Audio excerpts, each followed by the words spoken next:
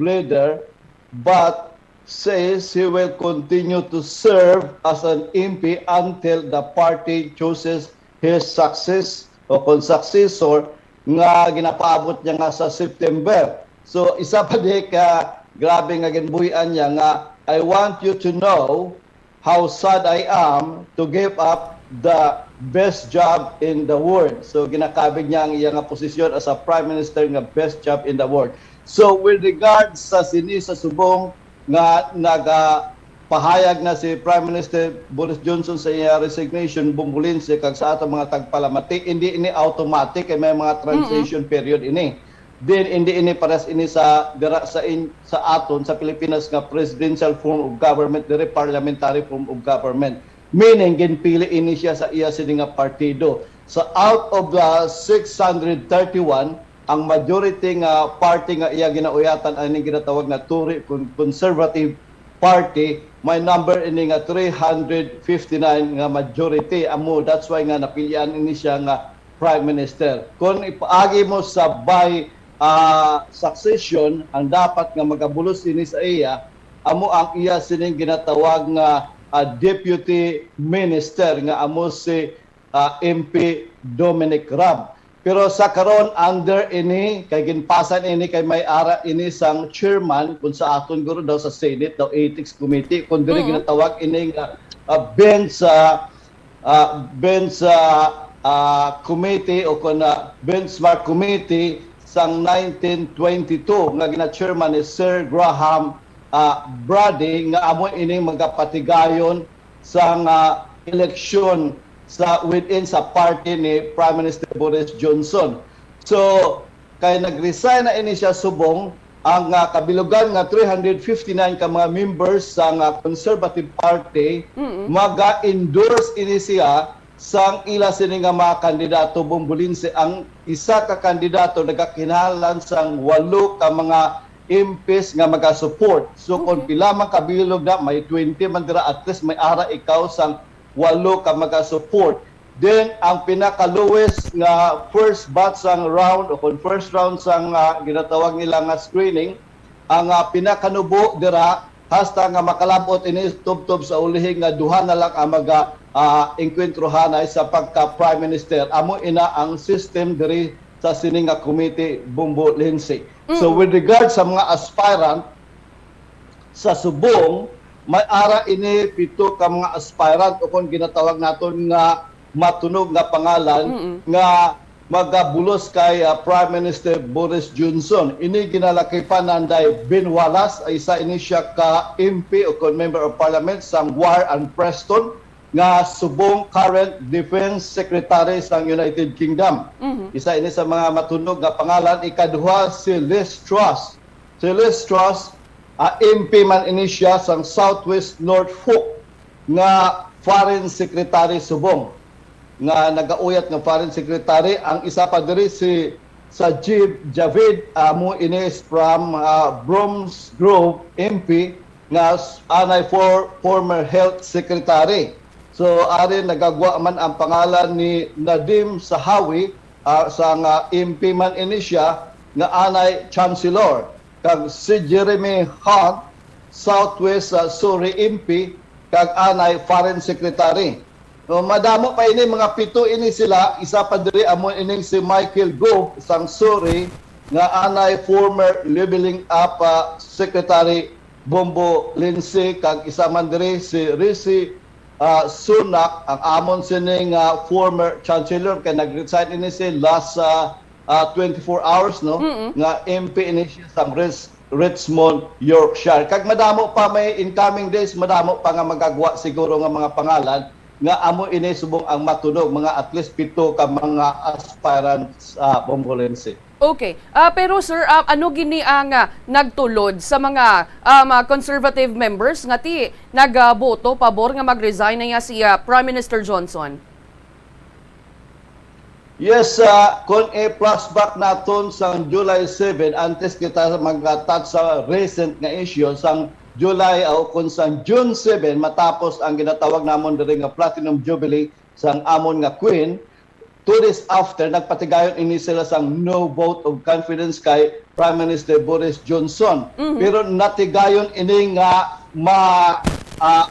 alapawasan o kung matigayon nga makalampuas si Prime Minister Boris Johnson sa nasambit nga pagbutuhay Bombolinse sa out of 359 kay kung may ara sang 54 o kung 15% nga magasubmit sang ilang nga sulat sa ginatawag nga committee sa may backbench committee sa 1922 nga maning ginapangunahan ni Sir Graham Brady, magapatigayon ni isang ginatawag nga vote of no confidence. Sa nasambit nga pagbutuhay, ang pamangkot diri, do you have confidence in Boris Johnson as a leader of Conservative Party? So nakatigayon isa nga makakuha sang yes nga 211 samtang ang no 148.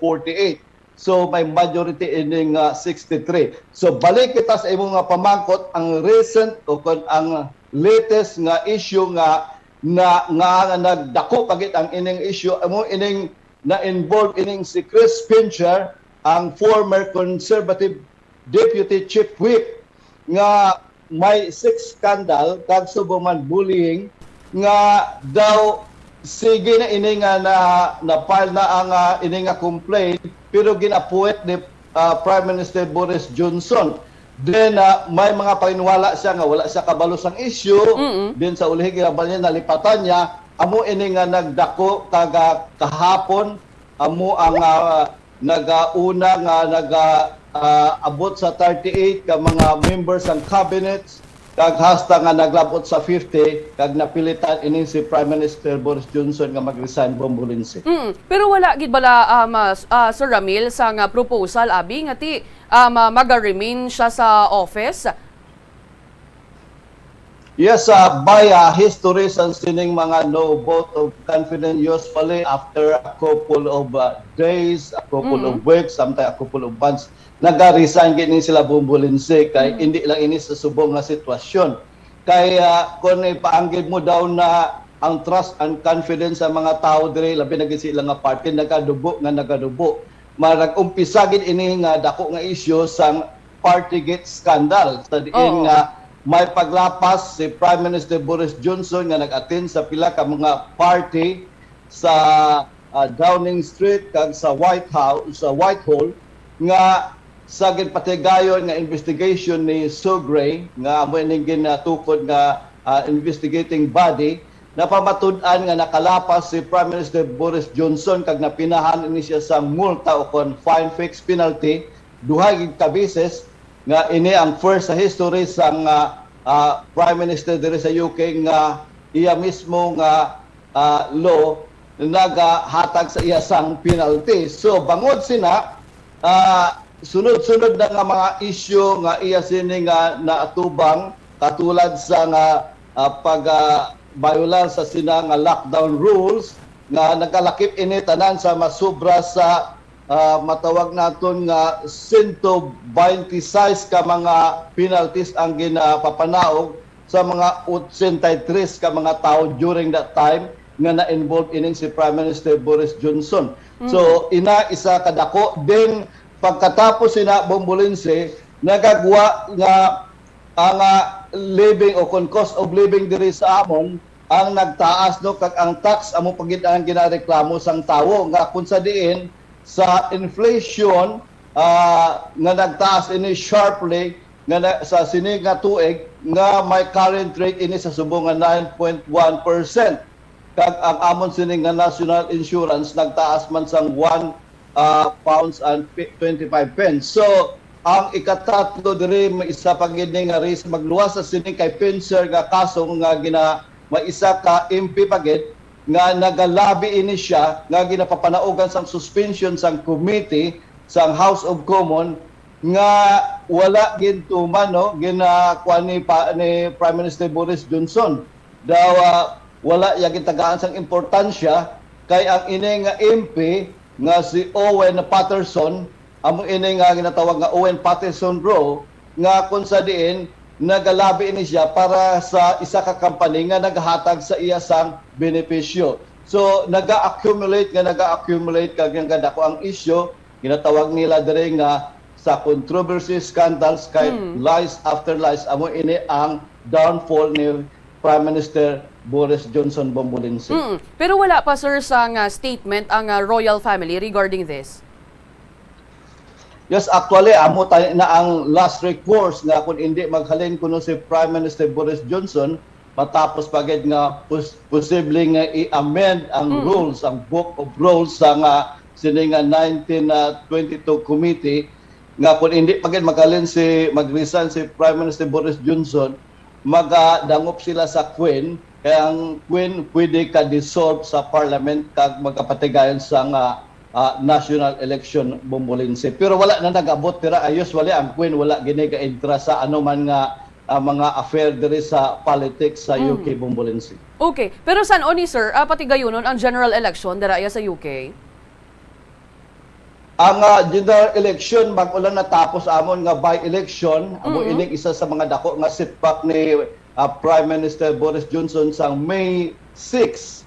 Nagpatigayon kami sa ginatawag nga by-election nga ini naga-involve sa city, municipality o kung dire tawag namon nga towns, mga county o kung provinces nga napirdi ang iya sini nga mga kapartido, mga 500 gid ka seats o kung kapulungkuan. That's why isa man ini ka setback sa iya Bombolense bangod sa sining mga controversy nga nagakatabo sa subong. Okay. Sa sining mga ginapilian, Sir Ramil, nga mga contenders man para man sa masunod man abi nga leader dira. Ano ni siya? Paano ni siya ginabutuhan, sir? Yes, first out of sa nasili ko ng out of 359 ka mga members sa nga Conservative Party, ang isa ka kandidato nagakinahanglan sang 8 ka mga maga-support nga mga MPs nga magatibong sa iya, magadala sa iya pangalan, magasubmit sa iya pangalan. Kaga sa sina nga first round ang may ara sa at least makakuha ka sang 18 votes. Sa 18 votes, magnubo sa less than 18 votes, ma-eliminate ikaw Bombolense sa halimbawa sa 20 ka mo nga gina-endorse, ang wala kalabot sa 18 votes, ma-eliminate ina sila, then mapatigayon to sa remaining nga mga for another round, atong nabilin nga mga aspirants, then up to nga maka-come up sila sa duha na lang gid kabilog nga mga contest kagamuin ang pilian ng mga Prime Minister sa nga UK Bombolense. Lastly na lang, Sir Ramil, hingyo lang ko matagalog kita gamay, Sir Ramil. Ano sir ang reaksyon ng mga tao po dyan sa United Kingdom sa pag-resign ni Prime Minister Johnson? Ngayon, very positive sila na sa pag-resign ni Prime Minister Boris Johnson kanina 12:30 ng afternoon dito sa UK o tinatawag na BST ay makahanap ng bagong Prime Minister na out of controversies, kaga mga skandal. At saka masasabi natin na ang conservative, kasi nakasentro ito ngayon sa conservative na maging mabigyan ng importansya ang aming ekonomiya at sa COVID cases dito sa UK Bombolense. Sige. With this, Sir Ramil Isogon, madamo gid nga salamat sa time nga ginhatag mo diri sa amon, sir, sa Bombo Radio Iloilo. Sa liwat, maayong aga, sir. Yes, direkta kita nga nag-report diri sa England, United Kingdom, ini si Bombo correspondent Ramil Isogon para sa Pambansang Radyo ng Pilipinas, Basta Radio Bombo. Madamo gid nga salamat, Bombo International Correspondent Ramil Isogon, direkta ya sa may bahin sang United Kingdom. So amo niya subong, actually ang mga tawo tuyati ang ibanto nga daan mas ginpaboran ang ining pag-resign ni Prime Minister Boris Johnson bangod man niya sa pila ka mga na-involve siniya nga mga kontrobersiya, especially sa bangod sa sining COVID-19 pandemic, kung sa diinti may mga ginlapas man siya nga mga pulisa dito sa may bahin sang UK. Kagti amo niya ang nagtulod sa mga conservative members nga ti magboto pabor nga parisaynon na lang ang nasambit niya nga Prime Minister bangod ya sa iya nga behavior. Pamatian ta bala dugay-dugay ang nangina mensahe or speech man niya ni Prime Minister Boris Johnson sa sining pagbiya man niya, pero ti subong temporaryo anay siya nga magapabilin kuno sa serbisyo tubtob nga ti wala pa yasang may magabulos sa iya. Kay bangod nga may ara na sang ginapilian, may ginalantaw na yaang cabinet members kung sino ang magabulos kay Prime Minister Johnson. So may ara sang 7 ka mga ginapilian nga magabulos ya kay Prime Minister Boris Johnson. Yari bala aton pamatian si UK Prime Minister Boris Johnson. It is clearly now the will of the Parliamentary Conservative Party that there should be a new leader of that party and therefore a new Prime Minister. And I've agreed with Sir Graham Brady, the chairman of our backbench MPs, that the process of choosing that new leader should begin now. And the timetable will be announced next week. And I've today appointed a cabinet to serve, as I will, until a new leader is in place. So I want to say to the millions of people who voted for us in 2019, many of them voting Conservative for the first time, thank you for that incredible mandate, the biggest Conservative majority since 1987, the biggest share of the vote since 1979. And the reason I have fought so hard in the last few days to continue to deliver that mandate in person was not just because I wanted to do so, but because I felt it was my job, my duty, my obligation to you to continue to do what we promised in 2019. And of course, I'm immensely proud of the achievements of this government, from getting Brexit done to settling our relations with the continent for over half a century, reclaiming the power for this country to make its own laws in Parliament, getting us all through the pandemic, delivering the fastest vaccine rollout in Europe, the fastest exit from lockdown, and in the last few months, leading the West in standing up to Putin's aggression in Ukraine. And let me say now to the people of Ukraine that I know that we in the UK will continue to back your fight for freedom for as long as it takes. And at the same time, in this country, we've been pushing forward a vast programme of investment in infrastructure and skills and technology, the biggest in a century, because if I have one insight into human beings, it is that genius and talent and enthusiasm and imagination are evenly distributed throughout the population, but opportunity is not. And that's why we must keep levelling up, keep unleashing the potential of every part of the United Kingdom. And if we can do that in this country, we will be the most prosperous in Europe. And in the last few days, I've tried to persuade my colleagues that it would be eccentric to change governments when we're delivering so much, and when we have such a vast mandate, and when we're actually only a handful of points behind in the polls, even in mid-term after quite a few months of pretty relentless sledging, and when the economic scene is so difficult domestically and internationally. And I regret not to have been successful in those arguments, and of course it's painful not to be able to see through so many ideas and projects myself.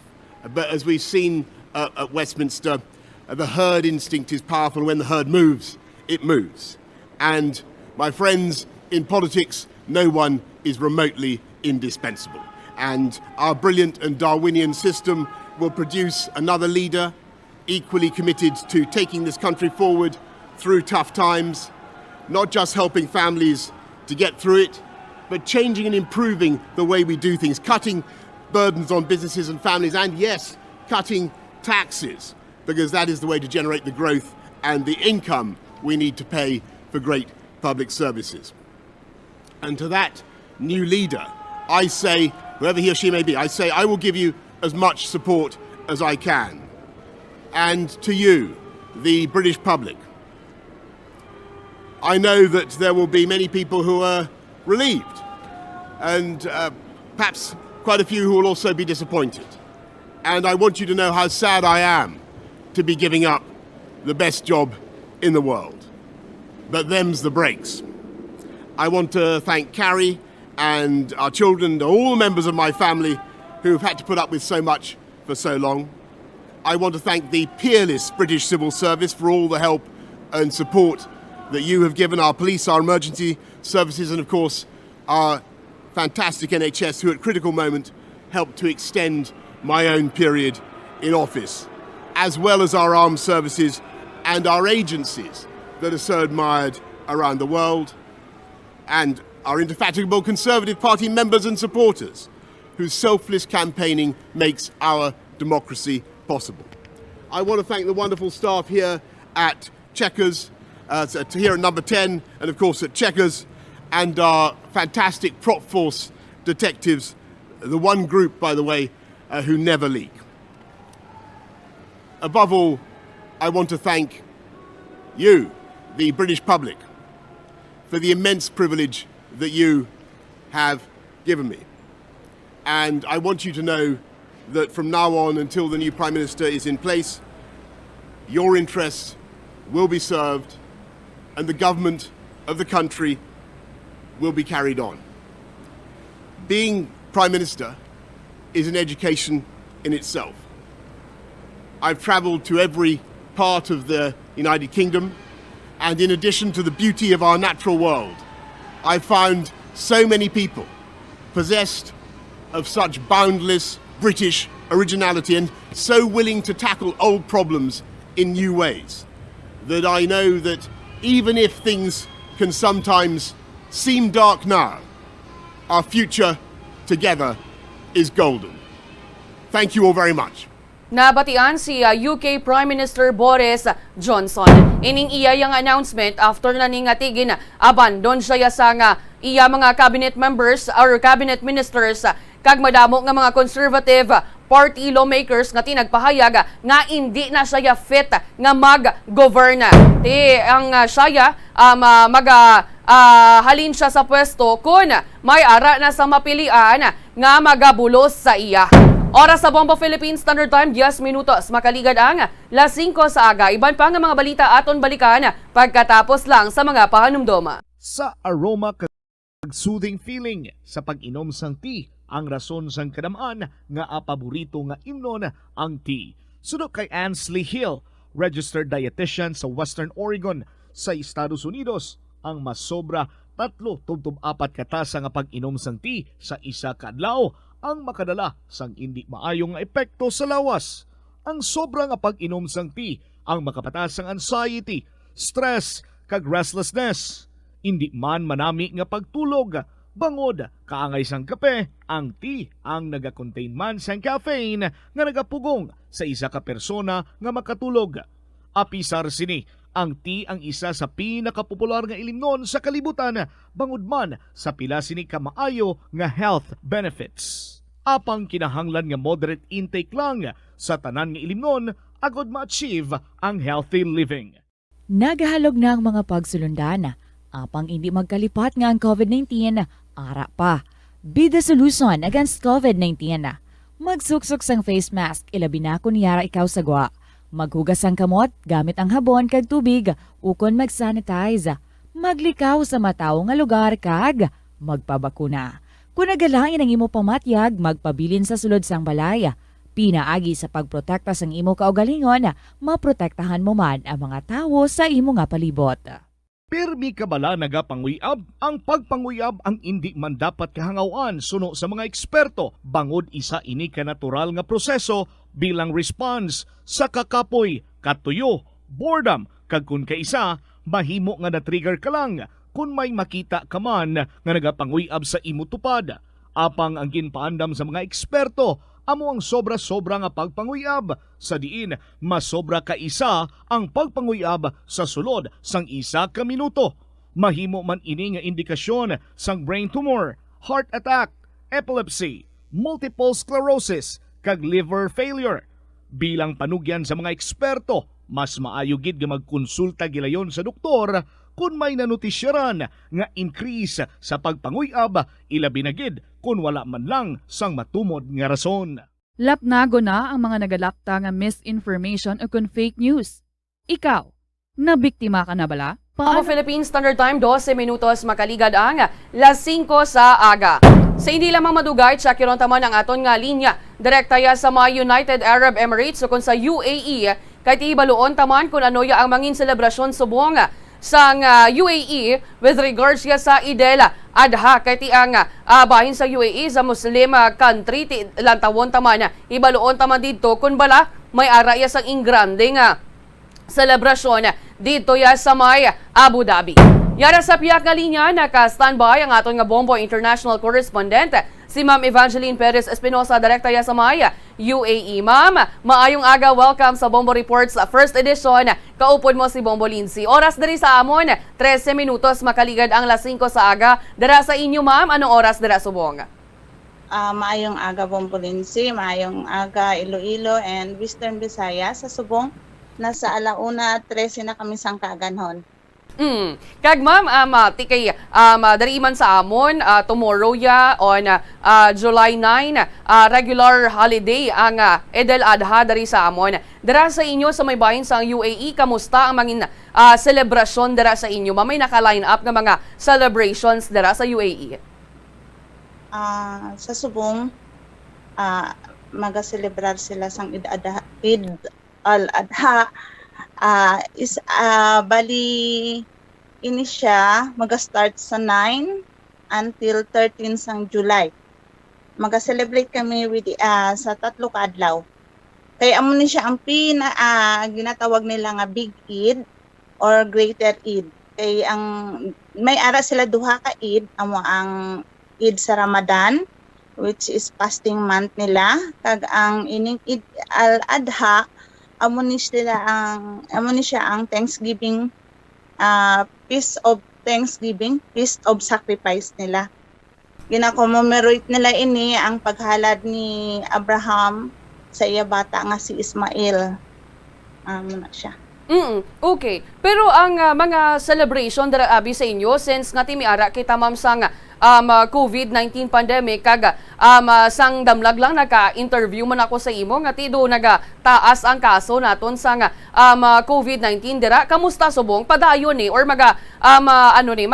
magapatigayon sa mga programa abi or ingrande abi nga celebration dira sa inyo, ma'am?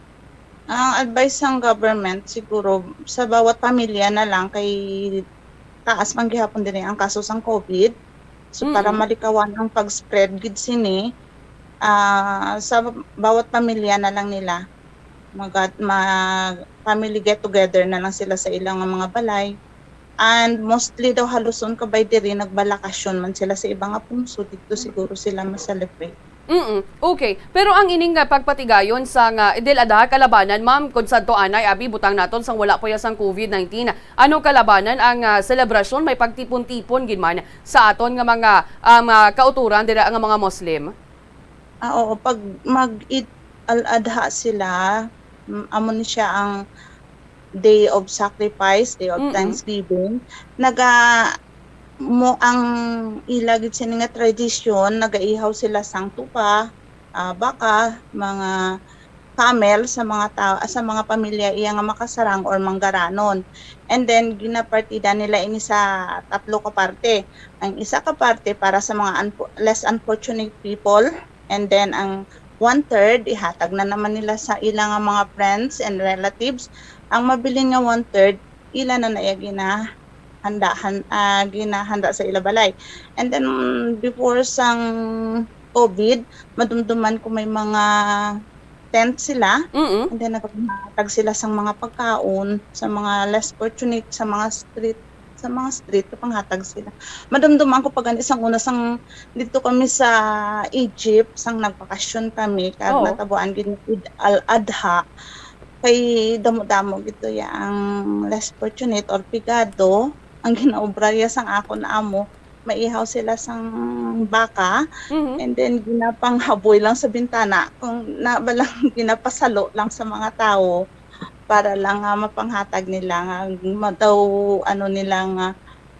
bulig nila sa mga pigado. Oo, okay. Kag amo lang makita mo lang diri sa bawat kanto sang una may mga tent or kubol, and then nagapanghatag sila sang pagkaon.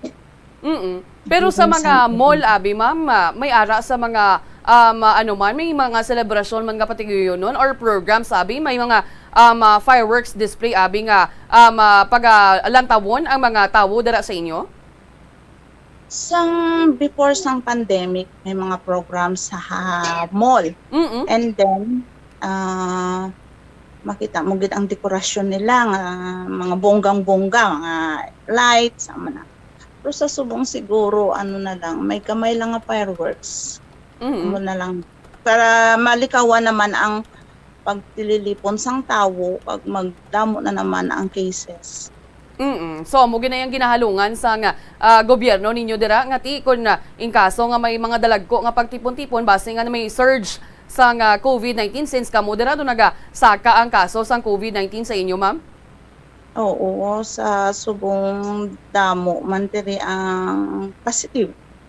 Siguro dala naman sang panahon, masyado kainit, and then pag sulod mo sa balay mo lamig, di mo na siguro naga-trigger ang kung sa balatarang kaso lang natani, kaso lang syempre may COVID, anuhan na lang sang COVID. Okay. Pero kung diri sa amon ti holiday ang ining Eid al-Adha dra sa inyo sa UAE, ma'am, holiday man? Oo, ma-start ang holiday namon buwas. Oo. July 8 and it will end on July 13. Ano ning kinalain sang Eid al-Adha kag sang Eid al-Fitr, ma'am? Dra nga Ang Eid selebrasyon al-Fitr. sa inyo. Ang Eid al-Fitr is end of Ramadan. Oo. Oo. So, syempre nag-aano sila kay end sang fasting nila. Ini daw almost the same man lang kay ini naman siya bali nag-aano sila sang Thanksgiving. Thanksgiving nila sa mga blessings nga nabato nila. Kag ang Eid al-Adha, ini siya ang sa daw bali end of Islamic calendar. Ini siya. Okay. And lastly na lang, Mama Evangeline, mahingyo lang ko si mo matagalog kita gamay lamang. Oo. Ma-expect po ba natin, ma'am, na walang malaking selebrasyon ang Eid al-Adha dyan sa UAE because sa pagtaas rin ng kaso ng COVID-19? Sa ngayon siguro iniiwasan talaga ng gobyerno yung mga selebrasyon or mga tumpok-tumpok na magtutumpok-tumpok ang mga tao para maiwasan ang pag-spread out ng virus na naman, lalo na ngayong tumataas na naman ang kaso ng COVID dito. Okay, sige. Ma'am Evangeline, basi may luyag ikaw nga tamyawon dari sa may Iloilo. Go ahead, ma'am. Good morning lang gali dira sa mga taga-Igbaras, especially sa Perez kag Espinosa family sa Barangay 4. Sa mga pamilya ko sa mga cousins kag mga relatives ko sa may Ipot area sang Igbaras. Kag happy birthday gali sa akon pakaisa sa UK kay Ruby Perez Kigan. Kag belated happy birthday man sa akon pakaisa nga si Ruby Estrasa. Walang na. Kag happy listening nang gali dira sa kay Aliyah, kag kay Sheila May, kag kay Nabin, kay Mariel sa Saraga. Kag shout out na nang gali sa mga batch 92 sa Igbaras, sa mga classmate ko sang una. Amo lang na. Kag sukanan nga taga Palawan kay nagalantaw sila sa taga Taytay Palawan. Wow. Nga nagalantaw gid sila sa akon sa FB Live sang Bombo. Yes, thank you so much, guys. Ma'am Evangeline, madamo gyud nga salamat, ma'am, sa oras nga ginhatag mo diri sa amon sa Bombo Radio Iloilo. Salamat man Bombo Lindsay. Inigali ang inyong international correspondent Evangeline Perez Espinosa, direkta diri sa Abu Dhabi. Basta Radio Bombo. Madamo gid nga salamat, Bombo International Correspondent Evangeline Perez Espinosa, direkta ya sa may United Arab Emirates. Oras sa Bombo, Philippine Standard Time 22 minutos makaligad ang 5 sa aga. Sa hindi lamang madugay, tsakiron taman ang linya ni Bombo Peter John PJB Bayasca bangod nga subong nga adlaw ang mga first town nga mga jeepneys magasulod na yaliwat dari sa may syudad sang Iloilo. Bangod nga tigin suspend temporaryo ang LPTRP o kon ang Local Public Transport Route Plan ang mga daan nga mga ruta ibalik anay pero ang mga bag-o nga mga ruta magapabilin sa gihapon. Di lang tawon tana kun ano ya amangin sitwasyon subong nga adlaw sa pagbalik sang mga ruta dariya sa aton sa may syudad sang Iloilo. Kay ti pasalamatan man ini sa mga first town na jeepney drivers naton bangod nga ti pilaman kasimana nga perti kahina sang ilaya nga kita. Bangod nga ti asta lang sila ya sa may terminal dari sa may syudad kag dra lang gid sila ya naga bantay nagahulat sang ilang nga mga pasahero. Ti iban gani sa ilang nga mga jeepney drivers na aton pila pa ka oras antes ya makahalin sa terminal kag makadulong sa ila tagsa ka mga pasahero. May duha lang ka oras nga hulatanay nila sa mga magasakay sa ilang nga jeep may ara mo. Di dako gid ya ang nagbuhin sa ilang nga kita sang sining pagpatuman sang LPTRP. Maayo man kay ti namati man ang city government sa mayorya sa mga pumuluyo kay mga drivers naton, commuters, stakeholders, mga sektor dari sa syudad bangod sa sining huol, bangod sa sining epekto nga nahatag sa mga commuters. Yara na sa piyak nga linya, naka-standby si Bombo Peter John PJB Bayasca. Bombo Pay, come in please. Sa subong tayo gina-check na to ng dugang siring supply diri no sa particular sa may merkado naton nga konsulente may nag-aalabutan na diri nga pila ka mga container vans diri in particular sa may area sa terminal market ang ining mga unod siya Bombo MC. So amo ni sa mga ulutanon nga naghalin pa diri sa may area sang Cagayan. Amo ning mga humalin diri sa Kamatis, Bombay, Ahos ang initial information naton. Diri sa may bahin sang Iloilo terminal market. Bali diri nila ginadirekta ang mga main supplier diri sa terminal tapos ang pila ka mga komprador naton sa tagsa ka mga merkado. So diri padulong sa may Iloilo terminal market agud lamang diri magpatigayon iya sa pagpamalaklon. Ang the rest kay iban diri nga mga supply so may pagkulang kay bagod nga base diri sa statement man sa pila ka mga negosyante man ang posible bagod ban sa siling chimpo naton nga masabiti nagatupa iya ang ulan amro sa kung paano nagakaluo ang term no nagakaluo ang pila ka mga pananom na ginapananom sa pila ka mga farmers naton diri particular sa may bahin iya sang probinsya sang Iloilo. Ang pinakalitas nga raket naton diri karon sa may area sang Iloilo terminal market so nakasulod na pila ka mga provincial jeepneys naton diri sa pagsekta iya sa Haniway ang San Joaquin may nasiplatan kita ngayon sa Igbaras pero daw ilisipon pa lang as of the latest sa pag-check natin diri sa mga provincial jeepneys diri sa Subong Matinoon. Sa first town nato naman iya daw mo ni damo nakasulod pagaliwat naman nga nagutok ang bahin sa terminal market naton diri sa Subong nga mga tinion kumpara mo pala sang pagsugod dito nga patuman ang local transport route plan. So nagtigay yung mga naghalog-halog no ang sitwasyon sa merkado pa pero sa Subong nagaginutok naman daw lusod duway ti magyan ang pila ka masalakyan humanin kay iya matakna alas 4 iya sa kagahon kag Subong nakapatigayon na diri naka-pull out ang pila ka mga komprador bala diri sa Bobolensi amo ni kung paano nga daw amat naman ligwa ang sitwasyon sang aton nga merkado diri particular sa may area sang terminal market. So isa sa mga vendors naton ang natigayon taman diri nga makuha sa reaksyon sa kung paano nga daw naghina ang supply kag aside sina ginatanaw nila kag naghina man ang bumalakal amo nang isa ka faktor kung paano nga naghina man ang ila sini nga negosyo. Kamalahalon sa Luzon tanan ang ginatanaw ang rason diri nga Bombolensi ang isa kung paano iya nga naghina ang pamalaklon kag recent time ti ang tawo nga patigayon diri nagabakal sa maulutanon naton kag hasta diri sa matagsa ka maputas taman diri particular diri sa mga bilog nga downtown kag diri particular sa merkado ta si Joselito Salmon ba ang isa diri sa mga vendor sa aton diri siya ma-interview. Sudan mo ka baldaman ng tanom sa ulan mo. Oo. Gusto niya may init nga kuan. Kaya subong mga humayin mo na tanong tao, kaya yung mga supply sa mga utan, iba nagkalaluoman sa tubig la, Tiyan mo na isa ka na tanaw mo sa kimpo man. o sa timto, Pagdugangan pa sang sunod-sunod nga pagsalaka tanan. sa laka na mga gasolina, tanan nagsalaka man. Oo. Tapos, muna Ang sitwasyon sang pagpangumpa nyo, kamusta? Dami pagkulang-kulang kung kayo sa ambunan? Oo, mga labuyo ka rin subong, raw tagpuran, dito super mo, Oo. tagang mga katumbal.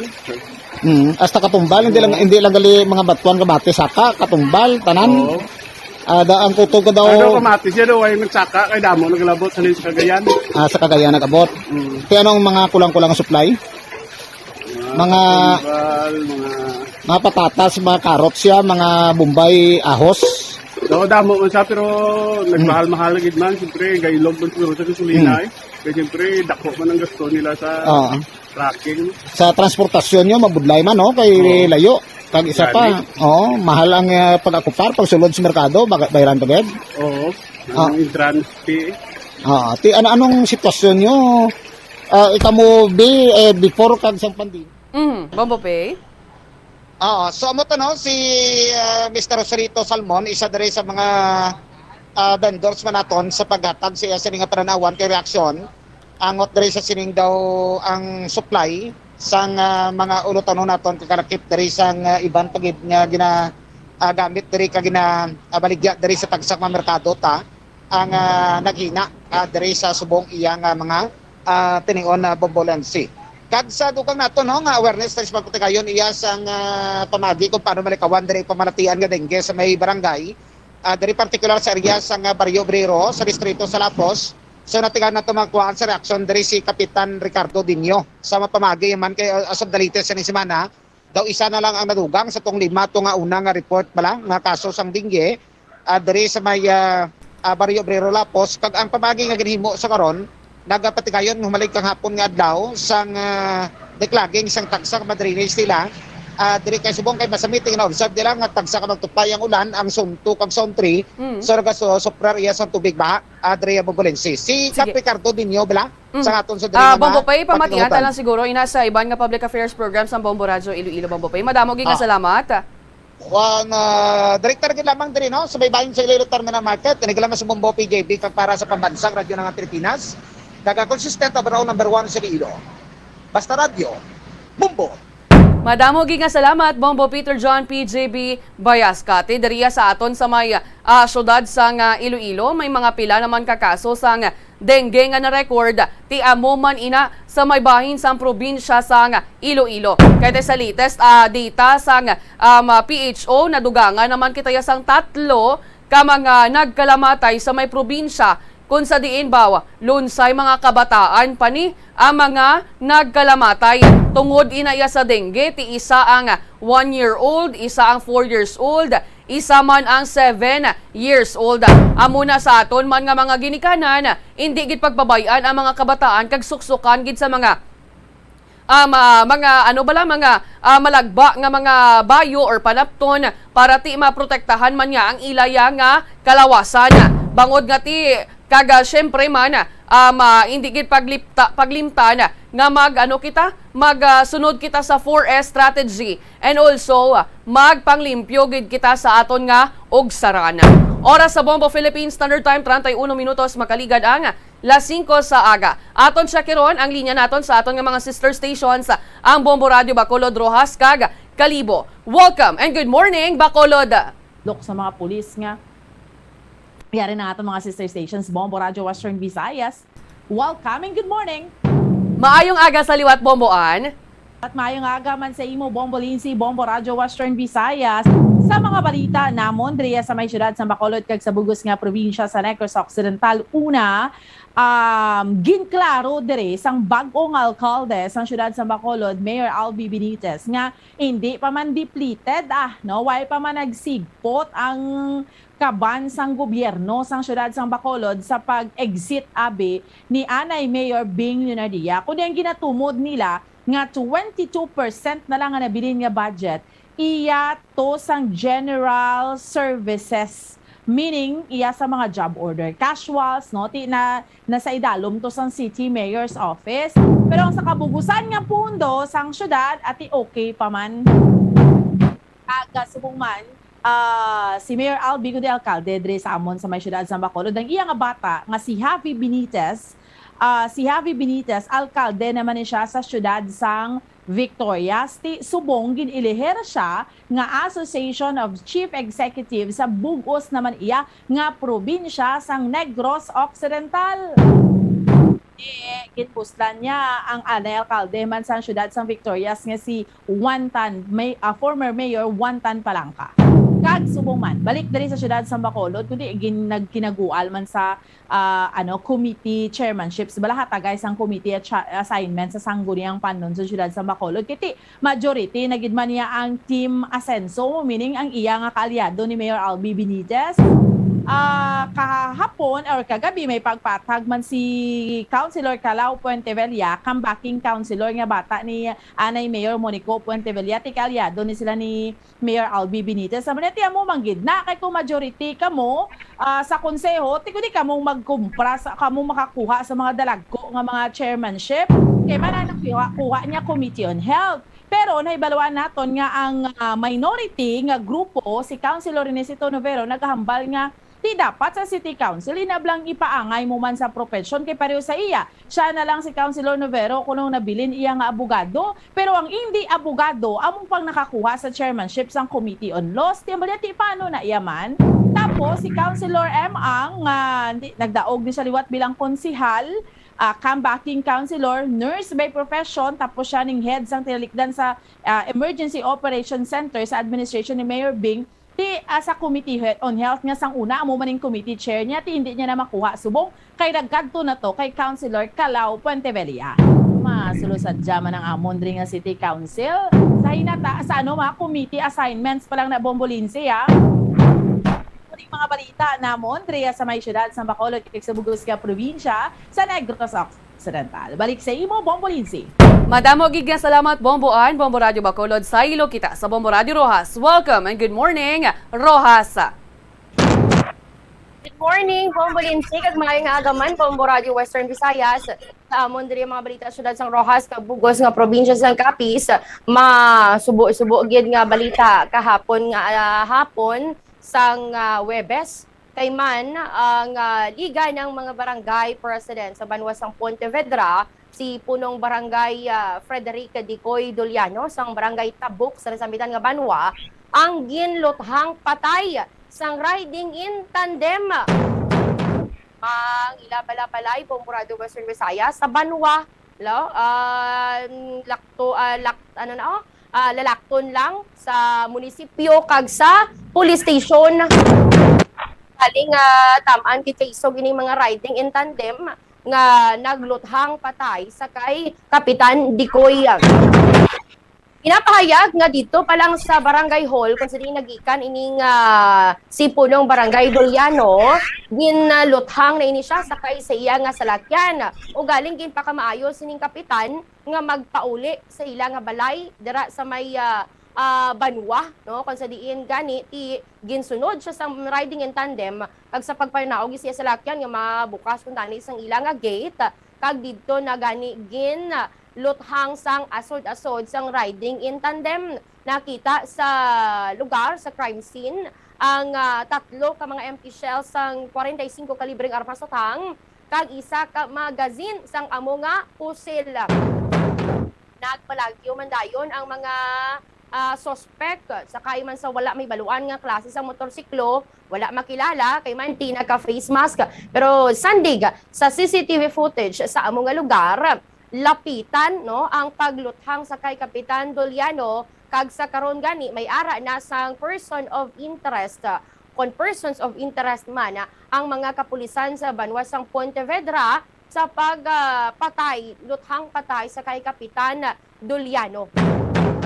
Wala pa man sang motibo diri, no, makabig nga motibo sa pagpangluthang, pero hindi madula diri sa isa sa ginalantaw, no. motibo, ang gulo nga may posibilidad may kang tanan ini sa politika. Ginapayag nga wala sang kontra ini sila nga barangay ining si Kapitan Duliano sa pagkamatuod ginbaha gani no sang pangasubo no pagpalabot sang ilang nga kasubo sa pamilya Duliano sining wala gyud ginlauman nga pagpangluthang sa ilang nga himata. Sa pihak kabahin may natabo diri nga pagsulod sang public market sa banwasang Ivisan. Ginapahayag diri sandig sa interview sa kay Mr. Ronnie Pimentel, isa sa mga vendor sang RTW.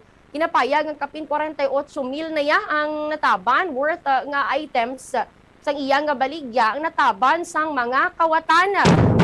Nagwala gid diri na pasabat no sa lahi ang ining mga sospechado kay man may nadakpan tuod si ibabaw sang atop nag-agi hay minor de edad nga lalaki. Well, may na preso kay man gintugyan na lang ini sa mga kapulisan dira sa Ivisan sa DSWD. Ginapahayag nga hindi lang makaisa ka beses ya nga ginkawatan dira ang amo nga merkado kay man dira gani nagaagi sa atop si babaw sang atop ang ilang alagyan agod nga makapanaog dito sa may merkado kag makapangawat kag sobra gani nila ka dali-dali nga magpinang sulod to sa mga items sa muna nga 50 ka pares sang t-shirt. May plano niguro may pagka-negosyante nigurong nagkawat. Ano niya tong 50 ka t-shirt, ito'y panagtagbay or i-online selling niya. Di ginapahayag diri, base diri sa kay Mr. Pimentel nga vendor, sa sobra kadali-dali sang makawat, ang ilang nga nakuha nga sapatos bala, bangian, puros wala ang nabilin, ay puros tuo to ang ilang nga nakuha. Kung ginalabantay-bantayan gani ginadala na lang sa TOTIAW ang pila ka mga vendor nga kung babalikan nila ang sapatos nga bangian nga ilang nga nabilin ay mayad man Ang ulang ina so far mga balita diri sa amon syudad kag Bugos nga probinsya sang Capiz balik sa imo Bombo Lindsay. Madamo nga salamat Bombo Rita, Bombo Radio Rojas, sa ilo kita sa Bombo Radio Kalibo. Welcome and good morning Kalibo. Welcome on ka good morning Bombo Lansi, Bombo Radio Western Visayas. Ang amon nga mga nagapanguna nga balita diri sa banwasang Kalibo kag Bugos man nga probinsya sang Aklan. Una diri ginbisitahan namon ang opisina sang Municipal Economic Enterprise Development Office o kon ining Medo Kalibo kung sa diin didto nahibaluan nga kapin sa 30% sa mga stall owners dito sa may bahin sang Kalibo Public Market ang waay nagabayad sang ila sini nga renta. Ang iban diri nahibaluan nga 4 ka tuig na nga waay sa gihapon nagabayad sang ila sini nga renta kag ang iban man paso na o kon expired na ang ila sini nga kontrata kag waay gid gina-renew. Abukaran ini matapos nga nagpungko ang inibala nga bag-o nga mayor diri sa amon sa pamaagi kay Mayor Juris Bautista Sucro kung sa diin sambilog sa iya sini nga ginahatagan sang prioridad ang inibala nga pagpatindog sang panibag-o nga Kalibo Public Market tungod gani sa madamo naman nga issue dira sa Kalibo Public Market kaparehas na lang gid nga nagabaha kag away balasang insaktong mapwesto ang ini nga mga vendor ay kay pililinsan lang kag magululupod lang ang dira isda kag may araman nga mga dry nga mga product so daw hindi bala organize ang ila sini nga mga baligya kag kung maulan man nagabaha-baha gid ang sulod sang amon sini nga Kalibo Public Market. Rason nga ginatagan ini sang prioridad sang panibagong administration kag didto man nahibaluan nga gusto tani sang ining head sang Medo nga antes sila sa iluhon in case man gid man nga may ara na sang bag-o nga building dapat maayos kag limpyo ang ila sini nga mga dokumento apang sa pag-review kag paglantaw damo gali ang may ara sang mga lapses ang iban isa lang ka stall owner may lapses nga nagabalor or kapinggid sa 90,000 pesos. Ay ti basi bala kag kung masaylo na ini sila sa bago nga building kag waay na sa ila hindi na makita ang ila sini nga pangalan sa mga permit kag kontrata kay man waay gid sila nagarenew apang padayon lang ang ila sini nga pag negosyo. Ang iban pa ay ti ang kung sino ang nakapangalan sa business permit amo lang to ang naga-income kag ginaparentahan niya ang iya sini nga stall, pero siya naga-income lang kag naga-binaton lang sang bayad sang renta sang ini nga nagarenta sa iya, pero siya nga mismo nga tag-iya kag nakapangalan sang ini nga permit waay nagabayad sa LGU ti kapuerte nga klase abilidad. Samtang dugang man nga balita diri sa amon ang iniman bala nga ginsikyar manamon didto man sa Kalibo Public Market ang presyohanay sang ini nga mga balaklunon. Ang presyo sang manok subong nagmahal naman gid man no kag daw kulang na gid kag mahal man gid kuno abi ang hatag sang ila sini nga mga supplier rason nga nagpamahal man sila sang presyo ti subong kada kilo 200 pesos na ang kada kilo sang manok diri sa amon sa may Banwasang at Kalibo.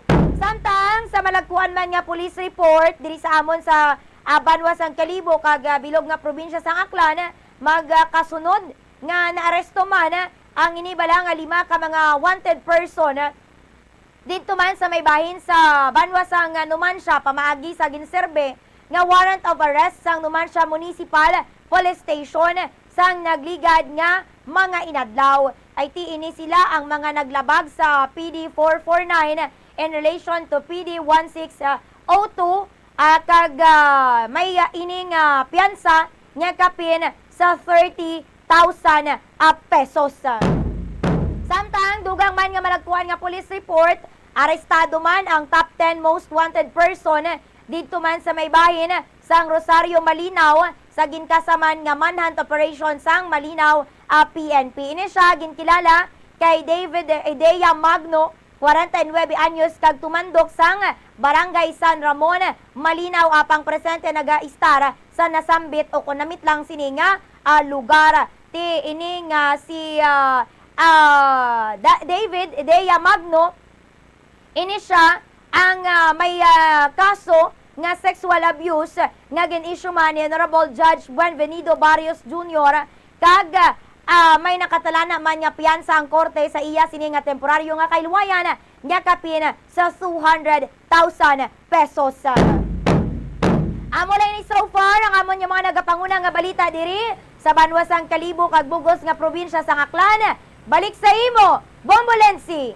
Madamo gig nga salamat Bombo April, Bombo Radio Kalibo sa amon diri nga mga nagapanguna nga balita ti subong nga adlaw. Tugutan na ang mga provincial jeepneys nga makasulod liwat dari sa may syudad sang Iloilo. Kay tiini na magaumpisa ang implementasyon sang 45 ka adlaw nga suspension sang kontrobersyal nga local public transport route plan.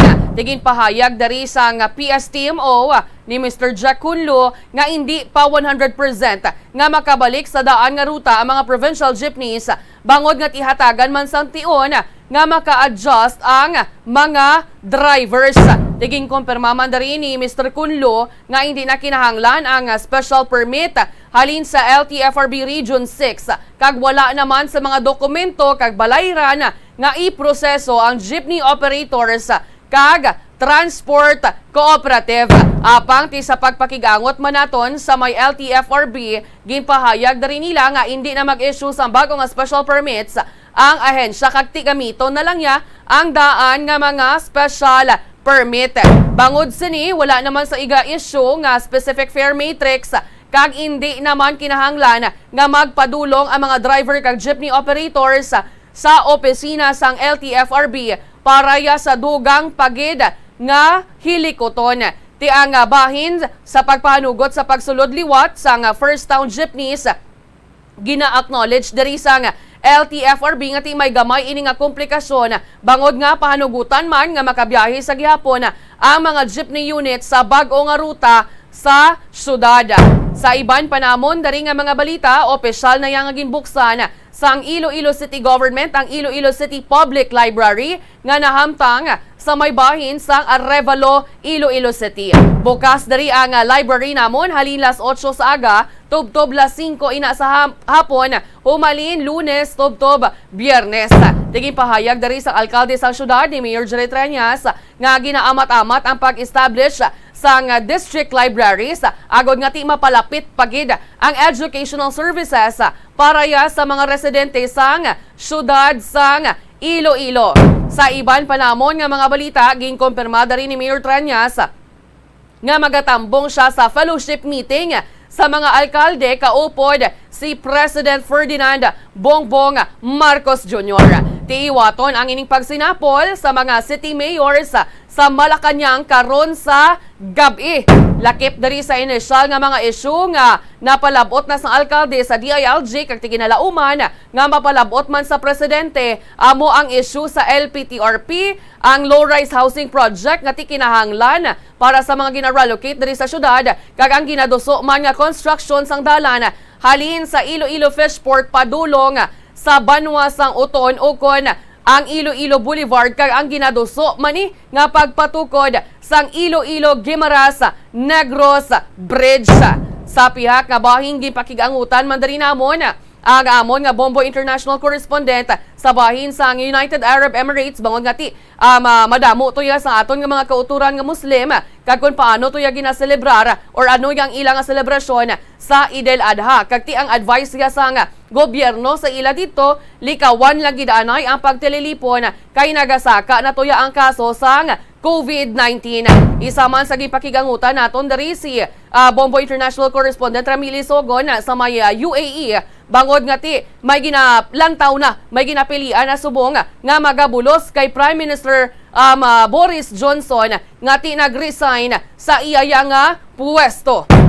Samtang, aton balay istoryahan ang ining nangin statement man ni DSWD Secretary Erwin Tulfo kay ti nagpagwain ni siya sa statement sa iya nga Facebook page kung sa diin gin-expose na rin niya nga kadtuan niya or iimbestigahan ang ining mga empleyado sa DSWD sa may tagbilaran sa Bohol bangod sa hindi maayo nga pag-amuma sa mga nagapangayo bulig didto ya sa ilaya nga lugar. Ti ano niya man, imbes nga mga empleyado sa gobyerno ang matoy-toy kag mabulig sa mga tao, especially abi sa mga pigado, baw ang iba niya gapang simo-simo pagidya bomboan. Aperte ka mga suplada pero hindi man tanan ha Bombo Lindsay, pero ini ba nga problema ning gasinuplada ning sa ano ni mga empleyado sa gobyerno dugay-dugay na ni may mga kauturan kita nga nagareklamo Bombo Lindsay, Bombo Radyo Western Visayas. So maayo man gani nga tutukan ni DSWD Secretary Erwin Tulfo kay nga tuod-tuod gid man niya realidad di tibayo na may masampulan para madulududla man kay nga tanawab lang iban Bombo Lindsay, Bombo Radyo Western Visayas kundi makadto na sila sa gobyerno, makadto sila sa diin binga opisina, supladaan sila iban nakadto pa na diri sa aton sa Bombo kay ma-report nga amo ni amo to ti di na tani nila gani kinanglan mga bulig sa aton sa Bombo kon ang pag-amuma sa ila insyakto Bombo Lindsay. Amo gid ti bagay niya sa ila hatagan gid sa nga leksyon ka mga suplada do mga gwapa gid magminaldita nga ang publiko man ang nagapasweldo sa ila ti mayo man yang iban nga ti ang mga empleyado sang gobyerno ka mga nice man, ka mga mabuot man, kabalo man mag-amuma. Pero ang iba niya ba, layo ka pa lang ya, Bombo Radio Western Visayas, ba nagakinusamod na, daw hindi na niya madrawing tsura nila, Bomborita?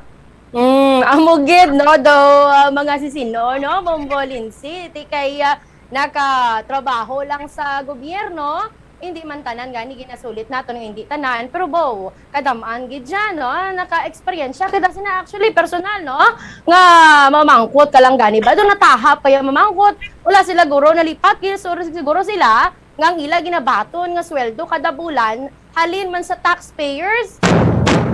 Ati kontani masampulan ini ni Secretary Erwin Tulfo ang ining empleyado sa DSW dito sa may Bohol para nga madudla ay hindi lang sa DSWD, tanan nga ahensya sa ngaton nga gobyerno nga do mga sisino balahaw makasabat-sabat sa mga kubos naton nga gapamangkot lang do hindi sila yung mapamangkot, Bombolinsi. Pero hindi man lang ni sa bahin sa nga DSWD, mga amusin nga mga sahi sang empleyado nga may ara gidyabi sa nga maldita. Ang iban, may ara man iban nga mga ahensya sang gobyerno. May ara man iban nga mga empleyado nga mga suplada nga do mga sisin o mag-astabla bisang iban nga do mas maalam na sila ti kung tani kung mas maalam sila titudluan kung tani nilang ini mga indi kabalo mga nagapangayo balas ang bulig sa ila Bombo April. Tama ka gidra Bombolensi kag ang masakit-sakit pa kung makita nila nga ti nakatsinelas ka lang kag mahigko ang imo sini nga mga kuko kag ang imo panuksukon ini nga ano lang gid daw ordinaryo lang gid nga lambong nagapalayo ang ini nga mga empleyado, malayo ang tulok panuluko nila.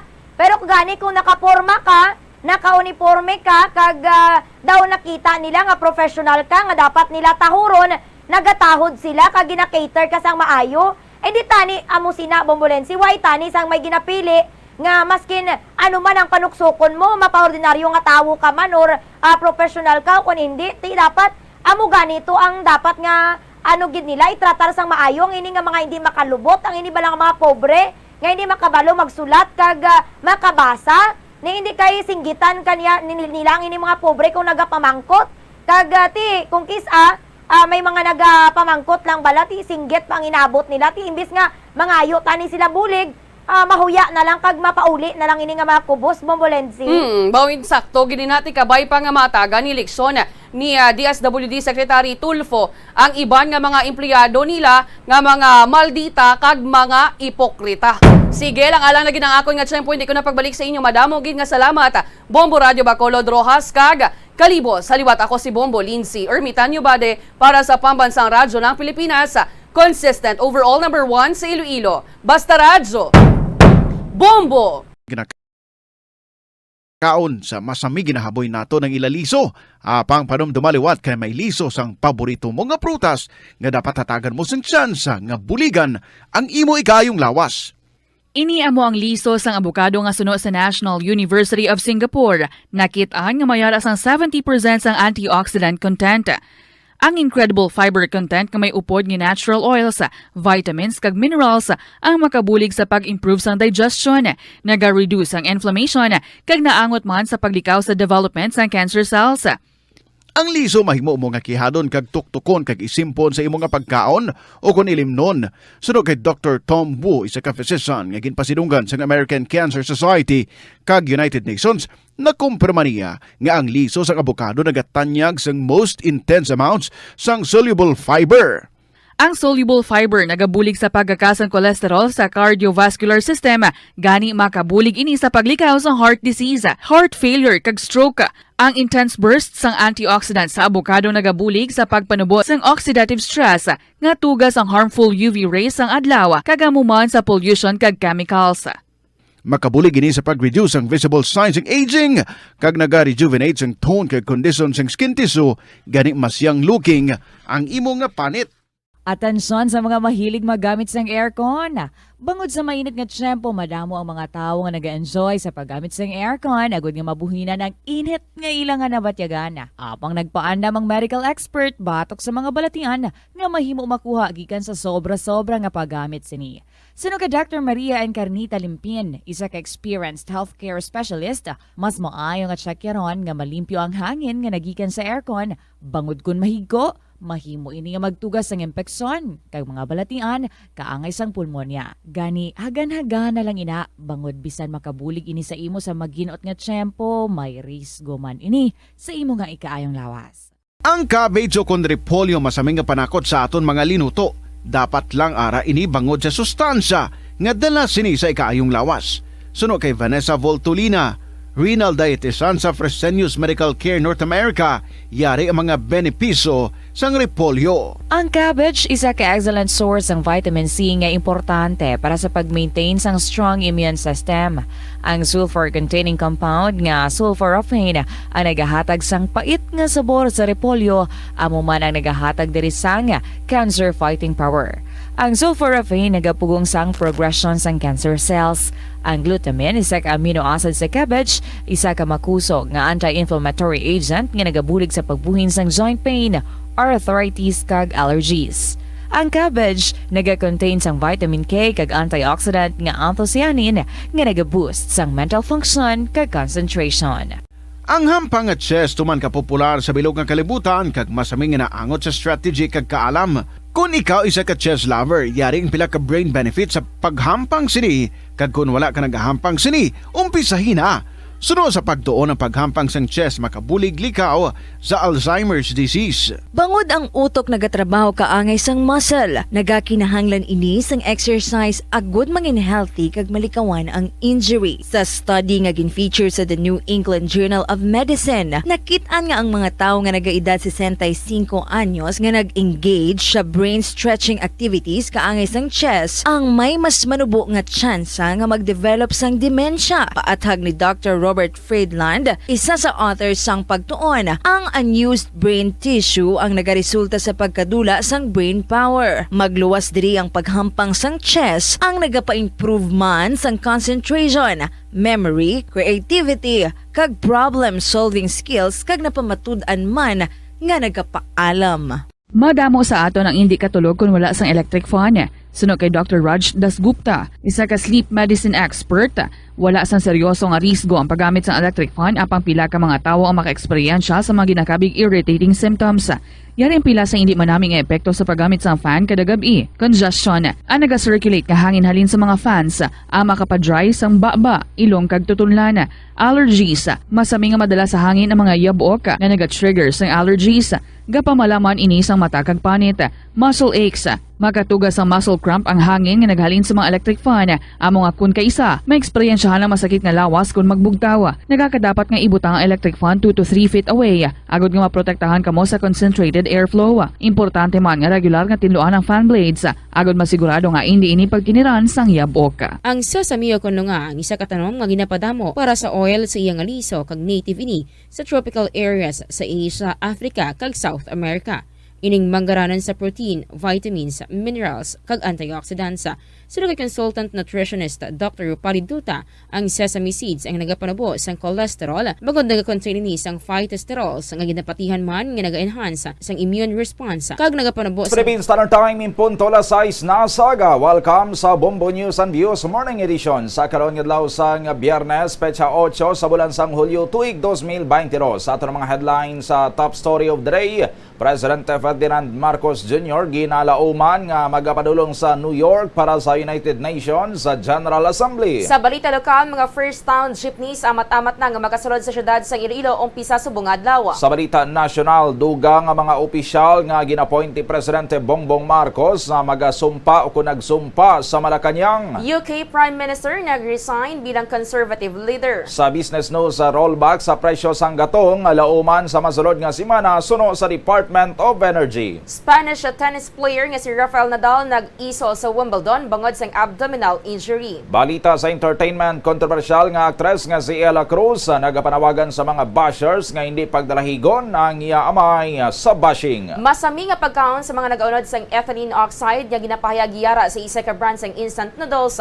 mahimo nga magresulta sa cancer. Sa balita espesyali sa ka-brand sang ice cream, hindi matunaw apisar nga painitan, di nini kag tagpila ini bantayan. Kami banwa ang inyo mga newscasters. Bombo Rezi Bordon. Kag Bombo Donny Digala. Sa top story, ginalauman nga magatambong si Presidente Ferdinand Bongbong Marcos Jr. sa United Nations General Assembly sa New York sa Setyembre sa diin. Maga-deliver ini sang speech.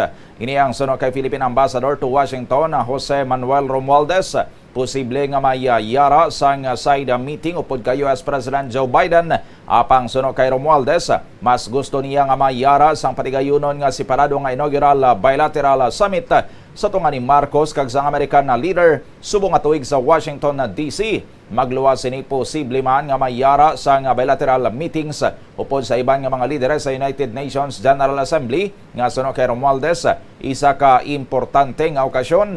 Suno kay Romualdez, kasunod sa inaugurasyon kay Marcos bilang ika-17 nga presidente sang pungsod, madamo sang tao ang interesado nga mabatian, makita kag makilala siya. Amo ini ang rason kung nga ang antes pa man ang eleksyon, ginpahayag niya kay Marcos nga nagalaom siya nga ang una niya nga mga trip sa Western world amo ang sa UN. Dugang paniya dako ang posibilidad nga maka-deliver sang speech si Marcos sa UN Assembly bilang presidente sa Pilipinas.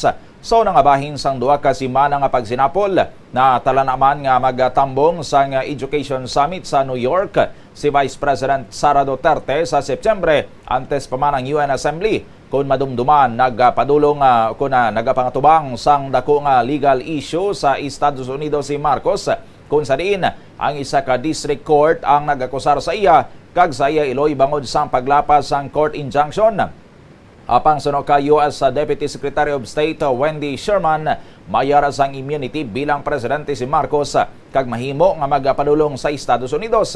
Samtang suno kay Romualdez, wala pa sang patod nga petsa sang bilateral meeting ni Marcos kay Biden sa White House. Apang ginalauman nga madayon antes magtakop ang tuig o kon antes ang Nobyembre. Una na nga nagpadala sang imbitasyon si Biden kag kay Marcos nga magbisita sa Washington. 3 minutos na nakaligad sa takna ang alasay saga dugang pang mga balita. Balikan ta pagkatapos sa mga pahanumdom. Boy na lang nato ng panit. Apang hambal sa isa ka health expert, dali lang kay ang panit maayo man. Suno kay Dr. Cynthia Sass, isa ka nutritionist, ang panit sang patata sa makabulig sa increased potassium intake. Ang potassium amo ang nagabulig para matigayon ang chemical reactions lakip na ang reactions nga ginagamit sa metabolism kag nagabulig sa cells nga mag-generate sang mga puslanon nga enerhiya gikan sa pagkaon nga imo ginakaon. Ang potato skins naga-provide man sang source sang iron nga isa ka essential mineral nga ang primary function nagalakip sang pagsuporta sang red blood cell function. Ini nga cells naga-contain sang dako nga amount sang hemoglobin, ang protein nga naga-bind sa oxygen halin sa ginahaklo ang hangin kag ginadala ang oxygen sa bilog nga lawas. Ang pagkaon sang potato skins naga-benefit man sa health paagi sa pag-provide sang source sang niacin ug ang vitamin B3 nga nagabulig sa cell communication kag new cell development agod nga ang cells maka-recover gikan sa physiological stress. Masami man bala nga nagasakit ang imo tiil matapos ang isa ka adlaw nga yara ka sa trabaho? Matapos ang inoras nga pagsuksok sang sapatos ug sandala, hindi malikawan nga ginapangita gid sang isa ka tawo ang foot massage. Magluwas nga manami ini sa pamatyagan. Mayara man ini sa maayo nga benepisyo sa lawas. Sunod kay Dr. Tyler Wheeler, primary care sports medicine physician, ang malipot nga foot massage ang makapahagan-hagan sang stress. Ini naga-activate man sang aton nga nervous system sa diin nagapatas ini sang feel-good brain chemicals kaangay sang endorphins. Makapaboost man ini sang blood circulation nga naga-maintain sang healthy muscles kag tissues nga nagabulig agud nga malikawan ang diabetes. Ang moderate pressure massage ang safe para sa mga kalabanan nga tawo ilabi na ang may mga kondisyon kaangay sang arthritis kag long-term pain. Mahimo man nga mag-seek sang professional massage therapist para sa imo nga relaxing foot massage. Ang kasubo kag depresyon ang hindi pareho nga balatyagon. Ang depresyon ang hindi gulpiyada lang nga nagakatabo sa isa ka tawo. Masami man nga ginakabig sa mga tawo nga depressed ini bangod sa kasubo nga nagakabatyagan.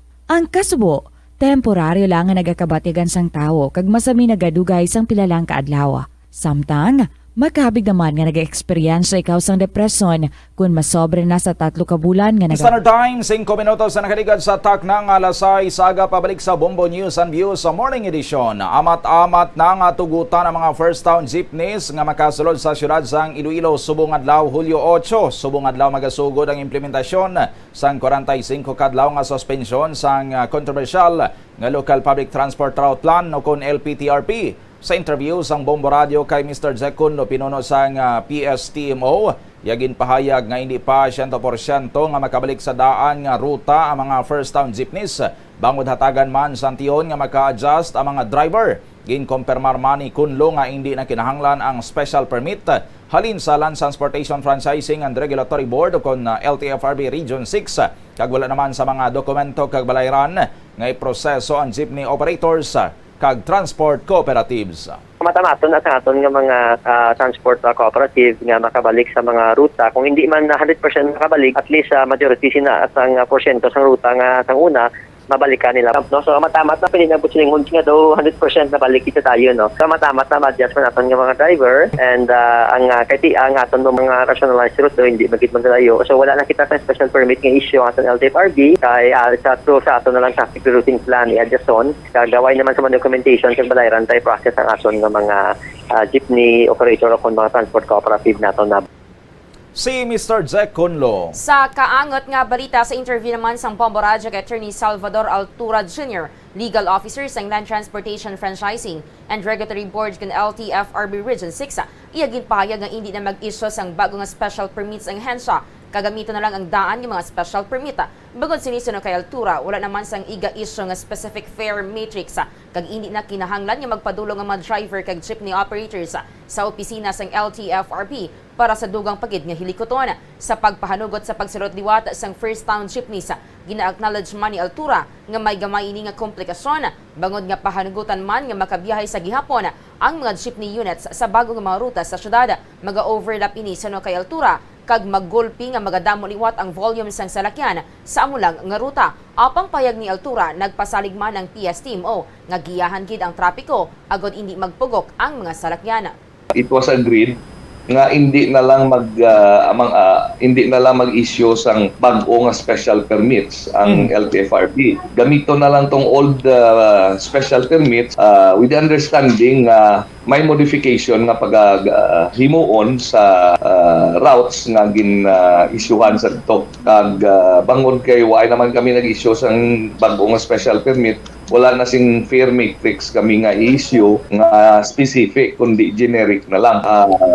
So that with that agreement, we do away with the additional work on the part sang transport sector nga mag-file naman di. Sa part naman sang LTFRB, we will spare the effort of having to prepare and issue new special permits. Kaya nabalaan naton, it will take time on the part of both the co-ops and the LTFRB, and it will also entail additional expense on the part of the co-ops.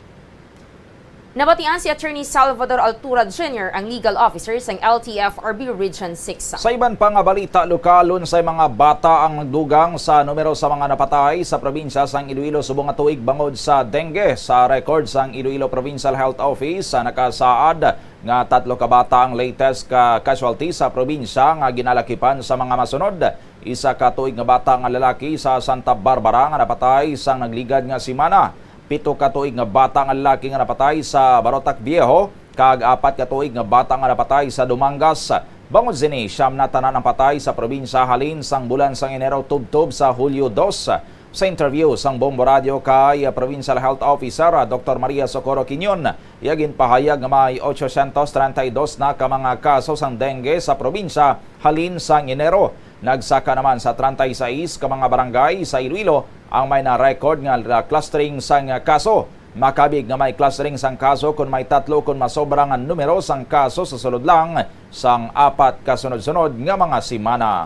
Amo na nga dapat maghalugid ang tanan, hindi natin pag-take for granted ang dengue. Layon, no, ari na pamatud-an na naman natin nga ang dengue gali, no, kataidor gid sa iya. So, pinsar tahilanat lang, pero pwede gid makapatay gid sa tao. So, aton nga dapat nga first and foremost nga obrahon gid kun ang aton nga mga kabataan or bisan kita may hilanat, gilayon. No, kapinpa kun taas gid balang hilanat nga gugapalang luya, kagid gugapalang mula, kagid sakit ang ulo mo, sakit mata mo pa, sakit pang lawason mo, tanan may dala nga suka or wala gana magkaon, dilayo na lang magkari sa aton nga mga rural health units or sa aton nga hospitals para matest na lang dayon sa dengue kung dengue na dilayon mahatagan sa pagtamod.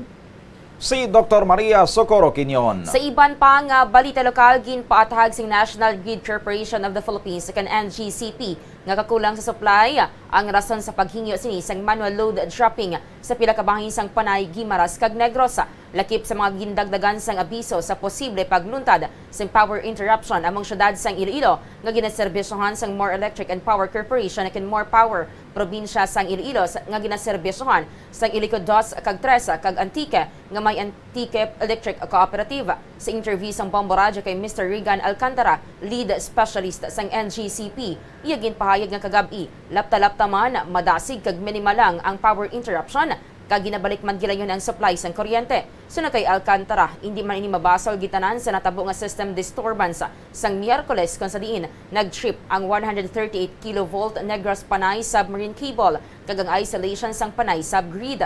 Ginpayag ni Alcantara nga mas mataas lang gid subong ang demand ipaanggid sa supply sang kuryente. Nagpangayos ang paghangop ang NGCP bangod sini nga rotational brownout apang pahayag sini ginapatuman lang ini sa case-to-case basis samtang ginahulat nga mag-stabilize ang supply kag agod nga maproteksyonan ang system. So, kung i-equate pa ni siya, no, kung sa layman's term, daw kung sa salakyan bala, for example sa jeep, no, or sa bus, daw ang demand is more than the capacity, no, or available supply, no. For example, so salakyan sa jeep 20-20 lang tani ka tao, pero ang gusto masakay 30 ka bilog, so mabuhin ka gid sang pulo, no. Mahulat naman ta sa next nga sakay. So daw amo na siya daw sa layman's terms, no. Until such time nga makalagas na sa supply, that's when medyo okay na kita, no. Back to 100% ma-carry na ang demand. Nabatian si Regan Alcantara ang lead specialist kag head sang Public Relations Department sang NGCP. Nagapreparar na ang Muslim community sa Iloilo para sa Eid al-Adha, ang Islamic Feast of Sacrifice nga natuon sa Sabado, Hulyo 9. Sa Islamic calendar, isa ini sa duwa ka importante nga makahulugan nga selebrasyon nga kabahinasang tradisyon sa mga Muslim. Ang Eid al-Adha ang ginasahulog sa ika-10 nga adlaw sa Dhul Hijjah, ang ika-12 nga bulan sa Islamic calendar. Sa interview sang Bombo Radio kay Sultan Abdul Ghaffar, presidente sang Iloilo United Muslim Community, yagin pahayag nga ginaumpisahan nila ang pagselebrar sa among adlaw pagi sa pagpangamuyo. Magalawig sang 3 kadlaw ang selebrasyon sa mga Muslim. Ang Eid al-Adha ang ginatapos sa pinagi sa Maghrib ukon sunset prayer. Una na nga gindeklarar sang Malacañang ang Hulyo 9 bilang regular holiday. Bilang obserbasyon sa among selebrasyon sa mga Muslim, ginhimo ang proklamasyon sang holiday kasunod sang rekomendasyon sang National Commission on Muslim Filipinos. Kaya naabisohan man ang Muslim community nga magsugod sa kung magsunod sa public health measures sang national government. Lang isang araw kundi 3 araw. 3 araw ang celebration sa Eid al-Adha. Pista 'yon. Kung baga, 'yun ang pinakamahal namin na araw. Akong tawag sa inyo, pista, yung Eid al-Fitr at saka Eid al-Adha. Pero yung Eid al-Fitr, nagpa-fasting kami. Pagtapos ng fasting, Eid al-Fitr na. Isagawa na ang pagsimba sa Eid al-Fitr. Pero yung Eid al-Adha, pagkatapos ng 2 months and 15 days, isasagawa naman yung Eid al-Adha na tinatawag. Si Sultan Abdul Ghaffar. Nadakpan sang militarang isa ka ginapahayag high-ranking female official sang New People's Army kun NPA matapos ang enkwentro sa tunga sa 79th Infantry Battalion kag rebelde nga grupo sa sitio Banwa Binatay, Barangay Marcelo, Calatrava, Negros Occidental. Sa interview sang Bombo Radio kay Captain Kim Apitong, spokesperson sang 3rd Infantry Division sang Philippine Army, iya ginpahayag nga ang naaresto sang otoridad amo si Isabel Necesario nga kilala man nga si Maulin, ang ginatudlo nga Deputy Secretary sang North Negros Front. Nagapangita pa ang militar sang dugang nga data agad nga mahibaloan kung sa diin pa nga mga operasyon involved ang babae nga nadakpan. Sino kaya pitong yaras na si Necesario sa Calatrava Municipal Police Station kag natanan nga pasakaan sang kaso nga illegal possession of firearms and explosives. Lakip sa recoveries sa lugar kung sa din nagluntad ang ginabanta 20 ka minutos nga enkwentro among 2 ka rifle grenade, 2 ka caliber 38 kag mga bala. Antes na dakpan si Necesario, may separado nga operasyon ang militar kung sa diin 4 ka miyembro sang Communist Party of the Philippines New People's Army o kung CPP-NPA ang napatay sa Barangay Santol sa Binalbagan, Negros Occidental. Ginapahayag nga 14 tanan ka mga rebelde ang involved sa mga enkwentro. Na-recover ang mga bangkay kag pila ka armas tuthanga, mga supply kag personal items sa encounter site. Kapag nag-cooperate po yung ating mga tactical units, yung ating mga batalyon, sa isabay-sabay din po yan sa iba't ibang lugar. So nagkataon lang po 'yon na nagkaroon ng dalawang encounter. Pero yung combat operations kasi natin tuloy-tuloy at different areas na concern ng iba't ibang mga batalyon. So this time talagang natuntun po natin, lumakas yung ating monitoring, talaga pong kalaman po natin yung kanila pong kinaroroonan. Kung naalala niyo po kasi ngayon, meron pong 19 na surrenderies dyan sa Negros, dyan po sa 24th IB nung July 2. Kaya kung yung mga ibang impormasyon na ginamit natin were provided by this surrendery squad. Nabatian si Captain Kim Mapitong ang spokesperson ng 3rd Infantry Division. Sa iban pa nga police reports, nagapanawagan ang Iloilo City Police Station 1 sa ginatudlo suspect na nagtiro sa isa ka pahinante sa delivery company sa isa ka convenience store sa corner Halandoni Street, Aurora Subdivision, Barangay Anita City proper. Magsungka na sa kapulisan ang biktima mo si Jose Palacios, 34 anyos, residente sang Negros Occidental, apang temporaryo nga nagapuyo sa distrito sang Arevalo. Sa interview sang Bombo Radio kay Police Major Silam Shelemay Sangrines, Station Commander sang Iloilo City Police Station 1, yagin pahayag nga ang suspect amo si Joseph Castro Haleco sang Banwasang Dumangas, Iloilo. Suno kay Sangrines, may information sila nga nabaton matapos nga ginpalapta ang litrato nga kuha sa closed circuit television o kon CCTV nga mo nagtudlo sang identity ni Haleco. Nag-coordinate na ang Police Station 1 sa Dumangas Police Station apang nagatutok ang kapulisan diri sa syudad sang Iloilo. Nagapanawagan naman ini kay Haleco nga magsungka sa kapulisan agod nga mahatagan sang due process. Nabiloan nga base sa investigasyon sang kapulisan samtang nga nagadiskarga sang supply sang dry goods sang biktima. Maindi paginsindihanay nga natabo sa tunga nila sang suspect nga gilayon nga nagbunot sang armas kag gintiro ang biktima. Nakaagom sang minor nga pila sa kamot ang biktima kag gilayon naman nga nagpalagyo ang suspect sakay sa motorsiklo upod ang isa ka babayi. May identity na kita sang suspetsado. Ang information nga ginapoy sa ato, amuto ang naghatagid lead para nga positively identify naton sa biktima nga ang aton nga suspetsado is si certain Joseph Castro Haleco, taga Dumangas, Iloilo. Ang ginapangita pa naton gid kag sa mga pamilya niya, sa mga nakakilala sa iya, kag siya mismo kung nabatian niya kita, bukas ang atong talatapan nga kita nagarespeto man sang iya kinamatarong, sang due process nga afford sa iya, kag ang pinakaimportante gid sa bahin niya nga mabalaan man naton kung ano ang nagtulod sa iya nga ang siya gid ang ginatudo subong sang aton biktima nga nagtiro sa iya, Pinakamayo siguro atubangon niya kung siya gid man kag sabton niya ni ang akusasyon kontra sa iya. Kay ti ang aton sinadira nga panindugan hasta san og kita nga malagyo kay ti nakilala na kita. Si Police Major Shelemay Sangrines, 19 minutos na nakaligad sa takna ng alasay sa aga, iban pa nga mga balita, balikan ta pagkatapos sa mga pahanumdom.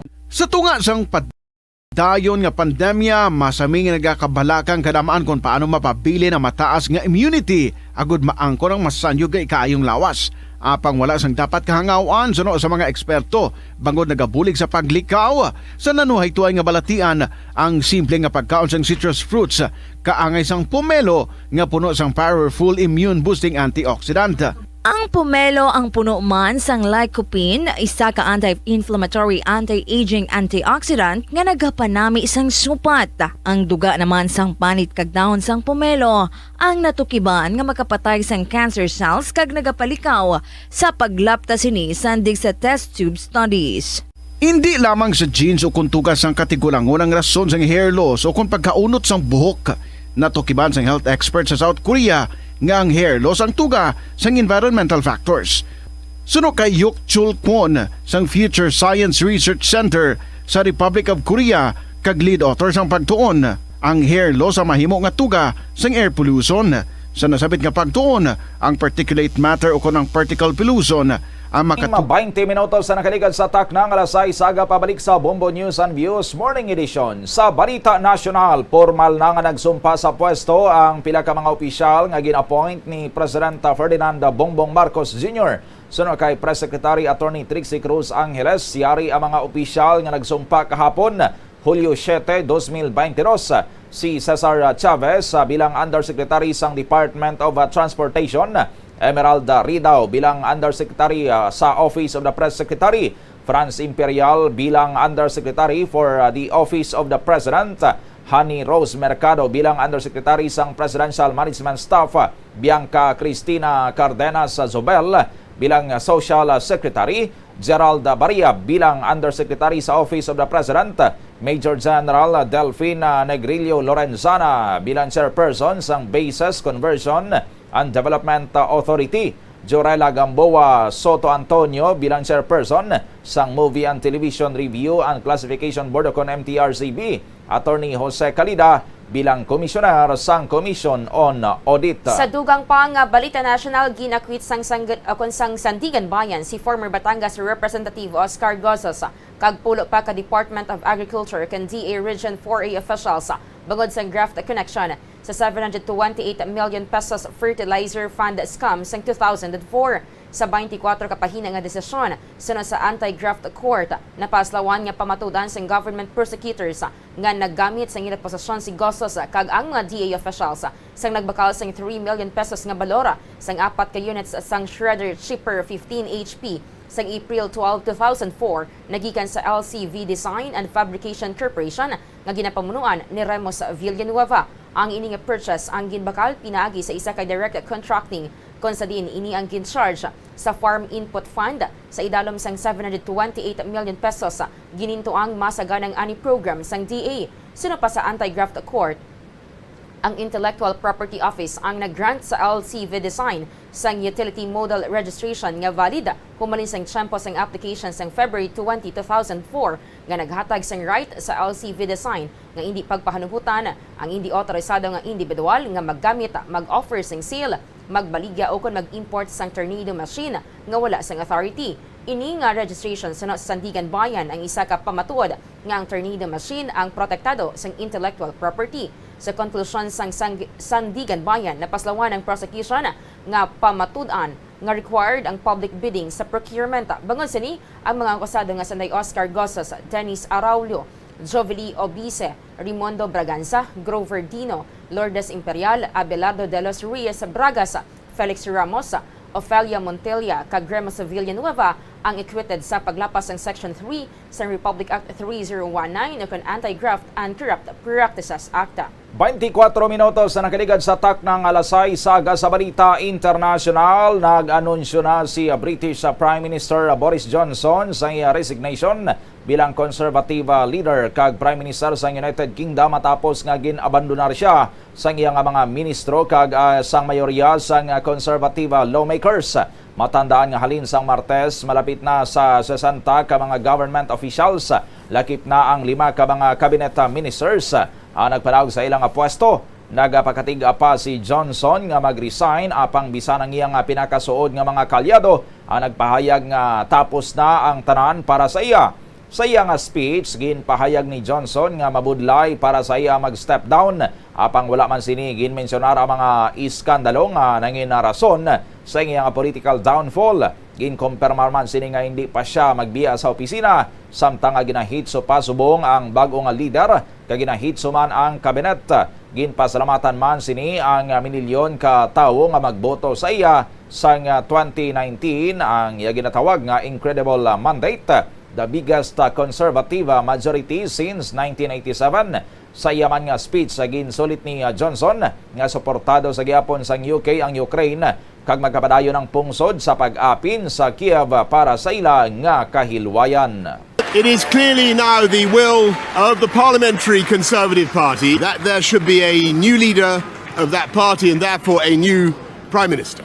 And I've agreed with Sir Graham Brady, the chairman of our backbench MPs, that the process of choosing that new leader should begin now. And the timetable will be announced next week. And I've today appointed a cabinet to serve, as I will, until a new leader is in place. So I want to say to the millions of people who voted for us in 2019, many of them voting Conservative for the first time, thank you for that incredible mandate, the biggest Conservative majority since 1987, the biggest share of the vote since 1979. And the reason I have fought so hard in the last few days to continue to deliver that mandate in person was not just because I wanted to do so, but because I felt it was my job, my duty, my obligation to you to continue to do what we promised in 2019.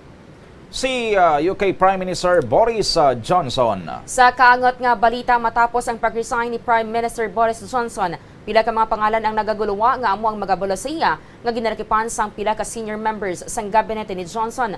Sino kay Bombo International Correspondent Ramil Isugon, lakip sa mga ginapananaw nga mabulos kay Johnson among masunod si Ben Wallace nga amo ang Defense Secretary, Liz Truss nga Foreign Secretary, Sajid Javid nga former Health Secretary, Nadhim Zahawi nga Chancellor, Jeremy Hunt nga former Health Secretary, Penny Mordaunt nga Trade Minister, Tom Tudjandot nga Chair sang Foreign Affairs, Suwala Braverman nga isa ka Attorney General, Michelle Gove nga isa ka Secretary, kag Rishi Sunak nga isa ka former Chancellor. Sunod pa kay isugon ang 359 nga miyembro sang Conservative Party Parliament ang mag-endorso sang masunod nga Prime Minister nga ila pagabotohan na tubtob nga may duha na lamang kanang mabilin. Kinahanglan nga makakuha sang suporta nagikan sa at least 8 ka mga miyembro sang Parliament. Ang kabilugan nga 359 ka mga members sang Conservative Party maga-endorse ini siya sang ila sini nga mga kandidato. Ang isa ka kandidato nagakinahanglan sang 8 ka mga MPs nga maga-support. So kung pila man kabilog na may 20 man dira, at least may ara ikaw sang 8 ka maga-support. Then ang pinaka-lowest nga first batch sang round o kung first round sang ginatawag nila nga screening, ang pinakanubo dira hasta nga makalabot ini tubtob sa ulihin nga duha na lang ang enkwentruhan ay sa pagka Prime Minister. Amo ina ang system diri sa sining nga committee. Nabatian si Bombo International Correspondent Ramil Isugon, direkta sa United Kingdom. Sa dugang pangabalita international, nagpasara sang layi ang Parliament sang Finland nga nagasugod sa pagbutang sang barrier sa border sang pungsod sa Russia kag nagasirado sang 1,300 kilometers nga border nga nagaseparar sa duha ka pungsod nagikan sa mga nagapangayo sang asylum sa tion sa hindi mapaktan nga mga sirkumstansya. Ang hagna nga ginahanda samtang nga gina-contest sa European Union Asylum Rules ang napasar pinagi sa supermajority nga nagapahanugot sa Parliament nga padasigon ang pagpasar sang layi kadungan sang kahadlok nga ang Russia ang mahimo nga magabalos sa plano sang Finland nga mag-upod sa North Atlantic Treaty Organization o kon NATO Military Alliance. Iniman ang magapahanugot sa gobyerno nga magdesisyon sa pagtukod sang kudal kag iban pa nga mga barriers malapit sa Finnish borders kag magdirect sa tanan nga mga asylum applications para sa isa o na pila ka mga border crossings kaangay sang airport. Naibuloan nga nagapirma sang accession protocol ang 30 ka mga pungsod nga kalyado sang North Atlantic Treaty Organization para sa Finland kag Sweden. Bangod sini mahimo na nga makapasakop ang mga ini sa Nuclear Armed Alliance sa tion nga ma-ratify na sang Parliament ang among nga desisyon. 29 minutos sa nakaligad sa atak ng alas 6 sa gadugang pa nga mga balita. Balikan ta pagkatapos sa mga pahanumdo. Pila ng imo edad? May savings ka na bala? Ang iban sa ato nagakabudlayan magkinot o kung mag-save sang kwarta. Apang paano bala iniumpisahan? I-separate ang wants kag needs. Pamangkuton ang kaugalingon kung bala kinahanglanon gid ang imo nga baklon.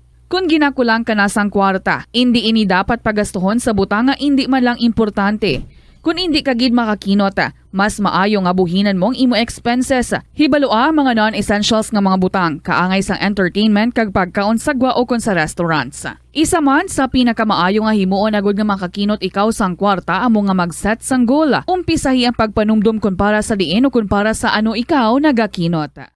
Kadungan sang pagtigulang, nagataas man ang risgo sang vitamin deficiencies nga nagatugas sang physical kag emotional changes. Halimbawa diri amo ang pagbatsyag sang fatigue, pagpinuot sang paginhawa, pigado nga eyesight, malapsi nga panit, hinali nga pagbag-o sang modo, pagpalanakit sang lawas, kag iban pa nga balatian. Bangod sini, natukiban sa mga eksperto nga ang vitamin B deficiency mayara sa negatibo nga epekto sa ikaayong lawas. Santo sa isa ka scientific study, ang B vitamins ang importante agod nga mag-function ang body cells nga nagabulig sa metabolism, paghimo sang bago nga blood cells, kag nagabulig sa pag-maintain sang healthy skin cells, brain cells, kag body tissues. Ang vitamin D. Time 31 minutos na nakaligad sa tak ng alas 6 sa aga pabalik sa Bombo News and Views Morning Edition. Upod sa inyo mga newscasters. Bombo Rezi Bordon. Kag Bombo Donny Digala. Sa balita na sa negosyo, ginapananaw nga masundan pang rollback sa presyo sa produktong petrolyo sa masunod nga semana. Sa unang nga 3 kaadlaw sang trading sa world market, nagdangat sa masobra 3 pesos sa kada litro ang pagnubos ng presyo sa imported nga diesel, gasolina kag kerosene. Bangod sini posible nga mataas ang rollback sa masunod nga semana apang ibuhin pa diri ang premium kag ang paghina sang piso kontra dolyar. Sa kay Oil Industry Management Bureau Director Rino Abad, mataas ang indikasyon nga mayara sang rollback sa masunod nga semana kag mas mataas sa rollback subong nga semana. Sang Martes nagnubo sang 3 pesos ang kada litro sang diesel, samtang 3 pesos and 40 centavos naman ang pagnubo sa kada litro sang kerosene. Apang hindi pa sigurado sunod sa mga eksperto kung sunod-sunod ang rollback sa mga masunod nga semana. Magadepende pa ini kung lubos pa nga maghina ang demand o kung konsumo sang langis sa mga dalago nga pungsod. Dugangan pa sang nagataas man nga presyo sang balaklon kag serbisyo sa bilog nga kalibutan, gani nagahina ang demand sang langis kag naganubo man ang presyo sini. Sunod pa kayabad posible nga magnubo ini sang 4 pesos tubtob 5 pesos. Sa ato nga reference rate, 56 pesos and 6 centavos ang US dollar, 39 pesos and 19 centavos ang Singaporean dollar, 7 pesos and 2 centavos ang Hong Kong dollar, 56 pesos and 56 centavos ang euro, 14 pesos and 67 centavos ang Saudi Arabian rial, kag 65 pesos and 86 centavos ang British pound.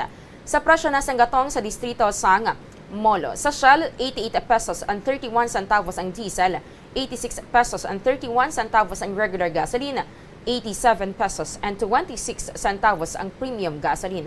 Sa Petron, 88 pesos and 35 centavos ang diesel, 86 pesos and 35 centavos ang regular gasoline, kag 90 pesos and 70 centavos ang premium gasoline. Sa Caltex, 85 pesos and 90 centavos ang diesel, 84 pesos and 25 centavos ang regular gasoline, kag 85 pesos and 20 centavos ang premium gasoline. Sa balita na sa patagsang hinampang, nag-advance na sa main draws ang 2022 FIBA 3-on-3 Asia Cup ang Gilas Pilipinas Men's 3-on-3 team nga ginpatigayon sa Singapore. Ginlutos sang national men's team ang Jordan sa score nga 21-19 kag ang Indonesia sa score nga 21-15. Si Almond Vosotros ang nangin lyabis ang kadaragan sang Gilas sa batok sa Indonesia sa nabiling 4 ka minutos sang hampang. Sunod nga kontrahon sang team ang Singapore kag ang top team sa Pool H nga ginalakipan sang China, Sri Lanka kag Tonga. Ang team ang ginabugusan sang TNT 3-on-3 score players nga Sanday Vosotros, Lervin Flores kag Samboy de Leon kag ang kabahin sang Pierfrods nga si AJ Eriobo. Samtang na-eliminate naman ang women's team matapos nga naluto sa Thailand sa score nga 13-11. Una na nga ginlutos ang team ang Jordan sa score nga 21-9. Ang team ang ginalakipan anday Afril Bernardino, Camille Clarin, Katrina Castillo, kag Katrina Goitinco. Samtang sa boxing, liwat nga magabalik sa ring ang 8th Division World Champion kag former senator kag presidential bet nga si Manny Pacquiao apang sa isa ka exhibition match lamang. Ginanunsyo sa Korean YouTuber nga si DKU nga makasumpong niya si Pacquiao sa Disyembre. Sa isa ka video nga ginpost sang YouTuber nangin kabahin si Pacquiao nga nagbaton sang challenge sang YouTuber. Samtang si Floyd Mayweather Jr. ang makita man sa pila ka mga exhibition matches sa mga nagliligad nga mga tuig. Si Pacquiao ang nag-anunsyo na sang iyang retirement matapos nga nalutos kay Yordenis Ugas. Sa iban pang balita sa patagsang sports, gin-anunsyo ni Rafael Nadal nga maga-withdraw ini sa Wimbledon bangod sang ginasoprer nga abdominal injury. Ini ang kung magatapos na sang iyang calendar Grand Slam bangod sini ang semifinal opponent niya nga si Nick Kyrgios ang mag-advance na sa finals kagatubangon ang magadaog sa tunga nanday top seed ang 6-time champion Novak Djokovic kaga Cameron Norris ang Britain. Si Nadal nga isa ka 22-time Grand Slam champion ang nagsuprer sang injury sa iya grueling 5-set win batok sa American player nga si Taylor Fritz. Sa balita na sa entertainment, nag-apelar ang actress nga si Ella Cruz nga hindi pagdalahigo ng iya pamilya sa kontrobersiya nga iya nga ginakaulamiran. Ang 25 anyos nga si Ella Cruz o kung si Ella ang ginulan sang pagpakamalaot matapos nga nagbuya sang pahayag may kantanan sa pelikula nga iya nga ginahimo nga among Made in Malacanang. Kung madumduman ginpahayag ni Ella nga ang history ang daw kaangay isang isa ka chismis, may filter, may dugang gani hindi na mahibalon kung ano gid ang matuod. Bangod sini ginulan sang pakamalaot si Ella. Nasakitan sa Ella bangod gindalahig ang iyamay nga si Tantan Cruz. Nahibaloan nga nagpadalagan bilang alkalde sang Angat Bulacan ang iyamay apang napierde ni bangod nga 731 gid lamang ang boto nga nakuha sini. Ginsabat ni Ella ang isa ka post kon sa diin ginpahanungod sa kapirdihan sang iyamay sa eleksyon matapos ang ginapina ng anak sa mga bashers.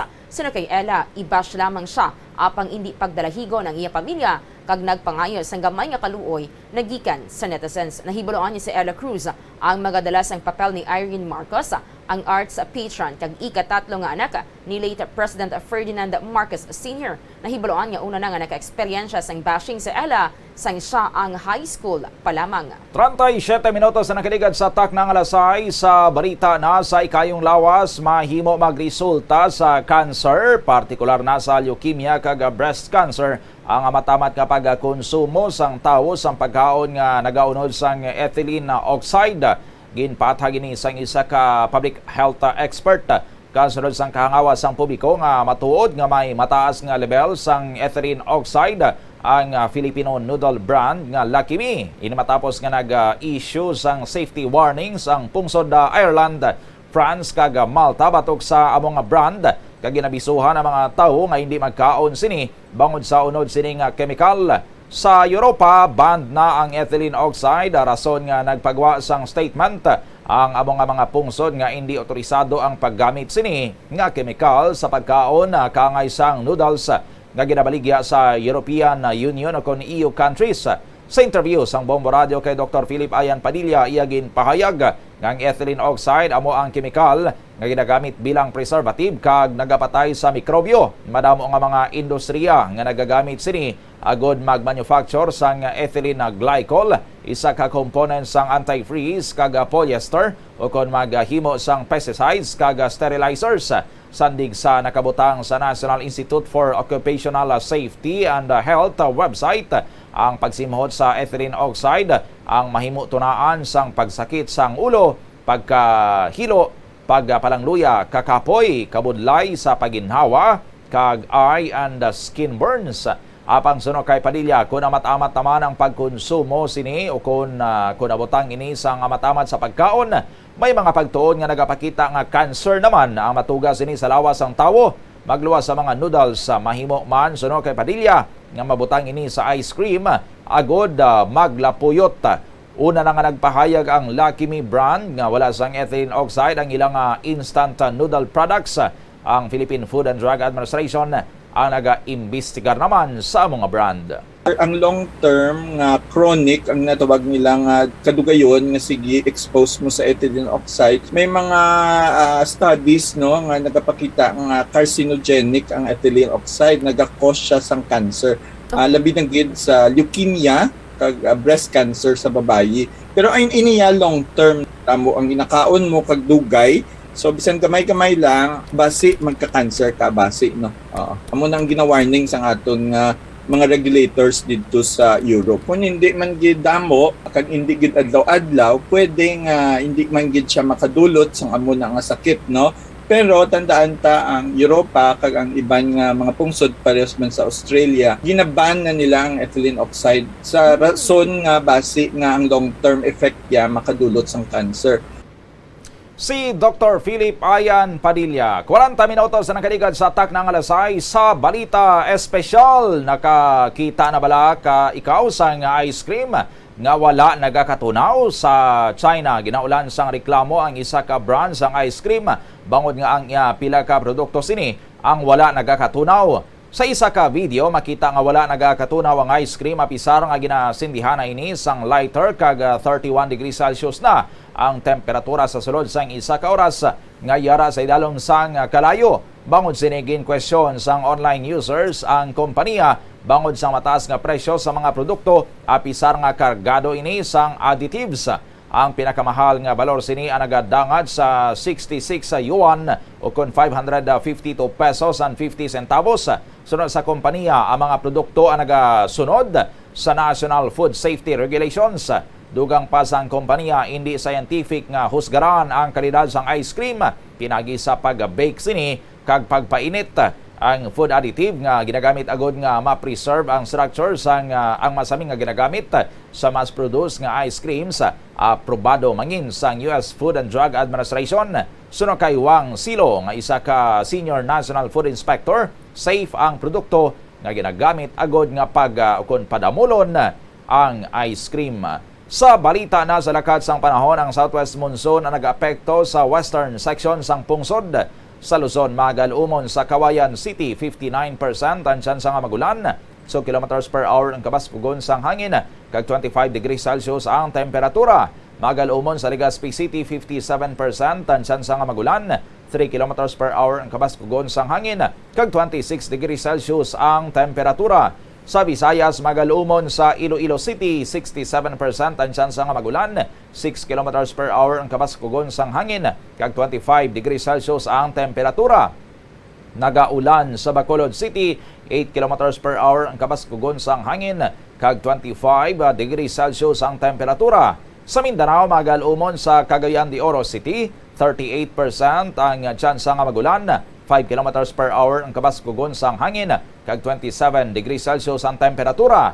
Magal-umon sa General Santos City, 10% ang tsansa nga magulan, 3 km per hour ang kabaskugon sang hangin, kag 25 degrees Celsius ang temperatura. Kag inyo nabatian banwa mga balita sa Bombo News and Views Morning Edition sa karon nga adlaw sa Biyernes, petsa 8 sa bulan sang Hulyo, tuig 2022. Balikan ta ang mga headlines sa top story of the day. President Ferdinand Marcos Jr. ginalauman nga magapadulong sa New York para sa UN General Assembly. Sa balita lokal, mga first town jeepneys ang mata-mata nga makasulod sa syudad sang Iloilo, subong o kung umpisa, subong nga adlaw. Sa balita nasyonal, dugang nga mga opisyal nga ginapoint ni Presidente Marcos nagsumpa sa Malacanang. UK Prime Minister Boris Johnson nag-resign bilang conservative leader. Balita sa negosyo, rollback sa presyo sang gatong lauman sa masunod nga simana suno sa DOE. Spanish tennis player nga si Rafael Nadal nag-isal sa Wimbledon bangod sang abdominal injury. Balita sa entertainment, kontrobersyal nga aktres nga si Ella Cruz nagpanawagan sa mga bashers nga hindi pagdarahigon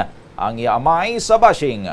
Masami nga pagkaon sa mga nagaunod sang ethylene oxide nga ginapahayaga. Yara isa ka brand sang instant noodles mahimo nga magresulta sa cancer. Sa balita espesyal, isa ka brand sang ice cream sa China hindi matunaw apisar nga painitan. Ang aton nga Bombo News Analysis ang pagbasahon ni Bombo John Felco Talento. Kami ang inyo ng newscasters. Bombo Rezi Bordon. Kag Bombo Donny Digala para sa pambansang radyo ng Pilipinas, consistent overall number 1 sa Iloilo. Basta Radio, Bombo! May nagangirit-ngirit, may nagakurukadlaw, may nagapamurugso, may araman, nagapamuyayaw. Sa comment section ini mabasahan kag matanaw sa pagbasa sang mga komento kung kaisa ikaw malingaw. Social media nangin bag-o naton nga kaimaw, lugar para sa diskurso sa mga topiko nga pang matag-adlaw. Comment section nangin palautwasan agud mga opinyon makatungkaaw, isa sa nangin palagyan agud demokrasya padayon nga mangibabaw. Apang hindi man manigar madamo sa linya ang naglapaw, pagbayluhanay nagainit hindi matulon ang mga pamuyayaw. Maayo nga tinutuyo na lipatan kag natunaw nangin personal ang pagbayluhanay sa pagtimalos na uhaw. Kung kaisa makapamangkot ka na lang, inibala ang bag-o nga normal sa matag adlaw, inibala ang husto nga pamaagi sa pagpabutyag sang aton pananaw.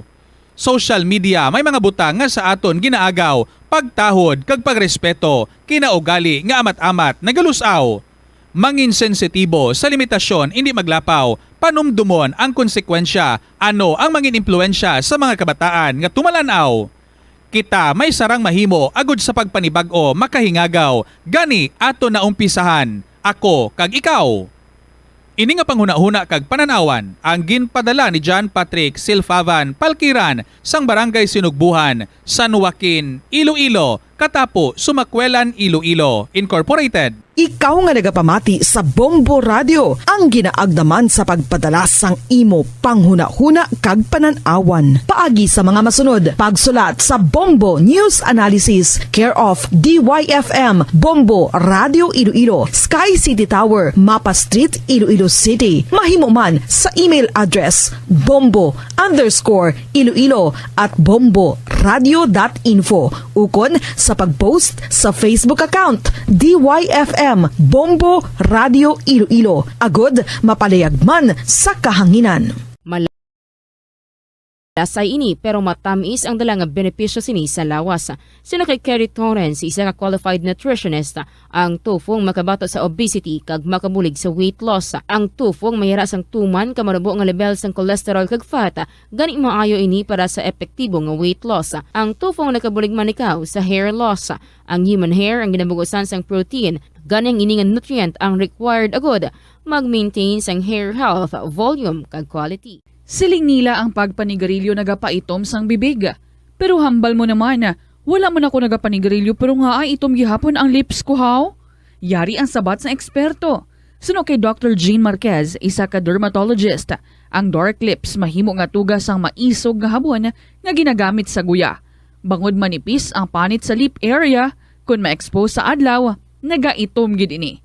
Nagpanugyan ang doktor nga magamit sang mild soap kag lip balm nga may moisturizer kag sunscreen. Agod protektahan ang bibig kag malikawan ang discoloration. Help is available. Pinaagi sa pag-istorya, paghatag sang suporta kag direkta nga bulig sa nagakinahanglan, mahimo mo gid nga mapunggan ang suicide kag makasalbar sang kabuhi. Pila ka mga warning signs ang makabulig sa imo agod matetermina kung ang imo nga kilala. Himata mo man o kung abyan ang mayaras ang ginatuyo nga pag-utas ang iyang kabuhi, ilabi na kung ang pangginawi sini ang hindi kinaandan.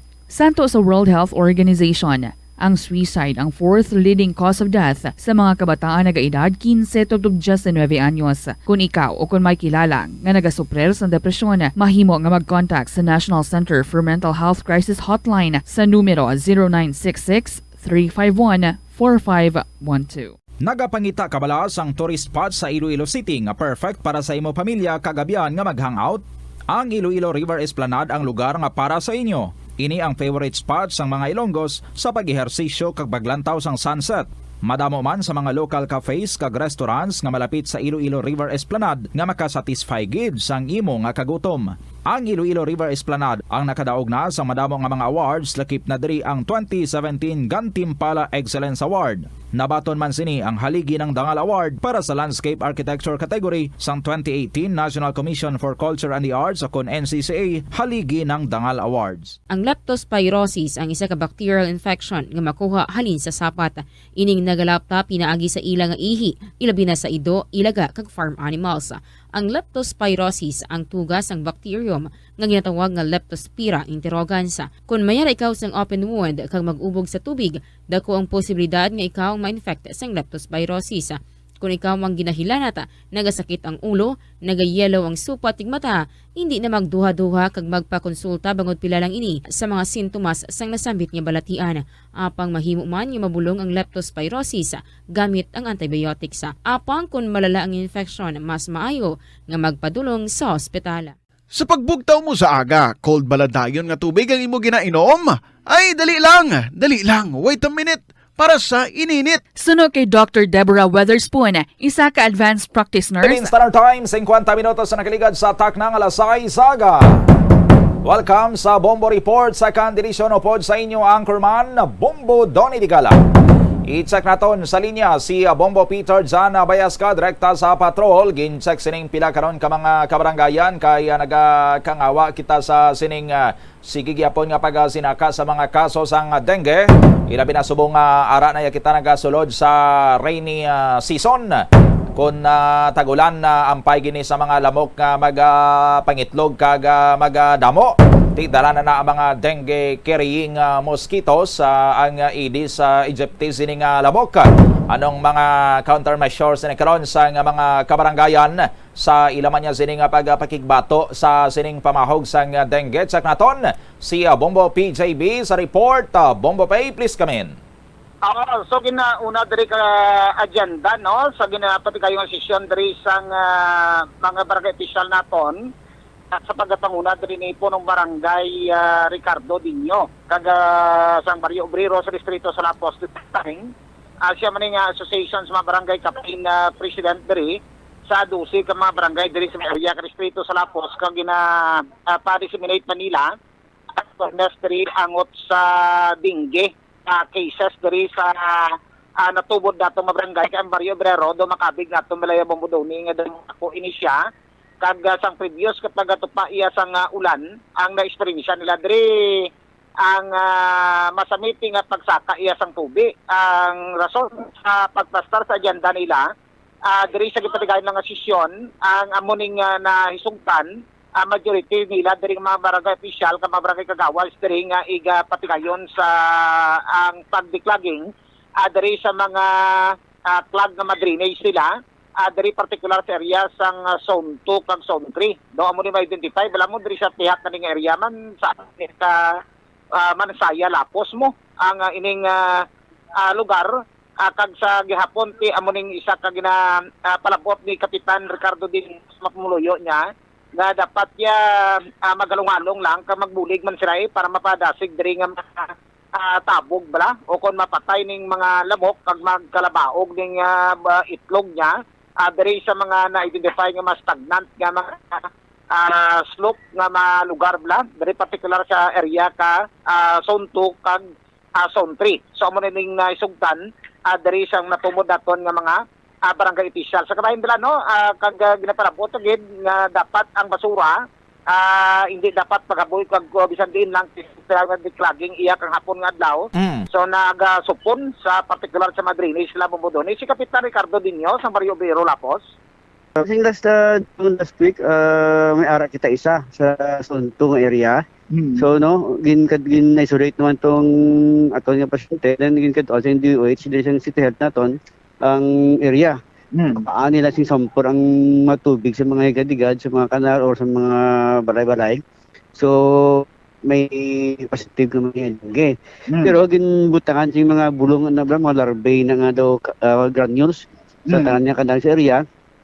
So subong mo na nga ang tanan nga mga lamok-lamok dira sa kanal or sa mga tubig-tubig area mapatay na siya kung butangan sing bulong. So sa subong nga July do wala pa man info sa akon si Doc nga may man kita pasyente kay actually taga may dengue or may COVID positive din from ako din ni Doc eh.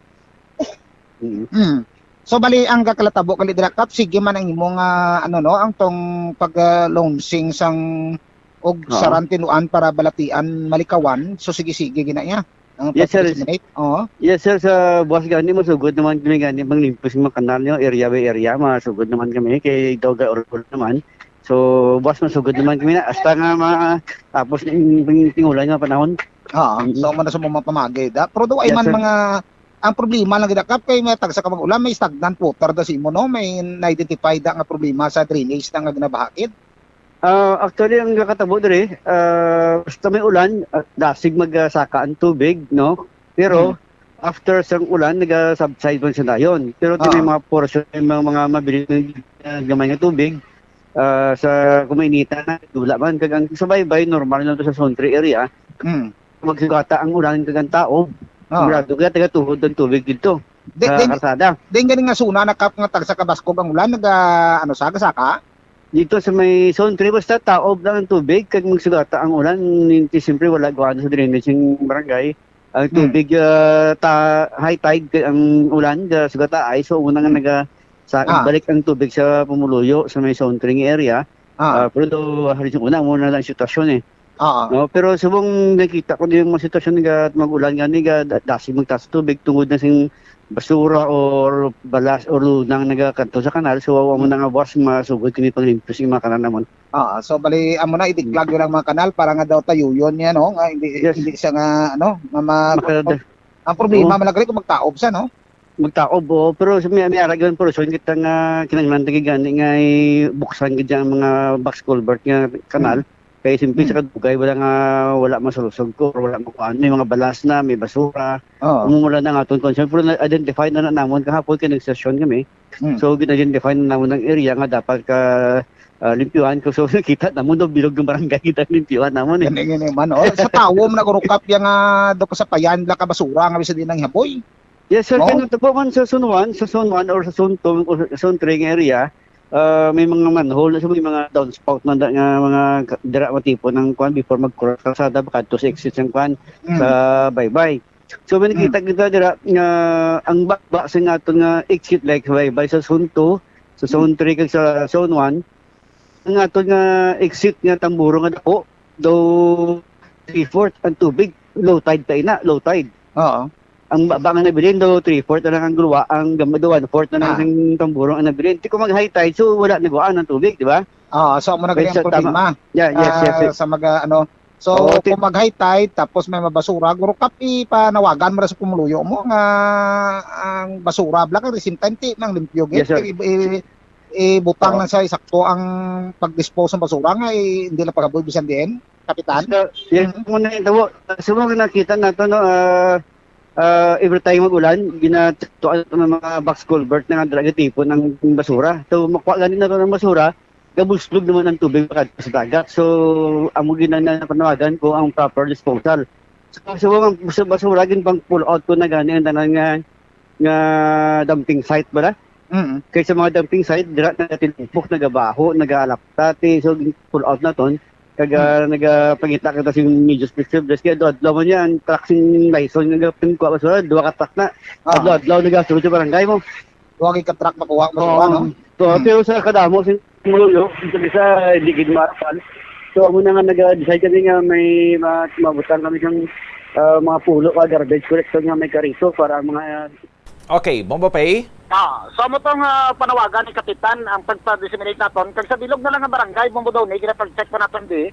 By the way, Bombo Pay sa Barrio Obrero, ano kadamo ang mga kaso nila to? Kasang previous mga libatong kaso tapos pag antes magsulod ang bulan sang Hulyo, yun pa lang do katapos ang bulan sang Hunyo bala. Do may isa ka naghingagaw, pero sa sining bulan sang Hulyo sa pisa 8 na. So daw natro tapta na.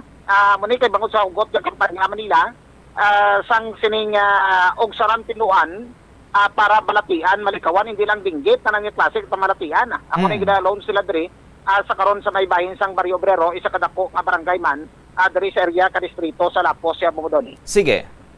Awal to ba dulong to ka report dinggi update iniglaman sa Bombo PJB kag para sa pambansang radyo ng Pilipinas kada consistent overall number 1 sa Dilo basta radyo Bombo. Maraming salamat sa kay Bombo Peter Jana Bayaska sa gindalon sining nga report.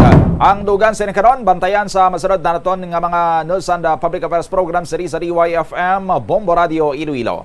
Ini ang inyo ng ina-anchorman Bombo Donny Digala para sa pambansang radyo ng Pilipinas, consistent overall number 1 sa Iloilo. Basta Radio Bombo. Kalabanan sa aton ang wala na ginahatagan sang importansya ang paghusay sang buhok, ilabi na kun sako kita sa sulod sang isa ka adlaw. Apang suno sa pagtuon, ang simple nga paghusay sang buhok ang may pila ka maayo nga benepisyo sa lawas.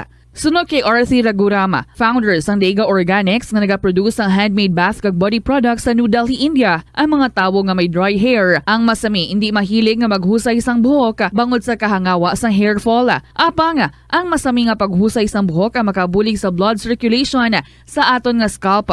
Naga-nourish man ini sang hair roots, naga-promote sang growth, kay nagabulig man agod nga malikawan ang hair loss.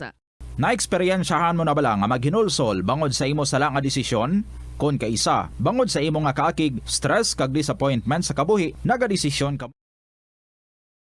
Buong mundo, narito ng Bombo Network News Morning Edition. Araw ngayon ng Biyernes, Hulyo 8 taong 2022. Sa ulo ng ating mga balita, ilan pa pong opisyal ng Marcos administration na nanumpa na rin kahapon. Nasa halos 2,000 naman na kaso ng COVID-19 na itala ng Department of Health ang pinakamataas na COVID case mula noong buwan ng Pebrero. Pangulong Ferdinand Bongbong Marcos nagbigay na ng mga direktiba sa Department of Energy para sa paghahanap po ng energy options. Ilan pang opisyal pupulungin ngayong araw. Balita naman sa international, ilang world leaders may magkakahalong reaksyon sa pagbaba sa pwesto ni British Prime Minister Boris Johnson. Panukalang batas para naman sa 15-day family and medical leave. Itinutulak po yan sa Senado. Ang kapitan sa Cebu City na naghain noon ng kaso sa mga anchorman ng Bombo Radio Cebu, sinuspindi dahil sa abuse of authority. At ilang lugar doon po sa Banawe sa Ifugao, nakaranas ng pagbaha at pagguho ng lupa. Tulong naman para sa mga apektadong pamilya na ipaabot na. Habang sa ating pang sports balita, si Mark Magsayo may mga estratehiyang ipatutupad sa pagharap kay Ray Vargas sa araw ng Linggo. Habang itong pagbabalik naman sa boxing ring ni Senator Manny Pacquiao sa isang exhibition game. Laban pa rin sa Korean YouTuber ay umani ng samut-saring reaksyon. At live nationwide via satellite mula sa Bombo News Center Makati, kami ang inyong mga tagapaghatid balita. Ako si Bombo Everly Rico. At ako naman si Bombo Gerald B. Ulep. At ngayon sa detalye ng ating mga balita. Formal na pong nanumpa sa harap mismo ni Pangulong Ferdinand Bongbong Marcos Jr. ang siyang opisyal ng ating pamahalaan. Kabilang po dito sina Cesar Chavez, Undersecretary po yan ng Department of Transportation, si Major General Delfin Lorenzana na siyang magiging chairperson ng Bases Conversion and Development Authority o itong BCDA, si Jorela Gamboa Soto Antonio na siya namang chairperson ngayon ng Movie and Television Review and Classification Board o ang tinatawag na MTRCB. Si Emerald Ridao na Undersecretary ng Presidential Communications Operations Office o PCOO. Si Franz Imperiala ang Undersecretary ng Office of the President. Honey Rose Mercado, Undersecretary naman ng Presidential Management Staff o PMS. Si Attorney ni Jose Calida na Commissioner ngayon ng Commission on Audit, habang itong si Bianca Cristina Zobel or Cardena Zobel ang siyang Social Secretary, at itong si Gerlad Barya na Undersecretary naman ng Office of the President. Hanggang sa ngayon po ay hindi pa rin napupunan itong ilang ahensya po ng pamahalaan gaya na lamang po ng Department of Health at Department of Energy. Samantala, kinumpirma naman ni Commission on Elections spokesperson Attorney John Rex Laudianco na umabot na sa 137,363 ang mga nagpatala sa nagpapatuloy pa rin na voter registration. Kaugnay ito ng isinasagawang o isasagawa pa lamang na barangay at sangguniang kabataan o SK elections sa darating po yan na December 5 ng kasalukuyang taon.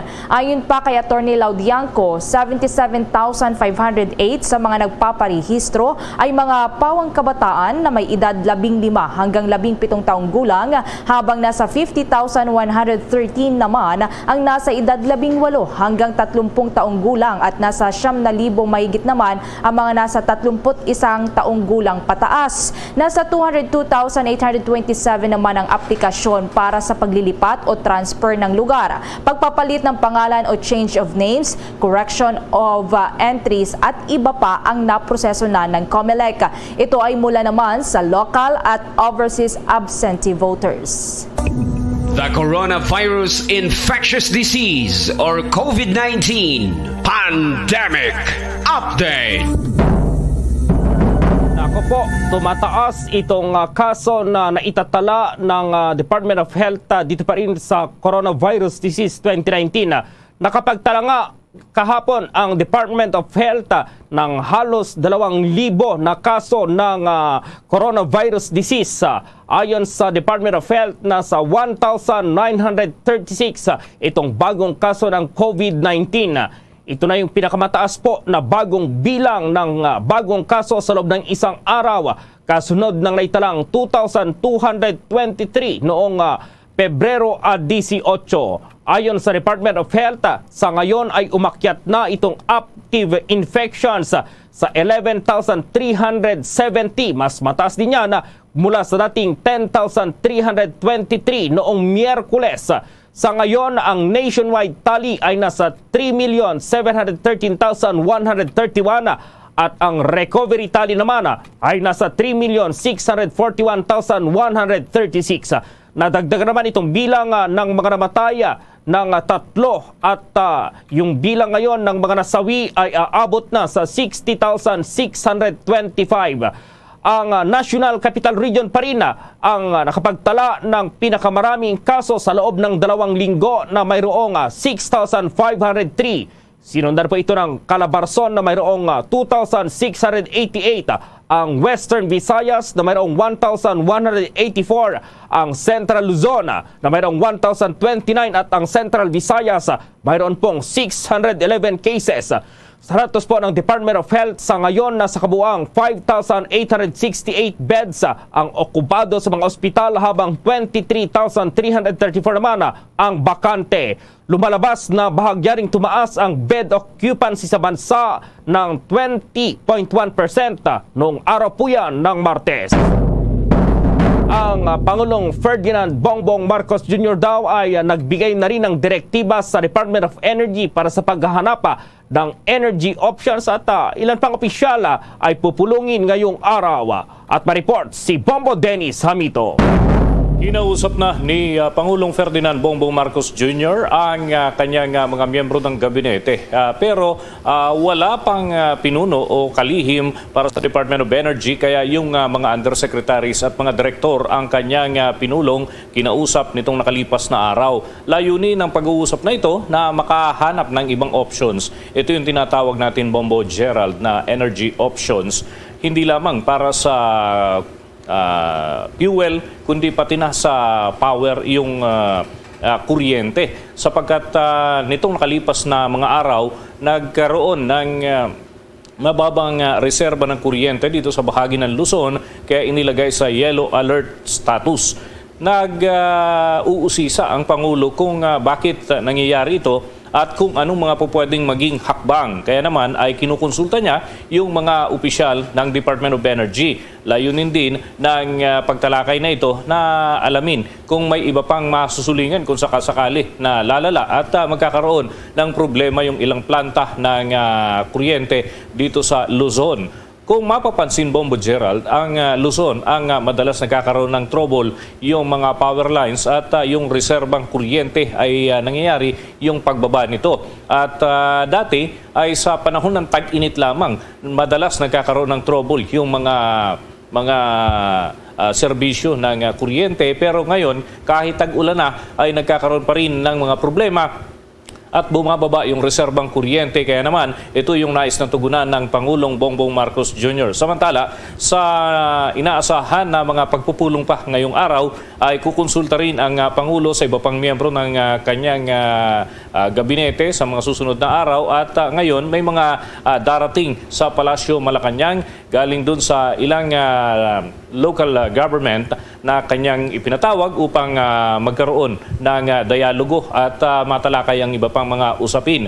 Bagamat hindi muna isiniwalat kung anong pangunahing mga paksa ang hihimayin, ay balangkas na umano ito para kay Pangulong Bongbong Marcos at mag-aabang tayo kung anong kahihinatnan nito, sapagkat mamayang hapon ay magkakaroon naman ng press conference hinggil pa rin dyan sa mga development na yan. Lalot na nakapagtalaga na, Bombo Gerald, kagaya ng binabanggit mo kanina, ng ilang key officials dito pa rin sa kanyang gabinete, pati na yung mga undersecretaries at mga direktor ay naitalaga na rin nitong mga nakalipas na araw. Yun nga lang, limitado ang mga inilalabas na impormasyon ng Palasyo Malacanang dahil nga dito sa ilang adjustment pa, pati nga yung tanggapan ng Presidential Operations Communications Operations Office ay kasama dun sa mga nalusaw at nagkaroon ng ilang pagbabago. Kaya naman ay inaasahan na talagang mararamdaman din yung ilang adjustment hanggang sa mga darating na araw. Kaya't sabi nga nila, pakiusap ay sabi nila, please bear with us. Ika nga, Bombo Gerald. So, may mga anunsyo ng panibagong mga opisyal, asahan hanggang mamaya, Bombo Gerald, dun sa kanilang mga pagpupulong.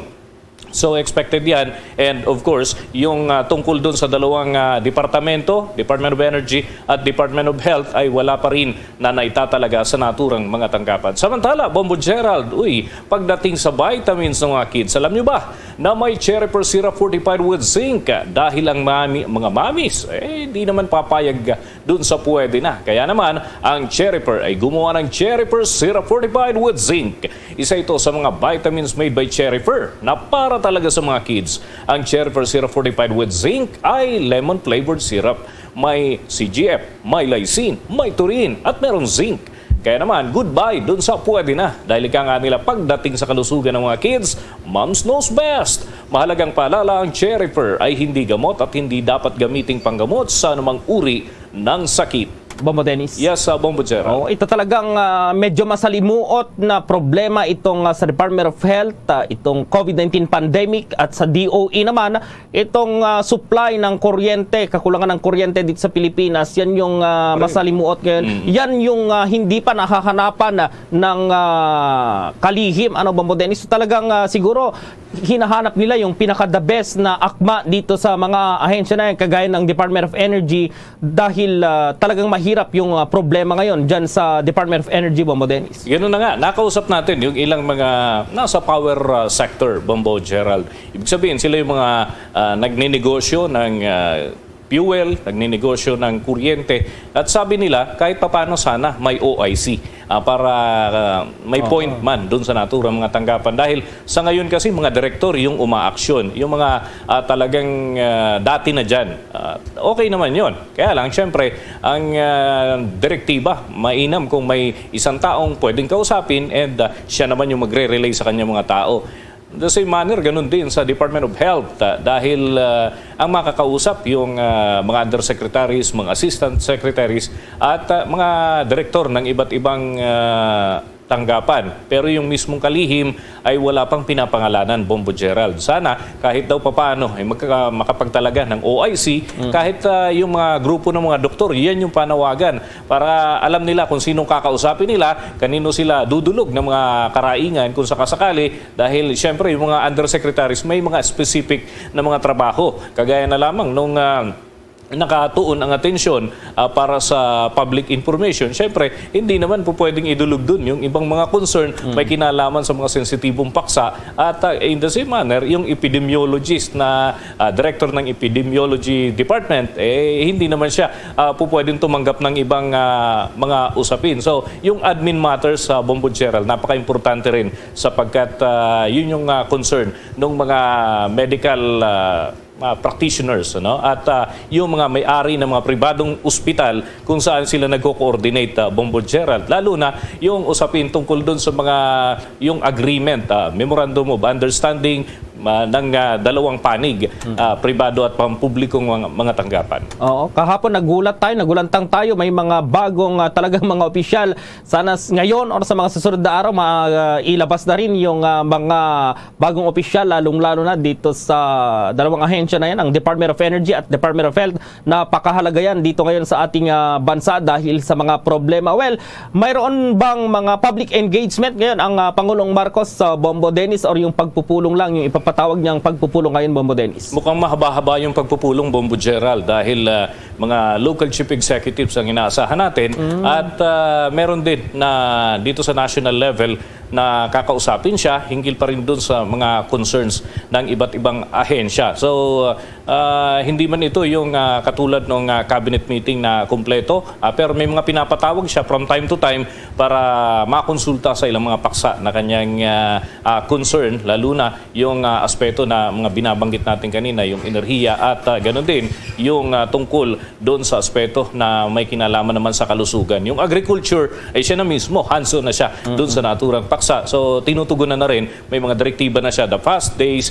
doon sa mga iba pang opisyal ng Department of Agriculture at yung mga saklaw nito, mga nasa ilalim ng umbrella ng Department of Agriculture. So yan yung mga inaasahan natin na Bombo, Gerald. Okay, sige, abangan natin siguro at least hindi gabi yung mga ipinapatawag na pagpupulong ni Pangulong Marcos, hindi kagaya nung past administration na gabi halos yung mga pagpupulong, Bombo Dennis. Yes, Bombo Gerald. Pero may dinig natin, meron ding activities posible mamaya dahil may pupuntahan ang Pangulo at siguro susubukan ng Vice Presidente Sara Duterte naman na makasama din doon sa ibang aktibidad. Yan ay bibigyan natin ng mga update mamaya lamang, Bombo Gerald. Para sa Bombo Network News, Bombo Dennis Hamito nag-uulat para sa Pambansang Radyo ng Pilipinas, Basta Radio, Bombo! Samantala sa iba pang mga balita po, umaasa naman itong pamunuan ngayon ng Armed Forces of the Philippines na hindi na raw bubuwagin ng kasalukuyang Marcos administration itong National Task Force to End Local Communist Armed Group o yung tinatawag na Armed Conflict o yung tinatawag na NTF-ELCAC. Sinabi ni AFP Acting Spokesperson Colonel Medel Aguilar na mahalaga at maganda umano itong tool ang NTF-ELCAC dahil bumaba itong bilang ng mga guerrilla fronts dahil dito. Pero kailangan pa raw ni Pangulong Ferdinand Bongbong Marcos Jr. na magbigay dito ng kanyang mga bagong direktiba para matugunan itong problema sa insurgency dito sa Pilipinas. Nakatakda namang magsagawa ng security meeting ang Commander-in-Chief sa mga susunod na araw. Nananatili naman umanong committed itong AFP na gampanan ang kanilang tungkulin para matuldukan ang insurgency dito sa Marcos administration. Trabaho raw ng militar na sugpuin itong armed rebellion at karahasan dito pa rin sa Pilipinas. Kaugnay niya na darito ang tinig ni Acting Spokesperson Colonel Medel Aguilar. As far as the military is concerned, we have achieved significant gains in the conduct of military operation against the threat. I'm referring to the armed threat. And almost 74%. There used to be 89 guerrilla fronts when President Duterte assumed office in 2016. But as of the 30 June this year, they were reduced to 23. And that's one guerrilla front short of achieving a strategic victory. Now, I think it's the stubbornness of the CPP not to abandon armed struggle. They are still clinging to it. Hopefully that if this call for the CPP to abandon armed struggle because it is destroying our country, probably we can force them to do so. And with the help, of course, of the media, because you are very powerful, loud voice as far as the affairs of the country is concerned, you can help us achieving that objective. The insurgency is not just a military problem. It has so many factors, it has so many facets, so we have to address it a whole of nation approach. Sa pamumuno nga noon ni dating Pangulong Rodrigo Duterte ay inatasan niya itong Armed Forces of the Philippines na tapusin na itong insurgency dito sa Pilipinas sa kanyang termino. Pero sinabi ni Aguilar na hindi naman kayang sugpuin ng militar ng tuluyan ng communist rebels, pero mayroon na raw silang na-achieve nga dito pa rin sa isinasagawa nilang mga military operations laban sa banta ng mga rebeldeng grupo. At mayroon ng mga sumukong guerrilla fronts. Nagsimula yan noong Duterte administration noong 2016 at naibaba na rin itong mga kaso ng 23% noong June bago natapos ang termino ni Pangulong Duterte itong insurgency.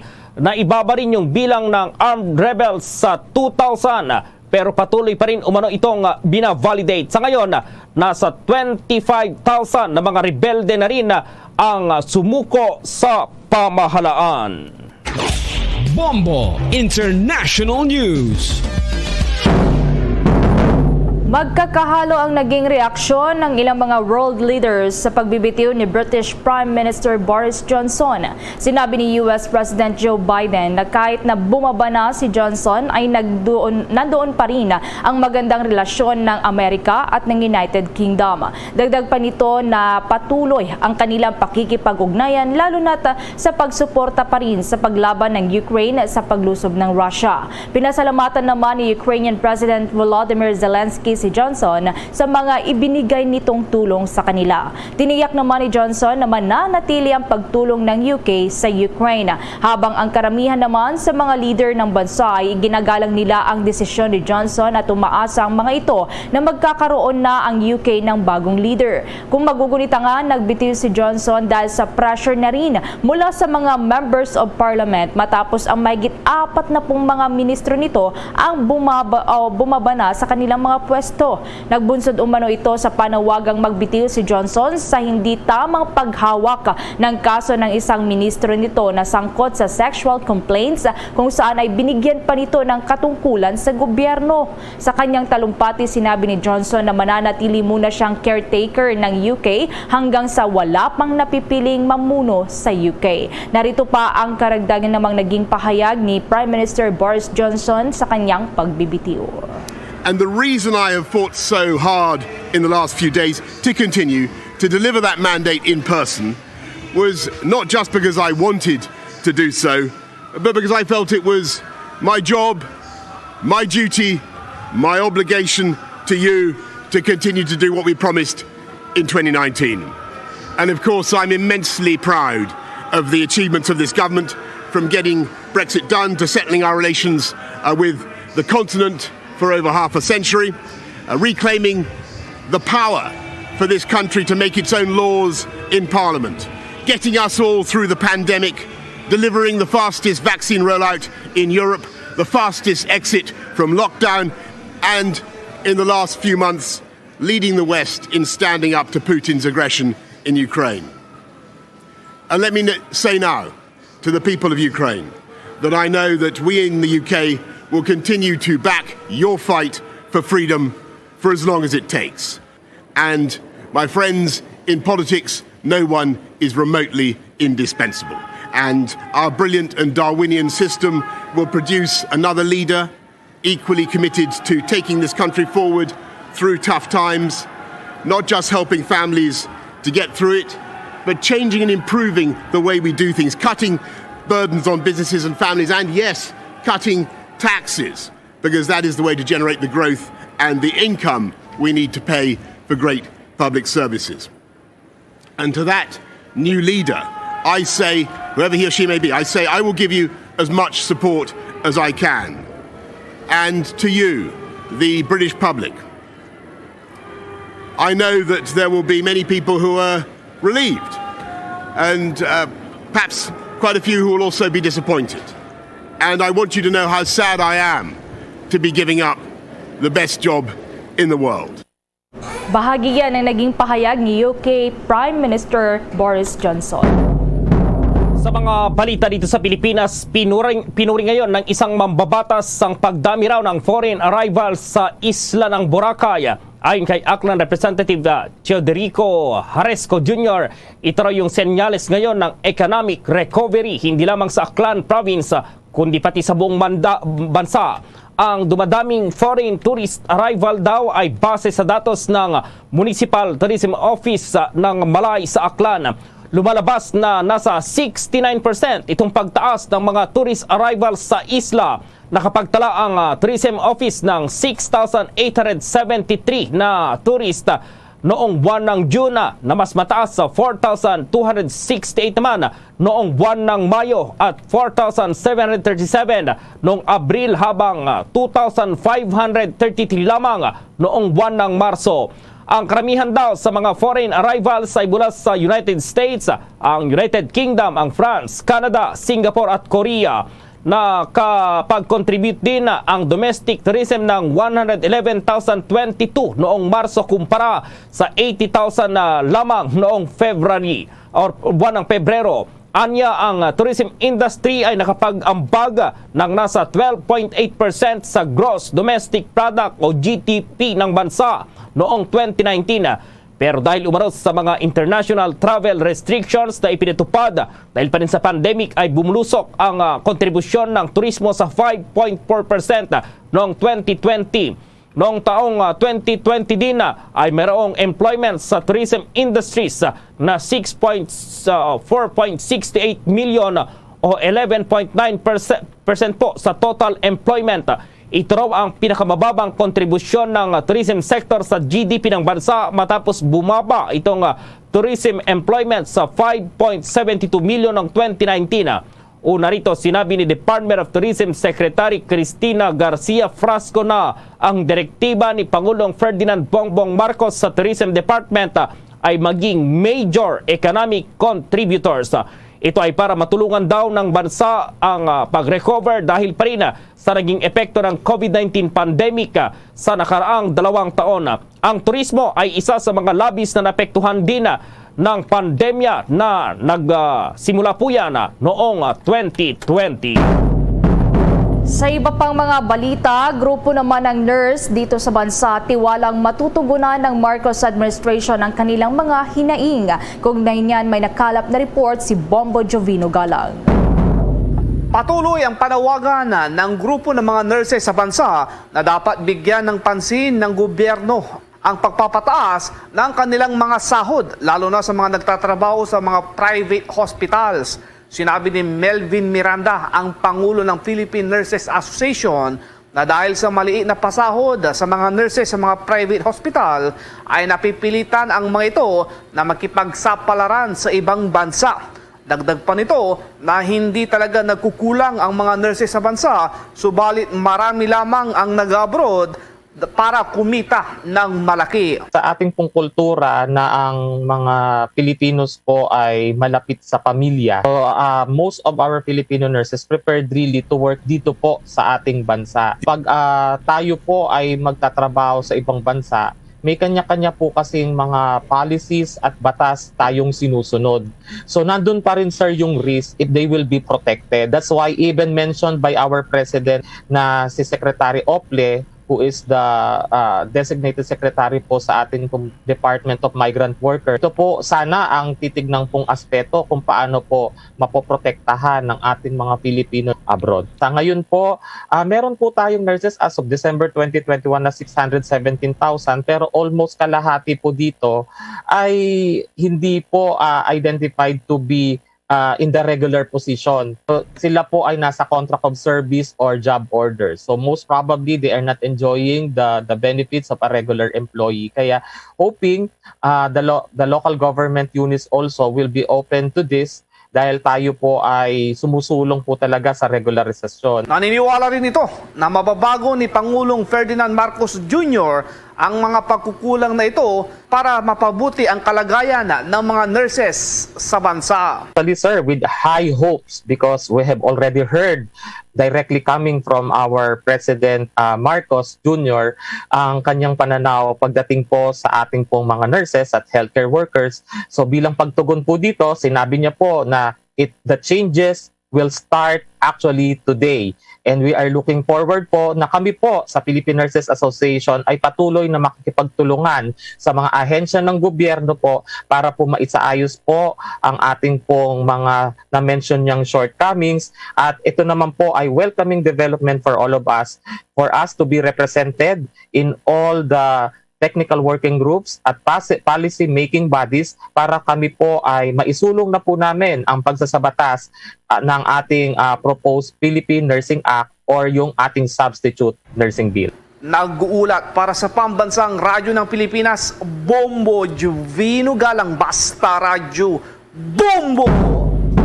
Aabot pa raw sa 11 hanggang 12 itong tropical cyclones ang asahan na papasok sa Philippine Area of Responsibility ngayong 2022. Ayon sa Pag-asa, ang peak down ng typhoon season ay magsisimula ngayong buwan hanggang sa Oktubre po yan. Sa mga buwan daw na ito ay nasa 70% ng lahat ng mga bagyo itong nade-develop. Sinabi ng State Weather Bureau na nasa 2 o 3 bagyo pa itong papasok sa teritoryo po ng Pilipinas ngayong buwan sa buwan ng Agosto at Setyembre, habang 2 hanggang 4 na bagyo naman ang inaasahan pa sa buwan ng Oktubre. Sa Nobyembre ay posibleng 2 o 3 tropical cyclone ang aasahan at 1 o 2 naman sa buwan ng Disyembre. Nung nakarang linggo ay pumasok na ang ika-4 na bagyo sa bansa na tinawag na si Tropical Storm Domeng. Lumabas naman ito sa teritoryo ng bansa noong linggo. Nasa average na 20 na bagyo ang pumapasok sa teritoryo ng bansa kada taon po yan at 8 hanggang 9 dito ang dumadaan sa kalupaan. Sa karagdagan pang balita, nais ngayon ng Bangko Sentral ng Pilipinas o BSP na itaas ang public awareness sa 1,000 piso na polymer banknote, kaya sila naglunsad kamakailan ng kanilang webpage na Polymer PH. Sa ngayon, pinalalakas ng Central Bank ang antas ng kaalaman ng publiko upang mapanatili ang integridad ng bagong polymer banknote at maging ang integridad ng Philippine currency. Tampok sa Polymer PH ang disenyo, benepisyo at security features ng banknote. Nakasaad din ang mga panuntunan kung papaano ang tamang paghawak ng perang papel at timeline ng release ng notes circulation. Nakapaloob rin dito ang mga educational material kagaya na lamang ng information sheet at frequently asked na mga katanungan. Samantala po, bumuelta ngayon ang tinaguriang Tinang 83, itong isang piskal doon sa Tarlac. Ito ay makaraang magtungo po sa Department of Justice ang ilang miyembro ng Tinang 83 para sampahan itong acting provincial prosecutor ng Tarlac na si Mila May Montefalco ng reklamong grave and serious misconduct, gross ignorance of the law at procedure at itong conduct prejudicial to the best interest of the service. Nauna dito ay ipinahuli at ipinakulong ang mga magsasaka at ilang miyembro ng Tinang 83 na nagsasagawa ng aktibidad sa barangay Tinang sa Concepcion sa Tarlac noong buwan ng Hunyo. Ang Tinang 83 ay sinampahan ng 7 kaso po yan. Ayon kay John Lozante, itong Secretary General ng Union ng mga Manggagawa sa Agrikultura, nararapat lamang na ipagharap ng kaso ang piskal nang magsagawa ng inquest proceedings ng hindi umano patas, malupit at may diskriminasyon. Apela rin ng grupo kay Justice Secretary Remulla na iutos ang pagbasura sa natitirang 5 mga kaso na isinampa sa Tinang 83 at maibalik sa kanila ang lupang pag-aari ng mga magsasaka. Kamakailan lamang po ay ibinasuran ng Tarlac Court ang kasong malicious mischief at illegal assembly laban pa rin dito sa grupo ng mga magsasaka dahil sa kawalan daw ng basehan.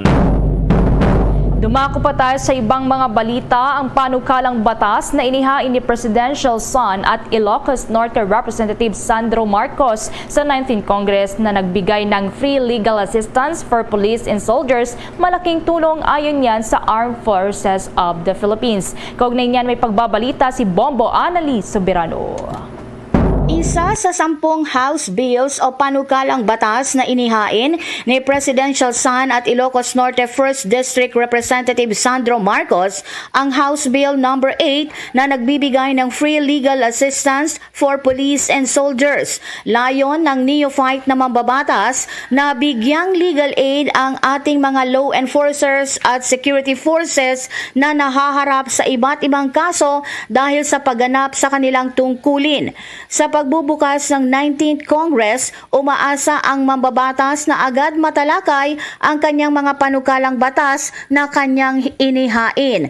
Sa pagkikipag-ugnayan naman ng Bombo Radio kay newly installed Armed Forces of the Philippines spokesperson Colonel Midel Aguilar, kanyang sinabi na malaking tulong at bagay ang nasabing panukalang batas sa kanilang organisasyon. Sinabi ni Colonel Aguilar na sa tuwing sila ay may rerespondihan, may may kaakibat itong legal issues na dapat nilang tugunan, lalo na ngayon at agresibo ang militar sa pakikipaglaban sa insurgency. Nagpasalamat naman ang AFP sa naging hakbang ni Congressman Sandro Marcos na sila ay matulungan sa pamamagitan ng pagbibigay ng legal aid. Gayunpaman, binigyang diin ni Colonel Aguilar na sana hindi lang ito basta magiging batas, kundi ang tiyak na commitment din ng mga lawyers o abogado. Umaasa si Aguilar na ang nasabing batas ay magbibigay ng mekanismo at maipapatupad ito ng maayos. Dagdag pa ng opisyal, tiwala siya sa pagkakaroon ng mabuting puso ng mga abogado na sila ay tulungan kahit walang batas na umiiral. Gayunpaman, ang House Bill number 8 na inihain ni Representative Marcos ay mag-institute ng mekanism na kanilang kailangan para maging maayos ang pag-iimplementa nito. Pakinggan natin ang pahayag ni AFP spokesperson Colonel Midel Aguilar. May mga legal issues that we have to address also, especially in fighting insurgency. Minsan nga kami pa yung kinakasuhan eh. So we also need the support of a lawyer so that we will not be harassed as we perform our task. We will be thankful because I hope it's not just a law, but also a commitment to our lawyers because they have their oath also to make sure that the law of the land is implemented. I hope that this law will provide a mechanism for that. I also trust the good heart of our lawyers that they will help us even without the law. But this law will institute, hopefully, the mechanism that we need so that it would be smoothly implemented. Samantala, matapos ang pananambang sa 7 sundalo sa Northern Samar na ikinasugat, dagdagan pa sa ngayon ang puwersa ng mga sundalo para tugisin ang mga nasa likod ng pananambang. Bombo Anali Montaño Soberano nag-uulat para sa Pambansang Radyo ng Pilipinas, Basta Radio. Alas 7:30 sa ng umaga, abangan mamaya itong panukalang batas raw para sa 15-day family and medical leave. Itinitulak po yan sa Senado habang kapitan sa Cebu City na naghain noon ng kaso sa mga anchorman ng Bombo Radio Cebu sinuspindi dahil po yan sa abuse of authority. Samantala po, tiniyak naman ng National Capital Region Police Office o NCRPO na hindi nila kukonsintihin ang anumang hindi kaaya-ayang asal ng mga pulis, lalo na itong mga nasasangkot sa mga iligal at tiwaling gawain. Ito ang binigyang diin ni NCRPO Director Police Major General Felipe Natividad matapos formal na makatanggap ng kopya ng hatol ng Makati City Regional Trial Court Branch 148 laban pa rin sa 5 pulis sa Pasay na sangkot sa kidnapping at inakusahan ng hulidap noong Marso 2019. Ayon kay Natividad, haharapin ngayon ng mga sangkot na pulis na sina Police Lieutenant Rolando Frades, Police Staff Sergeant Rigora Octaviano, Police Corporal Sajid Nazer, itong si Patrolman Anthony Fernandez at Patrolman Mark Cruz ang hatol sa reclusion perpetua itong 40 years na pagkakabilanggo. Binaging din po ni Natividad na seryoso ang liderato ng PNP sa kanilang internal cleansing mula sa mga police scalawags at ang hatol-laban naman sa mga ito ay patunay na gumagana itong sistema ng katarungan dito sa bansa. Magsisilbing babalaan niya ito sa lahat ng mga tiwaling pulis at nangangakong gagawin ang kanilang mandato na magsilbing mabuting halimbawa sa lahat po ng Pilipino.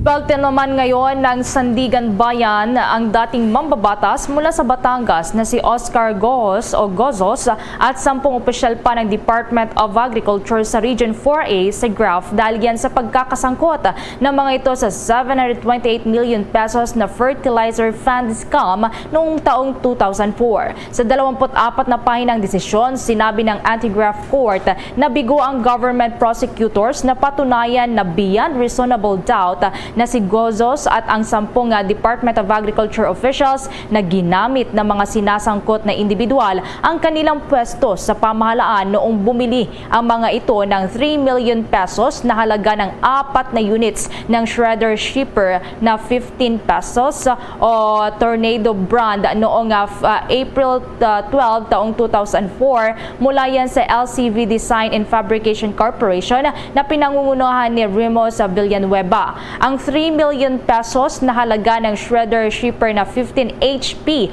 o Tornado brand ay nabili raw sa pamamagitan niya ng direct contracting at binayaran ng Farm Input Fund sa ilalim niya ng 728 million pesos na ginintuang masaganang ani program ng Department of Agriculture. Ipinunto pa rito ng Anti-Graft Court na pinahintulutan ng Intellectual Property Office ang LCV Design na isang utility model registration na valid ang kanilang application noong February 20 taong 2004. Sa konklusyon naman ng Sandigan Bayan, bigo raw ang prosecution na patunayang ang public bidding na ito ay ine-require sa pagbili ng mga kagamitan. Samantala, mahigit 1,000 iba't ibang klase raw ng armas ang nakumpiska ng Eastern Police District sa 4 na lungsod po ng Metro Manila. At nasa linyang Star FM Manila. Aabot sa mahigit 1,000 iba't ibang armas ang nakumpiska ng Eastern Police District sa isinagawa nilang Oplan, Katok at kontraboga sa mga lungsod ng San Juan, Mandaluyong, Pasig at Marikina. Ayon kay Police Brigadier General Orlando Yebra Jr., District Director ng Eastern Police District, nagsimula pa noong nakaraang taon ang kanilang operasyon hanggang sa kasalukuyan. So dito sa dalawang operations lang na to, sa Oplan kontraboga, sabi nga natin kanina, we have 120 firearms confiscated and seized from the different police stations. Oplan Katok, we have 1,044 units of different calibers ng firearms, short and long. Sa nabanggit na bilang, 166 sa mga ito ang nagmula sa Pasig PNP, 288 naman ang nagmula sa Mandaluyong, 278 ang mula sa Marikina, at 272 naman ang mula sa lungsod ng San Juan. Nangako naman ang Eastern Police District na lalo pa nilang paiigtingin ang operasyon kontra sa loose firearms upang mapigilan na ang pang-aabuso at paggamit nito sa kriminalidad. Para sa Bombo Network News, nag-uulat Star DJ Bong Almin ng Star FM Manila. Para sa Pamansang Radyo ng Pilipinas, Basta Radio, Bombo!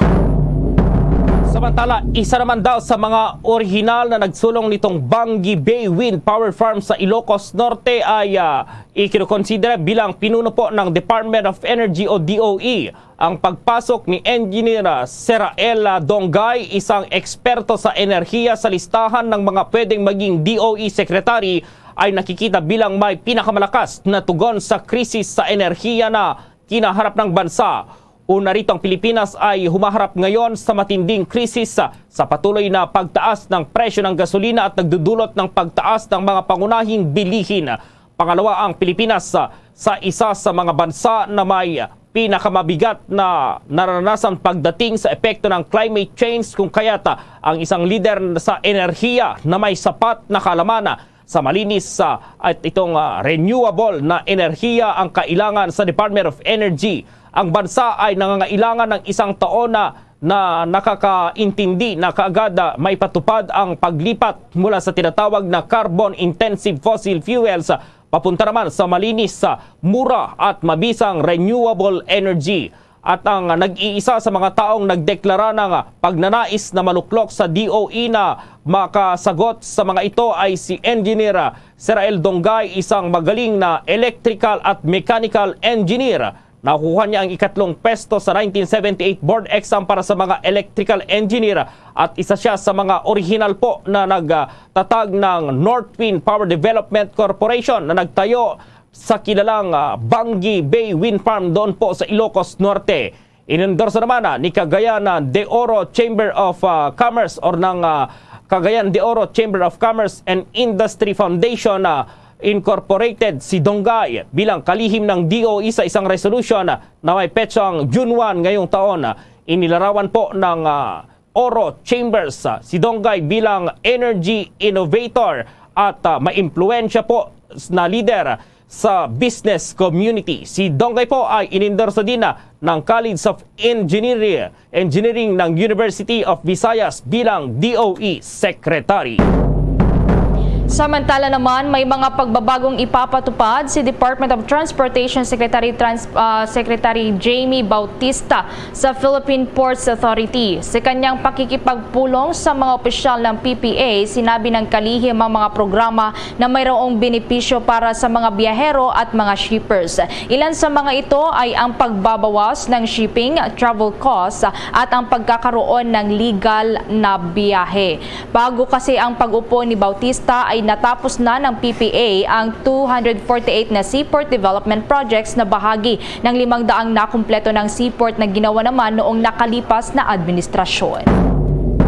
Samantala po, tiniyak ng Department of Migrant Workers na magsisilbing tahanan ng mga overseas Filipino workers ang DMW. Ito ang inihayag ni Migrant Workers Secretary Susan Toots Ople kasabay ng pagtitiyak na bibigyan nila ng mabilis at transparent na serbisyo ang tinaguriang mga bagong bayani. Layo nito na ni Ople na ito ay upang mapagaana ang pasani ng mga OFWs tuwing nag-aayos sila ng mga papeles at dokumento bago bumalik sa kanilang trabaho sa ibang bansa.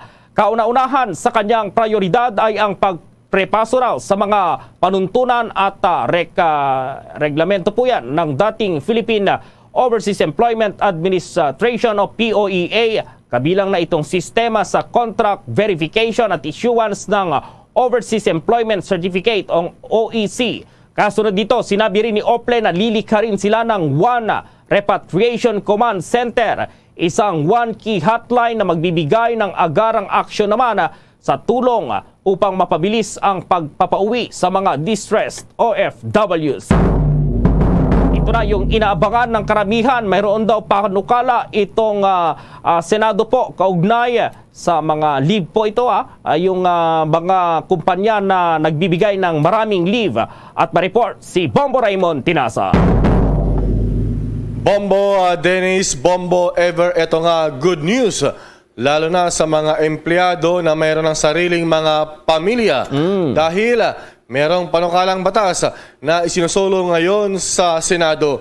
Ito yung batas para sa 15 days paid leave kada taon para sa mga manggagawa anuman ang kanilang employment status kung saan ang kanilang asawa, magulang at unmarried children ay may malalang karamdaman. Ang Senate Bill number 24 o yung Family and Medical Leave Act of 2022 ni Senador Bong Revilla ay sang-ayon sa ating saligang batas na ang pamilyang Pilipino ay pundasyon ng bansa at sa mandato ng Estado na palakasin ito at isulong ang total development ng pamilya. Nakasaad din sa panukalang batas na ipagkakaloob din ang kaparehong benepisyo sa mga empleyadong sila mismo ay may seryosong sakita. Nakabatay niya ang panukalang batas sa rasyonale na ang prolonged illness ng mga empleyado o miyembro ng kanilang pamilya ay kadalasang nakakaubos ng sick leaves, gayon din sa vacation leaves ng empleyado. Kaya napipilitan na lamang umano ang empleyado na mag-absent na bumabawas sa kanyang sahod. Inihag ni Revilla na hindi natin masabi kung kailan magkakasakita ang sino man sa pamilya, kung saan kadalasang ito'y biglaan at hindi inaasahan, kung kaya't binubutas nito ang bulsa at sinasaid ang ipon ng mga Pilipino. Sa ngayon, walang batas na nagbibigay ng leave sa mga empleyado para alagaan ang inaanak o yung mga kaanak na may malubhang karamdaman. Kung maisabatas ang Family and Medical Leave Act, mabibigyan na ng pagkakataon ang mga kababayan natin para alagaan ang kanilang pamilya nang hindi nag-alala sa mawalan sila ng sweldo at trabaho. Para maging kwalipikado, ang empleyado ay dapat nakapagtrabaho na ng at least 12 months o nakalabing 2 buwan na at nakapag-accumulate ng 1,250 working hours sa kumpanyang pinapasukan. So yan yung ating abangan kung ito ay uusad sa Senado at eventually ay mapagtibay na batas sa Kongreso, Bombo Gerald. Malaking bagay ito, Bombo Raymond, dahil 15 days. At siguro kapag kasi yung mga pamilya natin minsan nagkakasakit ng dahil sa katandaan, mga 5 days, 6 days. So pwedeng hati-hatiin din niya ang 15 days na yan, Bombo Raymond, kung sakali.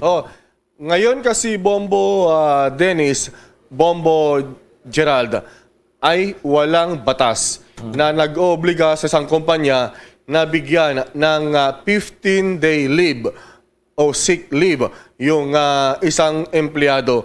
So kung magkakaroon na ng batas, ay talagang ito ay magiging mandatory na at pwede nang ma-avail ng empleyado kung sakali na siya mismo ay magkaroon ng seryosong sakit o kaya ay yung kanyang kapamilya, yung kanyang anak, asawa, o mga magulang, Bombo Gerald. Paano pag hindi nagamit, example, Bombo Raymond, itong 15 days, mayroon bang kapalit yan or ikakash yan, Bombo Raymond, yung 15 days na yan na leave? Well, batay sa draft bill ni Senador Bong Revilla Jr., Bombo Gerald, ay wala naman nakalagay na kung hindi ma-avail ay pwedeng i-convert into cash. Pero ang malinaw lamang dito ay maaaring ma-avail kung kinakailangan ng isang empleyado na wala na siyang iniisip na mag-absent siya o kaya ay mag-file ng leave without pay o kaya ay maaari na siya ay matanggal sa trabaho dahil sa prolonged absences o leaves, Bombo Gerald. Okay, Bombo Raymond, abangan natin yan. Good news din yan doon sa mga empleyado, Bombo Raymond.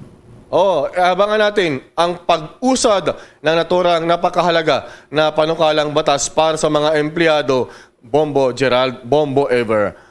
Para sa Bombo Network News, Bombo Raymond Tinasa nag-uulat para sa Pambansang Radyo ng Pilipinas, Basta Radyo, Bombo!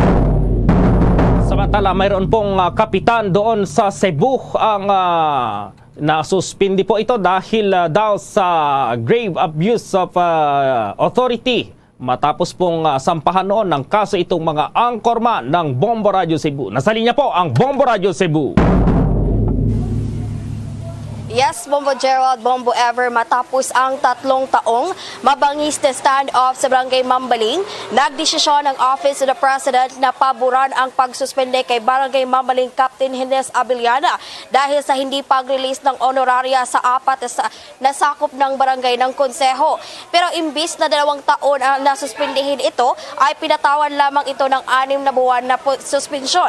Nag-ugat ang kaso sa reklamong inihain ng mga kagawad ng barangay na sila si Anne-Marie Vestil, Edwel Managbanag, Victoriano Laborte at Yunita Cuestas. Napatunayan at pinatawan si Avellana ng grave abuse of authority dahil sa pagtanggi nitong i-release ang honoraria ng mga konsihal matapos na hindi nila sundin ang kanyang memorandum na inilabas noong July 2018 para sa lahat ng barangay councilors na magtrabaho ng 5 oras bawat linggo sa bilang officer of the day ng barangay hall. Sa eksklusibong panayam ng Bombo Radio Cebu kay Barangay Councilor Ann Vistel Palomo na mainit na katunggali ni Abiliana ay sinabi nito na malaki ang pasasalamat nito bagamat nasa katuparan at binabigyang katarungan na ang hindi natanggap na honoraria. Dagdag pa ni Palomo na naway maging leksyon ito sa lahat ng barangay officials na patuloy na umaabuso sa kanilang posisyon. Kung maaalala, Bombo Gerald, Bombo Ever, si Barangay Captain Hines Abiliana ang naghain ng kaso noon na napanalunan ng 2 anchorman ng Bombo Radio Cebu, Bombo Gerald, Bombo Ever. So sa ngayon itong kapitan na yan ay immediate na yung suspension ito, Bombo Radio Cebu. So far, Bombo Gerald, Bombo Ever, yan ang ating aabangan. Bagamat noong 2019, Bombo Gerald ay pinatawan din ito ng suspension ng City Council pero hindi nito sinunod, Bombo Gerald, ng nasabing barangay kapitan dahil nga naghihintay pa ito ng ang desisyon ng DILG Manila at yan ang ating patuloy na aabangan kung susundin ba ng nasabing kapitan ang ipinataw na suspension ng Office of the President. Okay, Bombo Radio Cebu. Yes, yan ang ating latest na balita mula rito sa Bombo Radio Cebu.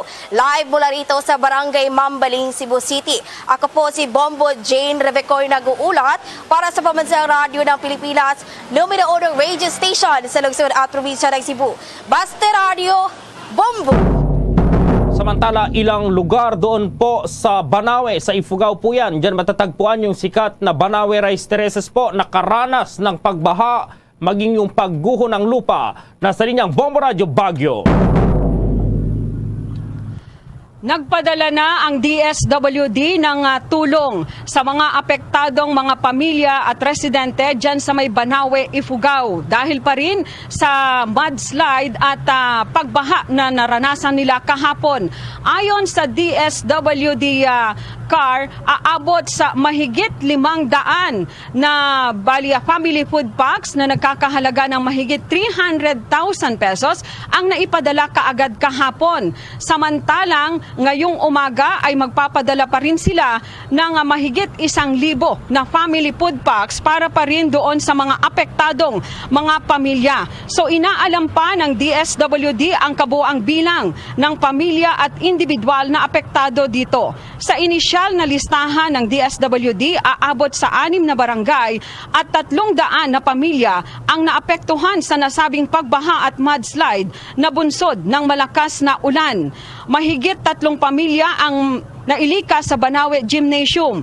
May naiulat din na 3 nasugatan pero agad namang nabigyan ng first aid. Patuloy naman ang clearing operation na ginagawa ng mga otoridad sa mga kalsadang apektado sa pagguho hanggang sa kasalukuyan. Matatanda ang kahapon ay sarado ang ilang mga kalsada sa Banawe. Sa panayam ng Bombo Radio Baguio sa Ifugao PNP, ilang bahay din ang nabaha at mistulang naging waterfalls matapos daanan at pasukin ito ng malakas na agos ng tubig mula sa mataas na bahagi ng bundok. Nagdulot din ito ng pagkasira ng mga kagamitan at ilang bahay, ilang mga sasakyan din kagaya ng tricycle, motorsiklo ang tinangay dahil sa lakas ng agos ng tubig sa kalsada. Sa tulong naman ng mga otoridad, nailigtas ang ilang occupants ng mga sasakyan na inanod ng malakas na agos ng tubig. Naideklara rin ang blackout sa ilang barangay. Sa ngayon ay patuloy ang isinasagawang clearing operation at sandbagging sa mga apektadong barangay. Bombo Gerald. Oo, Bombo Baguio, Bombo Irene, dahil ang pagkakaalam namin, pagkakaalam ng mga tao ay yung Banawe Ifugao, dyan matatagpaan yung Banawe Rice Terraces, ay bundok yan. Pero nagkakaroon na rin ng baha dyan sa part na yan, Bombo Irene?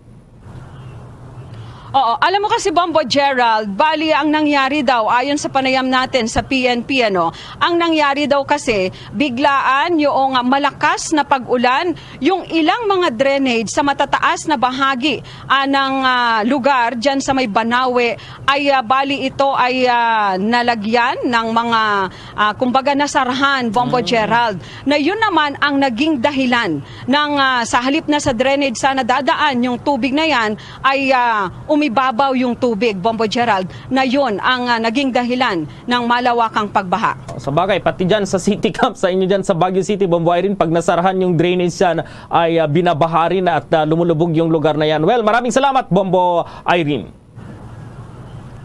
Yan ang ulat, buhat pa rin dito sa Bombo Radio Baguio. Bombo Irene Visconde Buenaventura para sa Pambansang Radyo ng Pilipinas at consistent number 1 dito sa siyudad ng Baguio. Basta Radyo, Bombo! Bombo Sports News. May mga adjustment daw na isasagawa itong Filipino boxer na si Mark Magnifico Magsayo sa pagharap niya kay Ray Vargas sa darating na Julio Agesa doon po sa San Antonio sa Texas. Sinabi nito na kahit na mahilig umatras itong Mexican boxer ay handa nitong sabayan. Isa sa mga pinagbuti niya ay itong kanyang footwork para makipagsabayan sa nasabing kalaban. Si Magsayo ay mayroong 24 na panalo at wala pang talo na mayroong 16 na knockouts, habang si Vargas ay mayroon namang 35 na panalo po at walang talo. 22 knockouts po itong kanyang record. Samantala, umani ngayon ng samut-saring reaksyon ang muling pagbabalik sa boxing ring ni Senator Manny Pacquiao. Ito ay matapos ang desisyong labanan itong isang YouTuber. Una nito ay pinagmalaki ng Korean YouTuber at martial arts expert na si DKU ang pagkuha niya bilang trainer sa dating Pinoy World Champion na si Jerry Peñalosa bilang paghahanda raw sa exhibition match laban pa rin sa Senadora sa buwan ng Disyembre. Ang tinaguriang 2022 special boxing match na Pacquiao versus DKU ay itinakda po yan sa December 10 nitong taon. Inanunsyo ng kampo ni Yuna malaking karangalan na maging bahagi ng training camp si Peñalosa na dati na ring two division world champion. Si Peñalosa ay malapit na kaibigan po ni Pacman. Samantala, sinabi ni DKU na bagamat hindi kilala sa labas ng Korea, marami naman daw itong followers sa kanyang sariling bansa. Nasa mahigit 600,000 ang kanyang mga subscribers sa kanyang YouTube channel. Ang 42 years old na si Yo ay ininarawan din ng kanyang sarili bilang movement, meditation, fighting coach at founder ng tinaguriang Warfare Combat System Method. Noong nakaraang taon ay hinarap din niya itong UFC veteran na si Bradley Scott sa isang exhibition match. Bombo Foreign Exchange Update. Sa palitan nga po ng piso kontra pa rin sa isang currency, isang US dollar ngayon katumbas ng 55 pesos 57 centavos, ang Hong Kong dollar 7 pesos at 8 centavos, ang Singaporean dollar 39 pesos at 55 centavos, ang Saudi Arabian Rial ay 14 pesos at 80 centavos habang ang euro 56 pesos at 59 centavos. The Bombo Foreign Exchange Rate Update is brought to you by Queen City Development Bank. Samantala, dahil sa kinarap ng buong mundo ang COVID-19 pandemic, narito ang Orasyo Imperata. Merciful and compassionate Father, we confess our sins and we humbly come to you to find forgiveness and life. We come to you in our need to seek your protection against the COVID-19 virus that has disturbed and claimed many lives. We ask you now to look upon us with love and by your healing hand, dispel the fear of sickness and death, restore our hope, and strengthen our faith. We pray that you guide the people tasked to find cures for this disease and to stem its transmission. Bless the efforts to use the medicines developed to end the pandemic in our country. We pray for our health workers that they may minister to the sick with competence and compassion. Grant them health in mind and body, strength in their commitment, protection from the disease. We pray for those afflicted. May they be restored to health. Protect those who care for them. Grant eternal rest to those who have died. Give us the grace in these trying times to work for the good of all and to help those in need. May our concern and compassion for each other see us through this crisis and lead us to conversion and holiness. Grant all these through our Lord Jesus Christ, your Son, who lives and reigns with you in the unity of the Holy Spirit, God, forever and ever. Amen. We fly to your protection. O Holy Mother of God, do not despise our petition in our necessities, but deliver us always from all dangers. O glorious and blessed Virgin. Amen. Our Lady, health of the sick, pray for us. Saint Joseph, pray for us. Saint Raphael the Archangel, pray for us. San Roque, pray for us. San Lorenzo Ruiz, pray for us. San Pedro Calungsod, pray for us. Luzon, Visayas at Mindanao maging sa buong mundo, yan ang kabuuan ng Bombo Network News Morning Edition. At live nationwide via satellite mula sa Bombo News Center Makati, kami ang inyong mga kasamang naghatid ng mga balita. Ako si Bombo Everly Rico. At ako naman si Bombo Gerald B. Ulet para sa Pambansang Radyo ng Pilipinas, Basta Radio Bombo!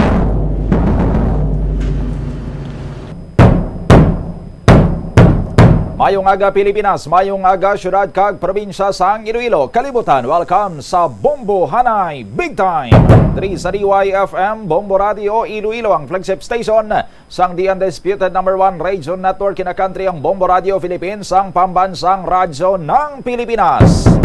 Adlaw kita karon sa Biyernes, petsa 8 sa bulan sang Hulyo tuig 2022. Ako ang inyo anchorman subong nga aga Bombo Donny Digala. Sa aton mga headlines sa aton karon mga talalupandon nga mga balita diri sa aton sining pangalagad ang pag-asa nagapahanumdum sa publiko nga ang peak o kung kasagsagan sang typhoon na season diri sa pungsod Pilipinas ang sugod na subong bulan sang Hulyo tubtob sa maabot sining bulan sang Oktubre. Gani ginapandaman ang aton sining mga kabombo nga maghimo gid karon sa mga nagakaigo sining mga preparasyon sa sining palaboton naton sini nga mga bagyo nga mahimo nga mag-igo ya diri sa aton sining pungsod sa masunod sining mga binulan. Sa iban pa karon nga mga balita diri sa aton sining pagpangalagad ang kambyo karon sang piso kontra sa dolyar nagasarurot pa. Nalabuot na sa karon ang 17-year low kaya kahapon pagtakop sang trading ang kambyo karon sang isa ka dolyar sa piso nagalabuot na ya sa 56 pesos and 6 centavos na breach na sini sa aton sini nga mga kabombo ang 56 peso mark. Katapusan nga nagalabot sa 56 pesos ang kambyo sang dolyar sa piso sadtong nagligad pa yang 2005 o kun 17 years ago pa sa aton sining mga kabombo. Pero bisan nga may ara karon sang pagsarurot sa kambyo sang piso kontra dolyar ginalauma naman nga ti makapiyan-piyan karon ang ining good news man para sa aton sining mga motorista kaya ginalauman nga may ara naman sang big time nga oil price rollback sa masunod sining semana bangod man kay nag-us-us kuno sang $10 per barrel ang presyo sang krudo sa pangkalibutanon sining merkado. Makasaysayan ini kon matabo sa aton sining mga kabombo nga segundahan sang big time rollback sa masunod sining semana ang presyo sa produktong petrolyo kay since sugod ang tuig 2022 since January 2022 way paya natabo nga sa duha sining magkasunod sining semana may ara sang sunod-sunod sining rollback sa presyo sang gatong. Ang trend iya sang mga nagliligad sa aton sining mga kabombo nga sige-sige ang pagsaka sang presyo sang gatong and then ma-rollback maka-isa lang sini ka semana sagun suna naman dason sang sunod-sunod naman nga mga sinimana nga pagsaka naman sang presyo sang produktong petrolyo. Pero sandig diri sa paglantaw karon sa Department of Energy mahimo nga ang ining oil price sa rollback nga na-experiensyahan sa aton sining mga motorista subo nga semana nagligad sining Martes masundan sang another pagid nga big time rollback 4 pesos itapya sini sa kada litro sang diesel kag 3 pesos naman itapya sa kada litro sang gasolina. Sa iban pagkaroon nga mga balita diri sa aton sining pagpangalagad ang stocks kuno sang kalamay sa pungsod Pilipinas posible nga maubos na sa bulan sang Agosto inisandigman sa Sugar Regulatory Administration o kon SRA. Way nabi kuno sang nag-harvest subong sang tubo kagway na sang milling pero taas gyapon ang demand sang kalamay diri sa pungsod. Dugangan pa karon kay waay maka-import ang Pilipinas kay ang Sugar Order number 3 ang gina-atras sang SRA ang implementation matapos man nga ang mga sugar planters sa may area ya karon sang Negros nakasecure sang temporary restraining order sa korte batok sa sining plano nga importation naman kun tani sang SRA. Di mabatsagan kun ni subong kay way ka import sang kalamay ang pungsod mahubsan kita sang supply sang kalamay. Mangin mapait na lang perming aton sining kapikon magamo sini sa dugang pagid nga mga balita diri sa aton sining pagpangalagad sa balita lokal. Si Pasay City Vice Mayor Jesry Palmares magasumpa na karon bilang Undersecretary sa Department of Agrarian Reform o kun DAR. Sa iban pagin nga mga balita, dengue cases sa syudad sang Iloilo nagdangat na sa 131 apang napabilin sa gyapon sa isa ang casualty o kun napatay ang biktima ni taga Molo Boulevard sa nagligad sini nga bulan sa aton sini nga mga kabombo. Pero may pilaya karon ka mga barangay sa syudad nga nakitaan nga may ara sang steady sini nga pagasaka sa mga kaso. May mga barangay man nga way sadto kaso sang dengue sang 2021, subong may mga kaso na sila sang dengue. Sa iban pagid karon nga mga balita, validation nagapadayon sa bahin niya sa mga eskwelahan na under sa City Schools Division of Iloilo. May kandaran sa siling nagapadayon sa gihapon nga preparasyon sa pagpanumbalik sang face-to-face classes sa bulan niya sang Agosto o kon sa pagasugod man sang school year 2022 to 2023. 9 minutos na nakaligad sa takna nga alas 8 sa aga diri sa aton sining pagpangalagad nagpahayag ang Sugar Regulatory Administration o kon ang SRA nga ang stocks karon sang kalamay diri sa pungsod Pilipinas posibleng magalawig na gid lamang hasta sa bulan sang Agosto, hasta na lang sunod bulan kag mahimo sini kuno nga mahubsa na sang supply sang kalamay ang pungsod Pilipinas, no? Ini man bangod kay may ara sa sunod diri karon iya sang pagnubo man sang produksyon. Kay ti tapos na sini ang harvest season kag at the same time way nga daan maka-import man sang Pilipinas sang kalamay ang Pilipinas bilang pang-stabilize kon tani sang supply sang kalamay sa aton sini nga mga merkado. Ilain sini sa aton sini nga mga kabombo may kaupod ba naton subong aga diri sa aton sini nga pagpangalagad live ang chairman sang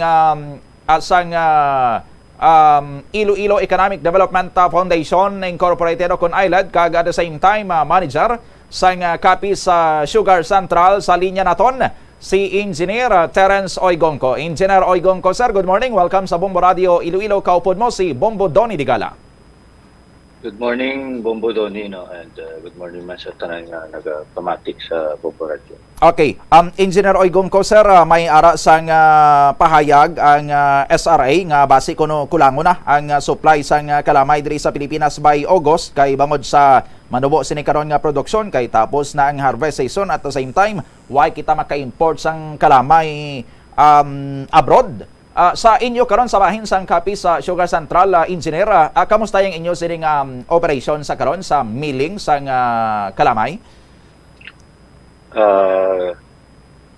Again, good morning, no. Ang aton operation sa Central nagpuntat na kami sang antes matapos ang Marso ini nga tuig. And medyo manubo ang aton nga nagaling na tubo kay overall nag-drop ang produksyon sa tubo sa bilog nga Pilipinas, no? So hindi man lang kita ang nagnubo but halos tanan nga sentral sa bilog nga Pilipinas nagnubo. Ang aton nga produksyon sang tubo sa kabilugan sa bilog nga Pilipinas is nanaog by 17%, no? So halos 20.8 million metric tons lang gid ang tubo nga nagaling sa tanan nga mga sentrales kumparar sa halos 25.15 million metric tons previous year. So nagapagwa nga ang kalamay nga naubra sa Pilipinas is ara lang sa 1.79 million metric tons. Bali halos 342,000 gid ka tonelada ang nubo sini sa bilog nga pungsod sa Pilipinas. Naga-translate ni siya sa mga halos 7 ka milyon nga diferensya ang produksyon. Amuni ang rason nga medyo mahal ang presyo kag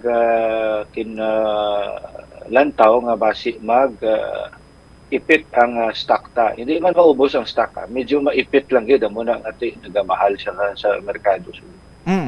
Okay. So may ara gid man gali sang changes sa volume sang sining kalamay nga aton sining nga na-produce kay bangod naganubo man ang volume sang mga harvest sining tubo or sugarcane sang nagligad sining nga season Engineer Oigongco, sir? Oo, medyo nubo ang production gid naton, no? And amo ning isang rason nga sang Pebrero nagplano ang SRA nga pasulod kani 200,000 tons sa kalamay. Nag-file siyang restraining order, but I think na-resolve naman kay based sa kin-file nga kaso, hindi lang file siyang importation permit sa Negros, no? So nagbatod sila sa Quezon City. Actually nag-aumpisa na pasulod subong ang 200,000 tons nga naaprubahan. And may mekanismo man sini ang SRA nga halin sa reserve maging isaylo sa domestic sa munisipyo ang kulang gid. But ang tanan nga kin-import is para lang ni gid ni sa nagausar sang kalamay kag hindi ni siya magbuwa sa merkado. Okay. Kamo dra sa Sugar Central, Engineer, nagakuan man kamo dra, naga-reserve man kamo dra sa mga na-produce nyo nga kalamay or naga-stock kamo dra, may inventory kamo or after ni sang inyo yang miling ginapagwa nyo ni tanan ninyo sini nga mga supply? Ang aton nga sistema is kada magpagaling kita, kada semana naga-issue kita kedan, kag ang ining kedan kinabaligya man sa mga plantadores, kag sa mga sa mill sa amon din, no? Kag so far halos wala na kita bilin sa bodega kay na-withdraw na ni tanan sang mga tag-iya sa nagbalalakal. So ari na ni tanan either ara na sa merkado or ana sa guwa sang sentral. So medyo wala na kita stock sa Subo. Oo. So, saan naman Engineer Oigongco ang ginalauman naton sinidring mag-harvest sang tubo and then ma-start naman kamo sa inyo sinadra nga milling sa sentral?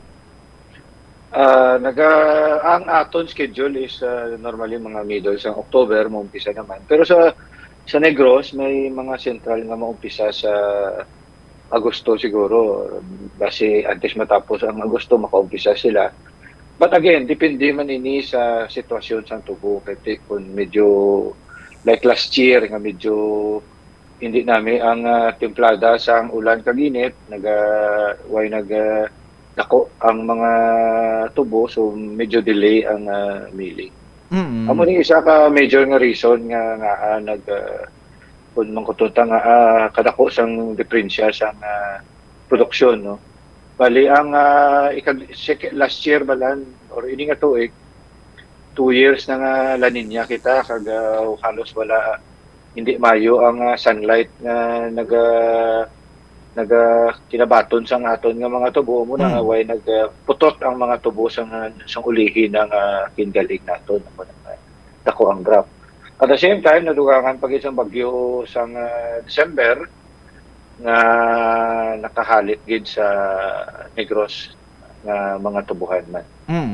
Okay, so bangod sini nga mga factors mahambal naton engineer nga subong aside sa factor sang COVID-19 pandemic, aside sa factor nga nagasinaka ang presyo sang abono, nagasinaka ang presyo sang fuel, bangod gali sa aton sini nga panahon daw pamigado gid man subong ang aton nga sugar production, Engineer Oigongco? Ang rason nga mayor gid is tungod sa wala nagtaas kag nagdako ang tubo. So since nagbalik na sa economic activity naton sa pungsod, nagbalik na, medyo ang demand sa kalamay taara naman. So kung lantaw naton medyo mayo ang dalagan sa withdrawal sa mga kalamay, ang medyo nagdamo ang demand naton sa merkado. Okay.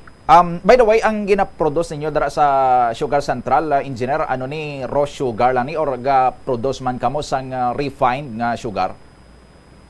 Ang amon sa Kapi Sugar Central is raw sugar lang. Pag medyo ang ginatawag natin nga wash sugar nga medyo maputi siya gamay. No? So, but hindi siya refined.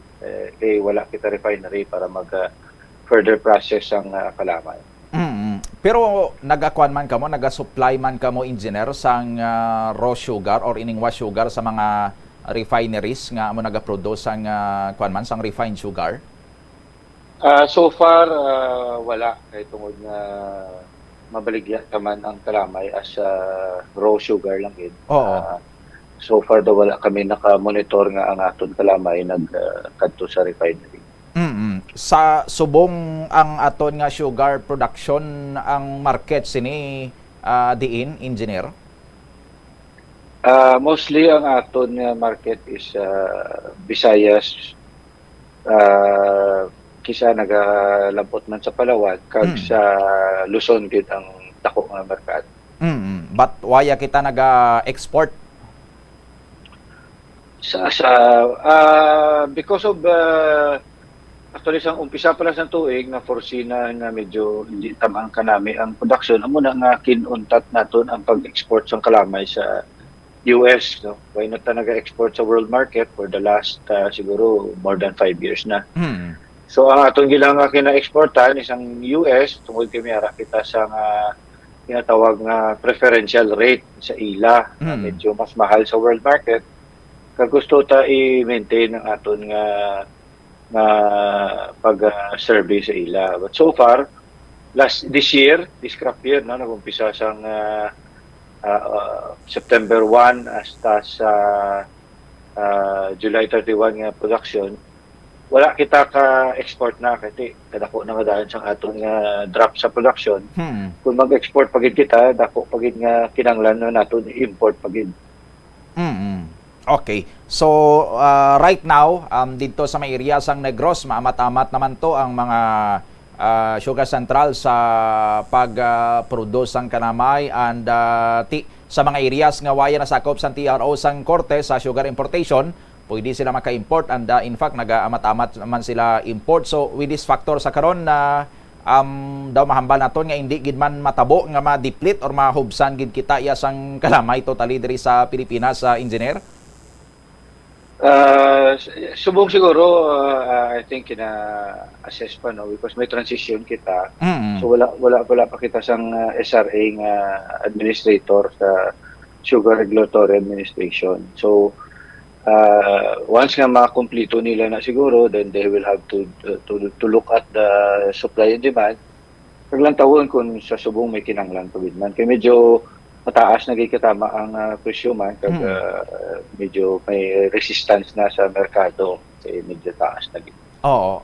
Mga ano kadako na ni ang gin-increase ang presyo sang kalamay, engineer man? May mga figures man kita dra pwede naton sila ma-share sa public engineer? So far,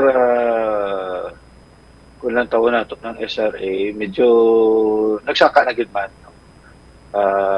Ang ito na per kilo siguro ara sa halos 55 to 60 pesos sa raw sugar.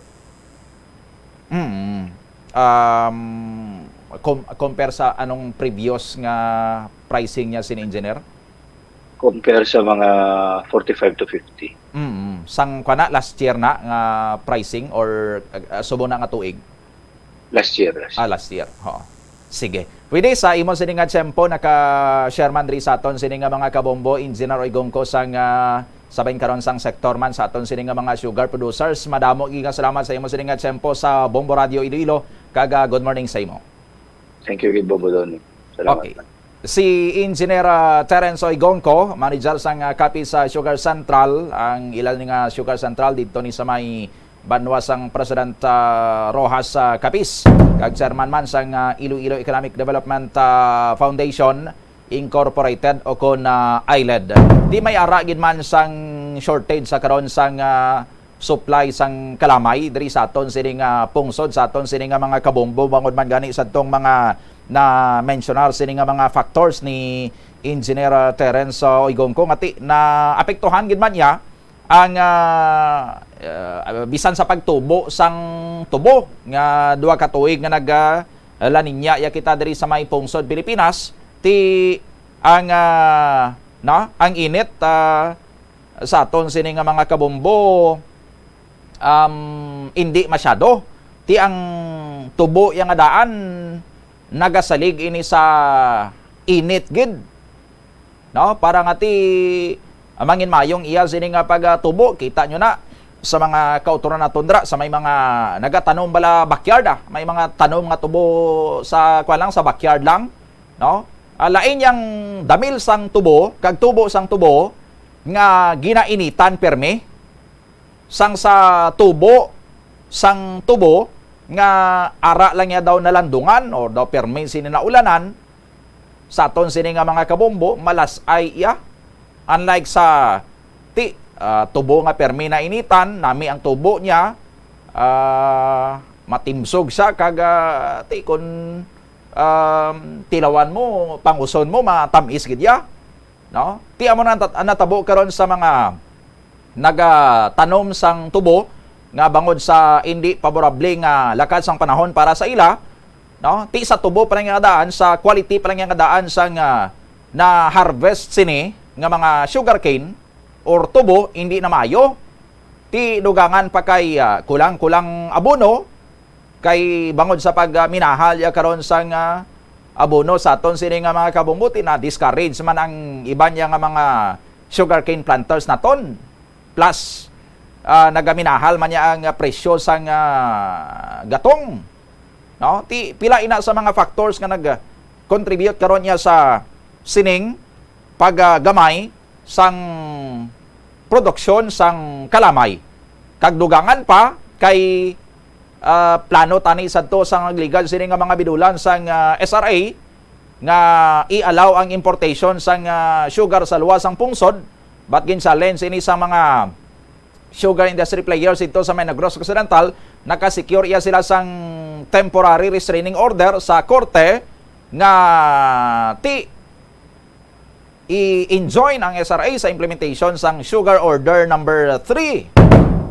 Pwede man tani ito ma-implement iya sang SRA sa iban nga mga areas nga waay man niya nasakop sang TRO, kay ang TRO gin-issue pabor man lang dito sa mga producer sa may Negros, no? Ngati dito lang ya ang hindi maapektuhan sang importation pwede ma-implement sa iban sini nga mga lugar, but gin pagkamayo sang SRA nga hindi na lang iya kuno mag pag-i-implement adtong Sugar Order number 3. But later on, tinagkambyo naman sila kay na-foresee na nila, nakita na nila karon nga daw ma-deplete gid kung hindi sila hindi nila pag-iporso ining importation, ti ma-deplete gid ang supply sang kalamay amo na nga sa ila iya sini nga projection by August ma-deplete iya ang stock sang sugar diri sa Pilipinas sa aton sini nga mga kabombo, na kuno diri nga madula ang supply sang raw sugar o kun ining wash sugar, ang brownies niya balang iya sini nga color kaga hindi iya sang puti, ang puti ti amo ng refined sugar. Ang current raw sugar stocks sa Pilipinas according sa SRA na ara dira sa 248,195.40 metric tons. Kag ma-wipe out na kuno ini nga stocks by August 4. While ang current supply sang refined sugar dira sa 109,004.5 metric tons. Ti ini ma-wipe out naman ni kuno o kung maubos naman ni kuno konsumo by July 29, no? Ti may ara sunod diri sa Department of Agriculture sang sugar supply deficit ang Pilipinas nga 203,000 metric tons, kag may kulang man sa supply sang refined sugar, may shortfall nga about 332,000 metric tons. ang Pilipinas may ara sang buffer stock sang kalamay sa aton sini nga mga kabombo, pero ang ginakonsumo kuno karon sang Pilipinas ti buffer stock na ni, no? Ining buffer stock kay ti gina-require sa aton sini nga leader, sa aton sini nga pungsod nga dapat after sang harvest season amo to natapos sang Marso, may ara dapat sang carry over stocks nga 250,000 metric tons ang raw sugar kag 200 metric tons man or 200,000 metric tons to 250,000 metric tons sang refined sugar at the end of any given crop year. Panigana ina sa ti panahon nga waya sang harvest way sang harvest sang tubo, way sang galingon ang mga sentral, way sang produksyon sang kalamay, no? Pero ti may ara yatani sang panigana sa sina nga mga season, kag amo na ang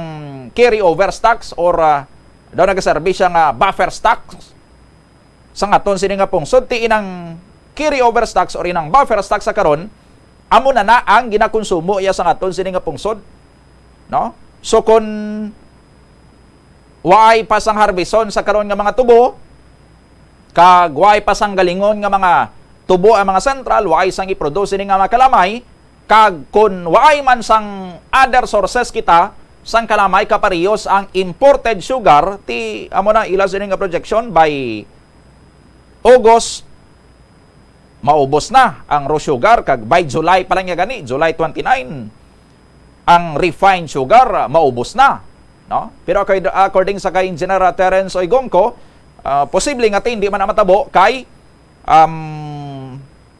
subong amat-amat na nga maharvest sang tubo dito sa Negros, anti ipagaling nila na sa mga sentral may sugar production, and then may masulod man sini nga mga imported nga mga kalamay after sang sining implementation sang sugar order number 3 sang SRA, no?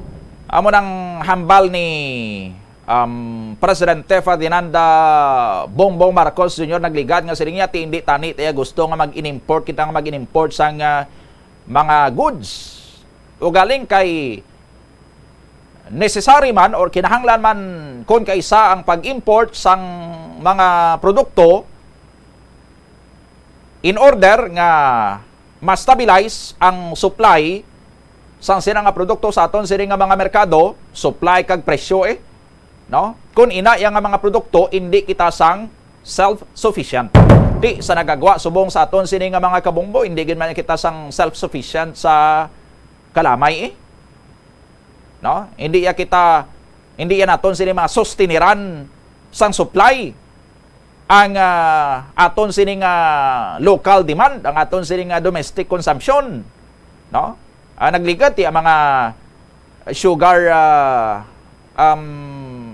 producers naga-export pa sang kalamay, no? But ti sang ulihi waay na kay ginapanan-ano gani nila nga kulangon ang kalamay or pigadong produksyon sang aton yung sa nga kalamay, ti waay na sila naga-export, no? Kag bisan gani naga-export na sila nagligad kay ti pabor ini sa ila kay mahal yang bakal sang ila sila kalamay dito sa may world market, sige man gyapon ang import sang Pilipinas sang kalamay sa aton sini nga mga kabobo. Naga-export ya kita not because nagapananubra ang supply sang kalamay diri sa aton, no? Kundi naga-export ya kita kay ti aman ang commitment naton dito yaman karon sa may bahin sang mga international trade partners naton sa Estados Unidos sang Amerika, makatilaw man sila sang aton sila diri nga kalamay, and then since hindi man kita sang self-sufficient kag kulangon gyapon naton sila nga supply, ti kundi ma-import man kita, no? Ti amo na subong nga kinahanglan nga mag-import sang kalamay ang pungsod Pilipinas. Kag ginasugura naman nga mag-import kay ti kung hindi kita mag-import kag kung delayed ang production sang kalamay diri sa aton, ti maagyan tayo gurong inadlaw sini mana or binulan nga malasay perming aton sini nga panamili. Way kalamay sa mga ilimnon tamo, way kalamay sa mga pagkaon ta, no? Sa aton nya sini nga mga kabombo. Pero pabor naman ako no tani sa mga kautoran naton nga naga-suffer sang diabetes. Kag sa mga gusto maglikaw sang diabetes, pero nagaka-team target permi basta may ara sang kalamay sa ilaya sini nga mga kusina or sa ila sini nga mga lamisa, sa ato niya sini nga mga kabombo. Ti subong way pagaligapon niya sang gin-appoint nga administrator sa bahin sang SRA. Way pa sang pinuno ang Sugar Regulatory Administration ang maning ginahulat karon sa aton sini mga kabombo, just like sa iban nga mga departamento nga mga very critical man karon nga mga ahensya, ang DOH, ang Department of Energy, no? Mga importante ini nga mga departamento subong kay ti nagapadayon gyapon naton sa COVID-19 pandemic. Kag dengue season man karon diri sa aton sini nga Pilipinas, diri sa aton sini nga pungsod. Ti kinahanglan tani diri sang liderato na dira sa DOH nga maghatag sa mga direktiba, mag-lead sa DOH sa pag-atubang sa sini nga mga concerns sa Department of Energy. Ti mo nang problema naton karon sa oil crisis, ti kinahanglan man tani sang leader dira sa bahin sa DOE nga mag-direct man sa iya sini nga departamento or sa iya sini nga ahensya, maghimo sa mga tikang kung paano naton ma-address ang problema ya karon sa bahin sa enerhiya. Kag ti sa SRA, no, pigadong produksyon naton sang kalamay, nagapamigadong aton sini nga mga sugar planters, pating aton sini nga mga sugar centrals, ti why sila sang galingon kung may ginagaling sila ti gamay malang sa aton sini nga mga kabombo. Again, nagakinahanglan naman gyapon sang liderato sina dira nga magtalupangod sa sini nga mga concerns ti until now why pa ya sa aton sini nga mga kabombo. Anong ginahulat ya sini ni Presidente Ferdinand Bongbong Marcos, nagahulat sang sining kwandra mga negosasyon, no? Ayawan gin sila kapisil, ayawan gin sila dira kapili. Kadamo-damo na daw halos kada adlaw may mga nagasulumpa dito sa palasyo sang Malacañang nga mga asik-asik kag mga assistant secretaries kag mga undersecretaries, no? Pero mga secretaries or mga administrator sa pila ka mga vital nga mga ahensya sa aton sini nga mga kabombo, no? Ti kuan gid na why pa sa karon ma-fill inan sa aton sini nga mga kabombo. Why ta kabalo kung anong rason kung ayawan gid man kapili si Marcos kay ang gin-recommend sina dira sa iya the best and the brightest gid, no? The cream of the crop gid nga daway kagid sa pilian nga kung magpili ka sang isa daw manugon ka sa iban, daw usik ang iban, kiti palariho sa sila mga kwalifikasyon, kapariho sa sila mga mga kapabilidad, daway kagid sa pilian gani sa aton sini nga mga kabombo, or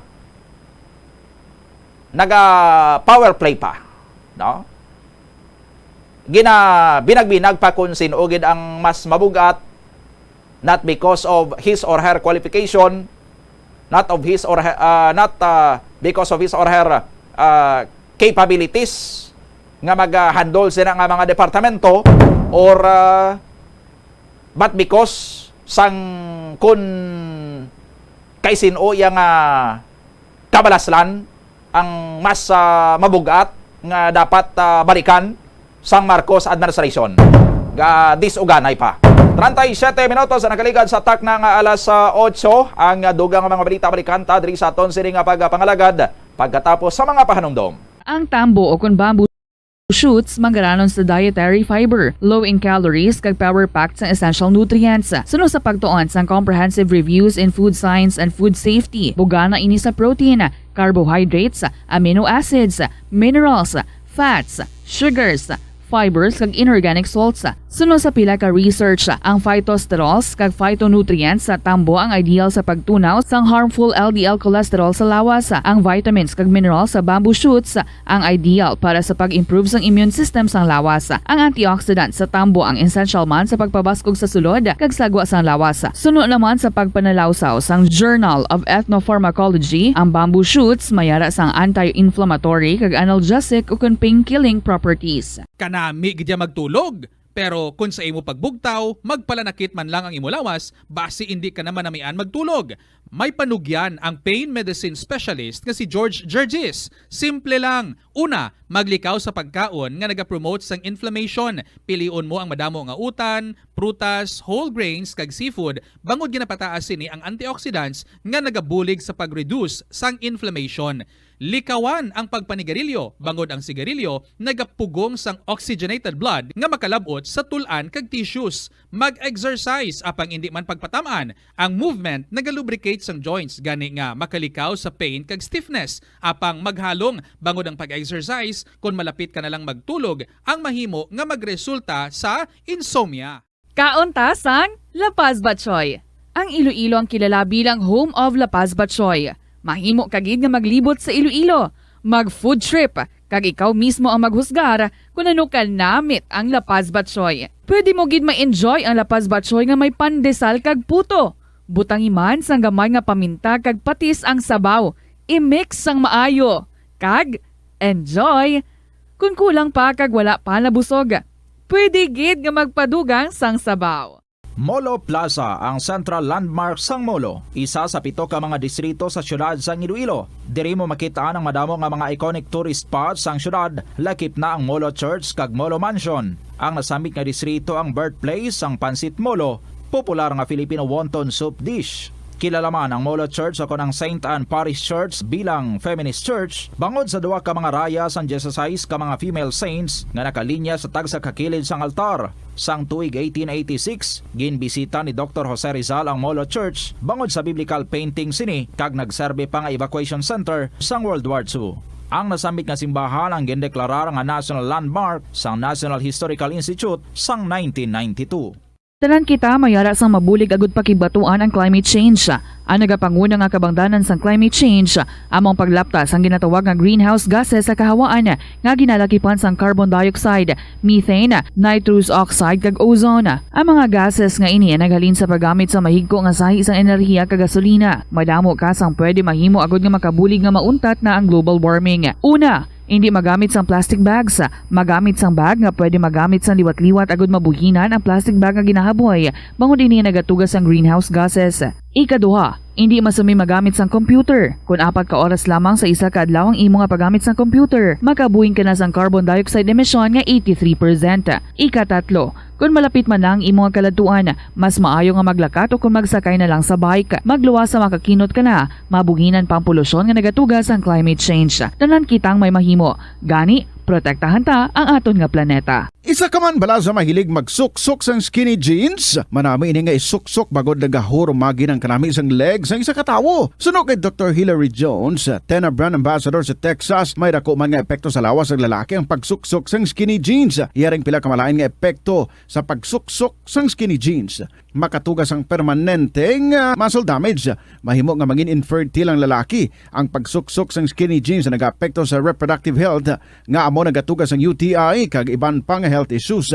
Mas maayo suno sa eksperto nga maggamit sang cotton fabrics agud mangin komportable kag magkalikaw sa hindi maayong epekto sa lawas sang skinny jeans. Nakahibalo ka bala nga ang color ang makaapekto sang imo nga modo? Santo sa pagtuon sang American Home Shield, mayara sang correlation ang color kag mood. Ang nagkalain-lain nga color combinations ang nagapagwa sang nagkalain-lain man nga personalidad sang tawo. Suno sa mga psychologists, ginapanugyan sa pagtuon nga mas makapasangkad sang modo sang tawo ang mga bright colors ipaanggid sa mga dark colors. Kaangay sang pula nga nagapataas ang blood pressure kag heart rate. Apang mas maayo ang duag na pula kunyara ini sa kusina bangod mas nagapagana ini sa pagkaon. Ang shades nga blue kag green ang ginaabiso sa mga psychologist nga nagakadapat yara sa sulod sang imo kwarto bangod ini nagapakalma sa paminsaron sang tawo. Kabombo! Subong nga naghalog na ang restrictions, madamo na nga mga physical activities ang ginabalik, ilabi na mga sports events. Apang maghalong lang ha, bangod kun ka isa, hindi malikawan nga may injury gid nga maangkon. Makabulig ang pagbutang sang ice o kun yelo sa bahin sang lawas nga nagasakit bangod sang injury. Suno kay Michael Vincent Kayanan, physical therapist, ang ice ang mahimo nga ma-apply sa bahin sang lawas nga masakit sa sulod sang duha ka adlaw. Ang masakit nga bahin sang lawas kaangay sang tiil pill o kon kamot ang ihulom sa ice o kon direkta nga butangan sang ice. Pagkatapos ang 2 ka adlaw, ang injury ang mahimo na nga mabutangan sang mainit naman nga tubig. Nakasimba ka na bala sa Miagao Church? Ini ang kilalaman sa tawag nga Church of St. Thomas of Villanova. Ang construction sa nasambit nga simbahan ang nakumpleto sa tuig 1797. Sa subong, ang Miagao Church ang isa sa mga tourist spots sa Iloilo. Popular ang Miagao Church sa detalyado kag artistic sculptures sini nga nagapakita sang Spanish, Muslim kag Chinese traditions. Ang Miagao Church ang gindeklara bilang UNESCO World Heritage Site sang Desyembre 11, 1993. Masami bala nga nagabiring ang imutiil? Kung magpungko ka gani sang madugay, daw hindi ka na makatindog bangod nagabiring ini o kung naga-cramps. Suno kay Dr. John Hubert Pua, isa ka orthopedic surgeon, masami nga mabatyagan ang cramps sa idalom nga parte sang lawas. Apang mas delikado kung masami mo ini mabatyagan sa ibabaw nga parte sang imo lawas, kaangay sang kamot, bangod posible ini nga palatandaan sang mas malala nga balatian, kaangay sang sakit sa tagipusoon, diabetes, kag hypothyroidism. Pila sa mga rason sang cramps amo ang sala nga posisyon kung nagatulog o kung madugay nga pagpungko, kakulang sa potassium kag calcium sa dugo, kag dehydration o kung kakulang sa fluids. Nagpanugyan ang doktor nga ang pinaka-epektibo nga solusyon sa cramps amo ang stretching exercise tubtob madula ang pagbiring. Na-eksperyensyahan mo na bala nga mabuli o kung ikaw mismo ang nagapang-bully online? Ang cyberbullying among paggamit sang offensive kag masakit nga mga tinaga online o kung pinaagi sa text. Ang bullying ang nagatugas sang kasubok kag depresyon sa biktima. Magluwas ni, magabatyag siya sang kaakig, kahuya, pagkadula sang interes sa mga butang nga iya naluyagan kag kakapoy. Kung ikaw ang ginbully, una nga tika nga imo himuon, amo nga magpangayo sang bulig sa tawo nga imo masaligan, ilabi na sa imo nga ginikanan. Paano ka bala makabully nga mauntat na ang bullying? Simple lang, don't be a bully. Hindi mag-post online nga makahatag sang sakit sa balatyagon sa isa ka tawo. Sa aroma kag soothing feeling sa pag-inom sang tea, ang rason sang kadamaan nga paborito nga imnon ang tea. Sunod kay Ansley Hill, registered dietitian sa Western Oregon sa Estados Unidos, ang mas sobra 3-4 katasa nga pag-inom sang tea sa isa ka adlaw ang makadala sang hindi maayong epekto sa lawas. Ang sobra nga pag-inom sang tea ang makapatas sang anxiety, stress, kag restlessness. Hindi man manami nga pagtulog, bangod kaangay sang kape, ang tea ang naga-contain man sang caffeine nga nagapugong sa isa ka persona nga makatulog. Apisar sini, ang tea ang isa sa pinakapopular nga ilimnon sa kalibutan, bangod man sa pila sini ka maayo nga health benefits. Apang kinahanglan nga moderate intake lang sa tanan nga ilimnon agod ma-achieve ang healthy living. Nagahalog na ang mga pagsulundan. Apang hindi magkalipat nga ang COVID-19, ara pa. Be the solution against COVID-19. Magsuksok sang face mask, ilabi na kung niyara ikaw sagwa. Maghugas ang kamot gamit ang habon kag tubig ukon mag-sanitize. Maglikaw sa mataw nga lugar kag magpabakuna. Kung nagalain ang imo pamatyag, magpabilin sa sulod sang balay. Pinaagi sa pagprotekta sang imo kaugalingon, maprotektahan mo man ang mga tawo sa imo nga palibot. Pirmi ka bala nagapanguyab? Ang pagpanguyab ang hindi man dapat kahangawan suno sa mga eksperto. Bangod isa ini ka natural nga proseso bilang response sa kakapoy, katuyo, boredom, kag kun kaisa, mahimo nga na-trigger ka lang kung may makita ka man nga nagapanguyab sa imo tupad. Apang ang ginpaandam sa mga eksperto, amo ang sobra-sobra nga pagpanguyab, sa diin mas sobra ka isa ang pagpanguyab sa sulod sang isa ka minuto. Mahimo man ini nga indikasyon sang brain tumor, heart attack, epilepsy, multiple sclerosis, kag liver failure. Bilang panugyan sa mga eksperto, mas maayo gid nga magkonsulta gilayon sa doktor kung may nanutisyaran nga increase sa pagpanguyab, ilabi na gid kung wala man lang sang matumod nga rason. Lapnago na ang mga nagalapta nga misinformation o kung fake news. Ikaw, nabiktima ka na bala? Paano bala mahibaluan ang isa ka impormasyon nga nagapatalang? O kung sala? Una, i-check gid ang source. Kung sa diin inihalin, kung ang impormasyon halin sa reputable news outlet, makit-an ini sa ilang nga website. Ikaduha, i-check ang petsa sang gin-publish ang impormasyon ukon ng article. Ikatatlo, i-check ang detalye sang impormasyon. Basta hagid ang bugos nga istorya bangod posible nga ang detalye ang malayo katama sa nakabutang sa headlines. Mag-fact check. Hindi galayon magpati sa mga impormasyon nga imo makit-ana, ilabi na online. Sa halos tanan nga prutas nga aton ginakaon sa masami ginahaboy nato ng ilaliso, apang panumdumaliwat kay may liso sang paborito mo nga prutas nga dapat hatagan mo sang tsansa nga buligan ang imo ikayong lawas. Ini amo ang liso sang abukado nga suno sa National University of Singapore. Nakit-an nga mayara sang 70% sang antioxidant content. Ang incredible fiber content nga may upod nga natural oils, vitamins kag minerals ang makabulig sa pag-improve sa digestion, naga-reduce ang inflammation kag naangot man sa paglikaw sa development sa cancer cells. Ang liso mahimo mo nga kihadon kag tuktukon kag isimpon sa imo nga pagkaon o kun ilimnon. Suno kay Dr. Tom Wu, isa ka physician nga ginpasidunggan sa American Cancer Society kag United Nations, nakumpirma niya nga ang liso sa abokado nagatanyag sang most intense amounts sang soluble fiber. Ang soluble fiber nagabulig sa pagkakasang cholesterol sa cardiovascular system, gani makabulig ini sa paglikaw sa heart disease, heart failure kag stroke. Ang intense burst sang antioxidant sa abokado nagabulig sa pagpanubo sang oxidative stress nga tugas ang harmful UV rays sang adlaw kagamuman sa pollution kag chemicals. Makabulig ini sa pag-reduce ang visible signs ng aging kag naga-rejuvenate ang tone kag condition sang skin tissue, gani mas young looking ang imo nga panit. Atensyon sa mga mahilig magamit ng aircon. Bangod sa mainit nga tiyempo, madamo ang mga tao nga nag-enjoy sa paggamit ng aircon, agud nga mabuhina ng init nga ilangan na batyagana. Apang nagpaandam ang medical expert batok sa mga balatian nga mahimo makuha gikan sa sobra-sobra nga paggamit sini. Sino ka Dr. Maria Encarnita Limpin, isa ka experienced healthcare specialist, mas maayo nga tsakyaron nga malimpyo ang hangin. Minutos na nakaligad sa tak ng alas 8 sa aga, pabalik diri sa Bombohanay Big Time sa gyapon po sa inyo Anchorman Bombo Donny Digala.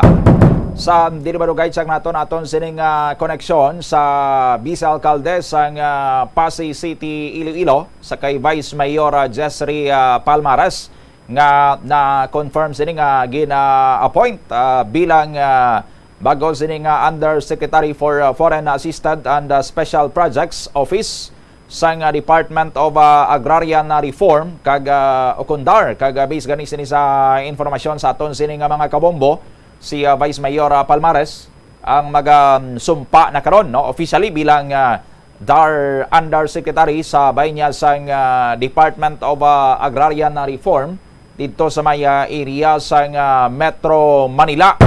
Si Vice Mayor Palmares aton sini nga mga kabomboti amo ni siya ang chairman sang partido sini nga lakas sa CMD, provincial chairman sang partido nga lakas CMD amo ni ang partido ni Vice President Sara Duterte Carpio kag isa man ni si Vice Mayor Jessry Palmares sa mga political leaders diri sa mga areas sang probinsya sang Iloilo ngati dako gid ang contribution man sa pagbitbit sang Marcos Duterte tandem o kun sang unity team diri sa mga area karon sang probinsya sang Iloilo. So hibalon tani karon sa aton sini nga mga kabombo ang ining dugang ang mga detalye sa appointment ni Vice Mayor Jessry Palmares bilang Undersecretary for Foreign Assistance and Special Projects Office sang Department of Agrarian Reform. Ano bala ang mga nature diri karon sang sining trabaho no kag sa sining nasamitan niya karon nga opisina kapag pungkuan ni Vice Mayor Jessry Palmares. Kag ti sinuwayhan na magtalo sa iyadra sa may area ya karon sang Pasay City. No? Sa magabulo sa iya sinadrang BC Alcalde kay from Pasay City ti mapa Manila niya si Vice Mayor Jessry para mag-assume sang iya sina karon nga bag-o sining mandate bilang Undersecretary for Foreign Assistance and Special Projects sa office sa mangin katapo na siya sang kabinete ya karon ni Presidente Ferdinand Marcos Jr.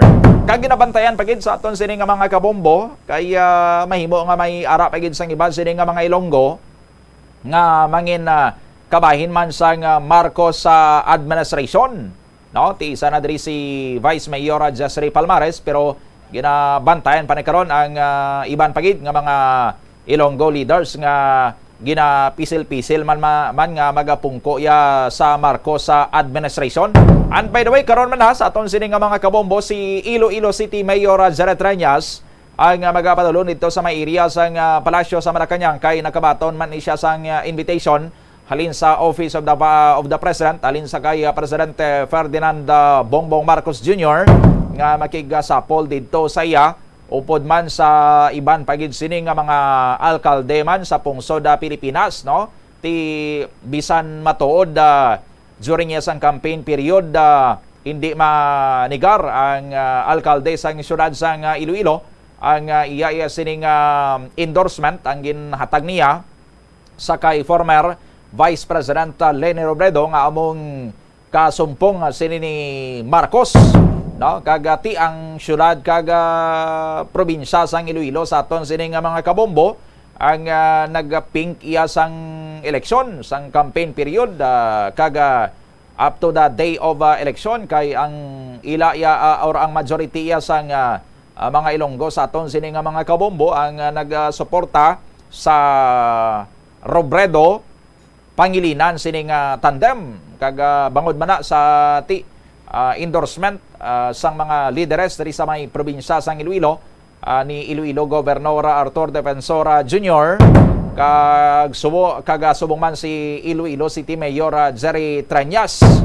Pero ang alkalde sang syudad sang Iloilo ang nagapahayag naman niya sadto after sang eleksyon kag sang nangin na masanag na kung sino yung magapungko nga masanod sini nga presidente sang Pilipinas. According sa alkalde sang syudad, bukas gid siya, even si Governor Defensor bukas siya sila nga magtrabaho upod sa Marcos administration. Kay why naman sila bi sang choice, no? Mangin matay gid abi ang provincial governor kag ang city mayor nga panindugan yapon to ang ilaya sining nangin panindugan sang campaign period before sang election, no? Nga why na to ya tapos atong eleksyon kag perding ila sining presidente ti araya nagapungko subong ang bag-o sining presidente, no? Ti bilang mga local executives, bilang mga local officials man sa aton sining mga kabombo, ti why naman sila sa choice gusto manilaw kung sa hindi matrabaho gid sila kaupod sa Marcos sa administration ang pangamuyoon nila sining ti tani hindi lang mangin retributive bala ang Marcos administration nga kapariyo sa mga nagligad ya sining mga administrasyon nga kun kontra kagid, no? Pero siling man sang Marcos administration nga ti ang mga nagligad to sang politika, why na to ma-unite na kita amo na gani nga uniteam sa linya naton min ko po naton subong gadri sa aton sining pagapangalagad anong itawag ta sini saya Vice Mayor gyapon or Yusek na sa linya ta si City Vice Mayor Jessry Palmares. Yusek, good morning. Welcome sa Bombo Radio Iloilo. Kaupod mo si Bombo Donny Digala. Good morning, Bombo Don. Mayong aga sa tanan. Good morning. Okay, nagatalan ko, Vice, kung anong itawag ko sa imo, Vice Mayor gyapon bala or Yusek. Pero daw mas mayo siguro kung Yusek na. Yusek Palmares, sir. Tuto Jessry, halin sa una, Tuto Jessry man ang ginapatawag ko sa akon kay posisyon tayo, hindi man ni permanente. Ang aton niya pagkilalay, kag pag-ulupdan na permanente. So, okay. Much better, mas komportable ka rin kung ngalan ko lang ang pagtawgon, diretso, amo man ni kihapon. Okay, anyway. Pero Yosek, daw karon na itong imo sining pag-sumpa bilang newly appointed sining Undersecretary for Foreign Assisted and Special Projects Office sa bahin sang DAR, sir? Yes, actually, ang akon nga appointment is already there. Ang pagsumpa ko, nag-request lang ako nga kung pwede ko anay kapuli sa amon sa Iloilo sa Pasig dahil kanaton kag maka-attend man ko sang flag ceremony and then I can speak in my in the whole employees and of course our barangay officials siguro nga mga adto kag hopefully I can attend sa maamon nga session kag makapahiwatig man kag makapamaan sa tanan nga I have decided to serve in the national level kag I think I can be of help not only in the national but in particular sa aton man sa siyudad Pasig kag sa Bilog Iloilo. As a whole, I can be of help sa tanan, no? Kag mo man na, as you said, tapos na tong election, we will help whoever is needed and we have to do that kag amo man ang gina-instruction ni presidente nga this is work and let us help our people all over. Okay. Bilang Undersecretary for Foreign Assisted and Special Projects Office ang DARA, ano ang mga nature sa imo sining nga trabaho kag sa imo sining opisina, Yusek Palmares? Actually, before I accepted the position, I am so happy nga I was given the privilege to choose kung ano in particular nga Yusek nga position, no? Kag before gin-appoint ang tanan, I was asked nga as per instruction man siguro ni PBBM nga let him choose where he is more inclined to work and inspired to work in, So of course may finance nga pwesto, may ara nga support services, may policies and planning, may legal. So I chose probably the best line that I can work with is the foreign assisted and special projects because I have been doing that for so long. Kag I have nagadurugid na tao ko man kag napatigayon, no? Diyan ka naton sa siyudad Pasig through all other foreign support, no? Like PRDP, ADB, ARC man, RSP karang una. Kag nakalain-lain nga mga support, no? UNDP, mga foreign nationals nga nakabulig ka naton, JICA, QUICA. And I believe I can be of service and effective more sa mudang office, no? Kag is such a huge office nga nationwide man. Kag gusto ko lang of course next week pa man I will be sitting with them. I have sat Okay, standby no balik-balikan ta si DARA Undersecretary Jazari Palmares sa aton sining pagpangalagad sa aton sining mga kabungod dula aton sining connection sa iya but nagapanong balik si Yusek Palmares. Sarah, please continue. Yes, as of 3 days ago gin try nanda nga makapungko ako sa tanan nga mga seso kag directors and we have been discussing individual programs and projects nga naumpisahan doon. And I have to learn the ropes where they are right now. Kag I have to know where we're heading. And at the same time, magpungko ako sa Martes because I'm planning to go back to Iloilo on Saturday, Roman, and then I'll be flying back on Tuesday. Tunan ko tanan nga kung ano nga pamaagi nga maka move forward kami, and as per instruction of Secretary Estrella is to know more on how we can help. Kay foreign assisted is such a special direction. Hindi ni siya normal iya nga pareho ni sa mga problema nga ginatubang because the comprehensive agrarian reform has already expired 2014. No, so 2014 we are just moving forward nga ginatapos ang tanan-tanan nga mga programs, no? Ang mga way na settle, ang mga naga-complain, ang mga may problema which is kadamo gid ang problema, no? But again, my office will focus more on sourcing of grants and awards nga makuha naton sa iban nga mga pungsod. But at the same time I can plan out things sa mga programs after nga maplastar ang mga agrarian reform communities kag ang aton nga mga agrarian reform area. So meaning ako ang sa ending nga maga-support, no, sa kundiin kita makakuha sang additional nga support like presidential bridges is in my office, other developmental projects is in my office, support sa tanan nga farmers. That is our priority. Kaya amo daya gina-emphasize ni PBBM nga we really have to focus on sufficiency of food, kag food security. No, it's a worldwide problem now. Kay right after pandemic, everything is so scarce kag kabudlay gid, no. May gira pa sa Ukraine kag sa Russia, and it has affected our day-to-day lives because ang fertilizers, amo day major producer ka fertilizer, Russia and Ukraine, naka-affecto ka naton. So it affects everyone nga kinahanglan na preparahan tayo aton nga food security kag sufficiency. So farming will be the best choice. That's why nga si President BBM amo madaling tutukan sa agriculture kag why man gani naka-appoint pa cabinet secretary because he wants to choose who is best to handle that office.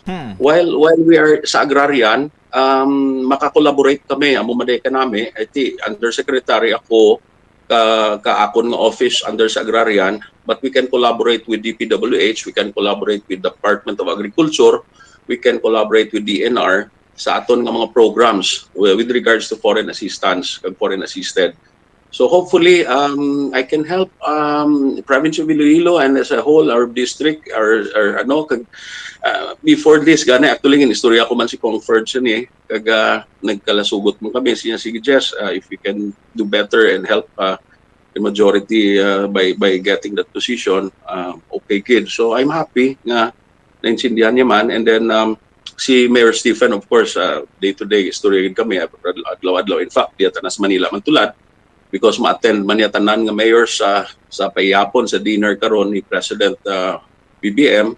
Of course, all the governors. That's why nga I chose lang kung ko if I'm given a chance, I'd rather be getting my oath of office lang sa oath taking sa Dasun Simana because manan ko the whole day masako si Presidente.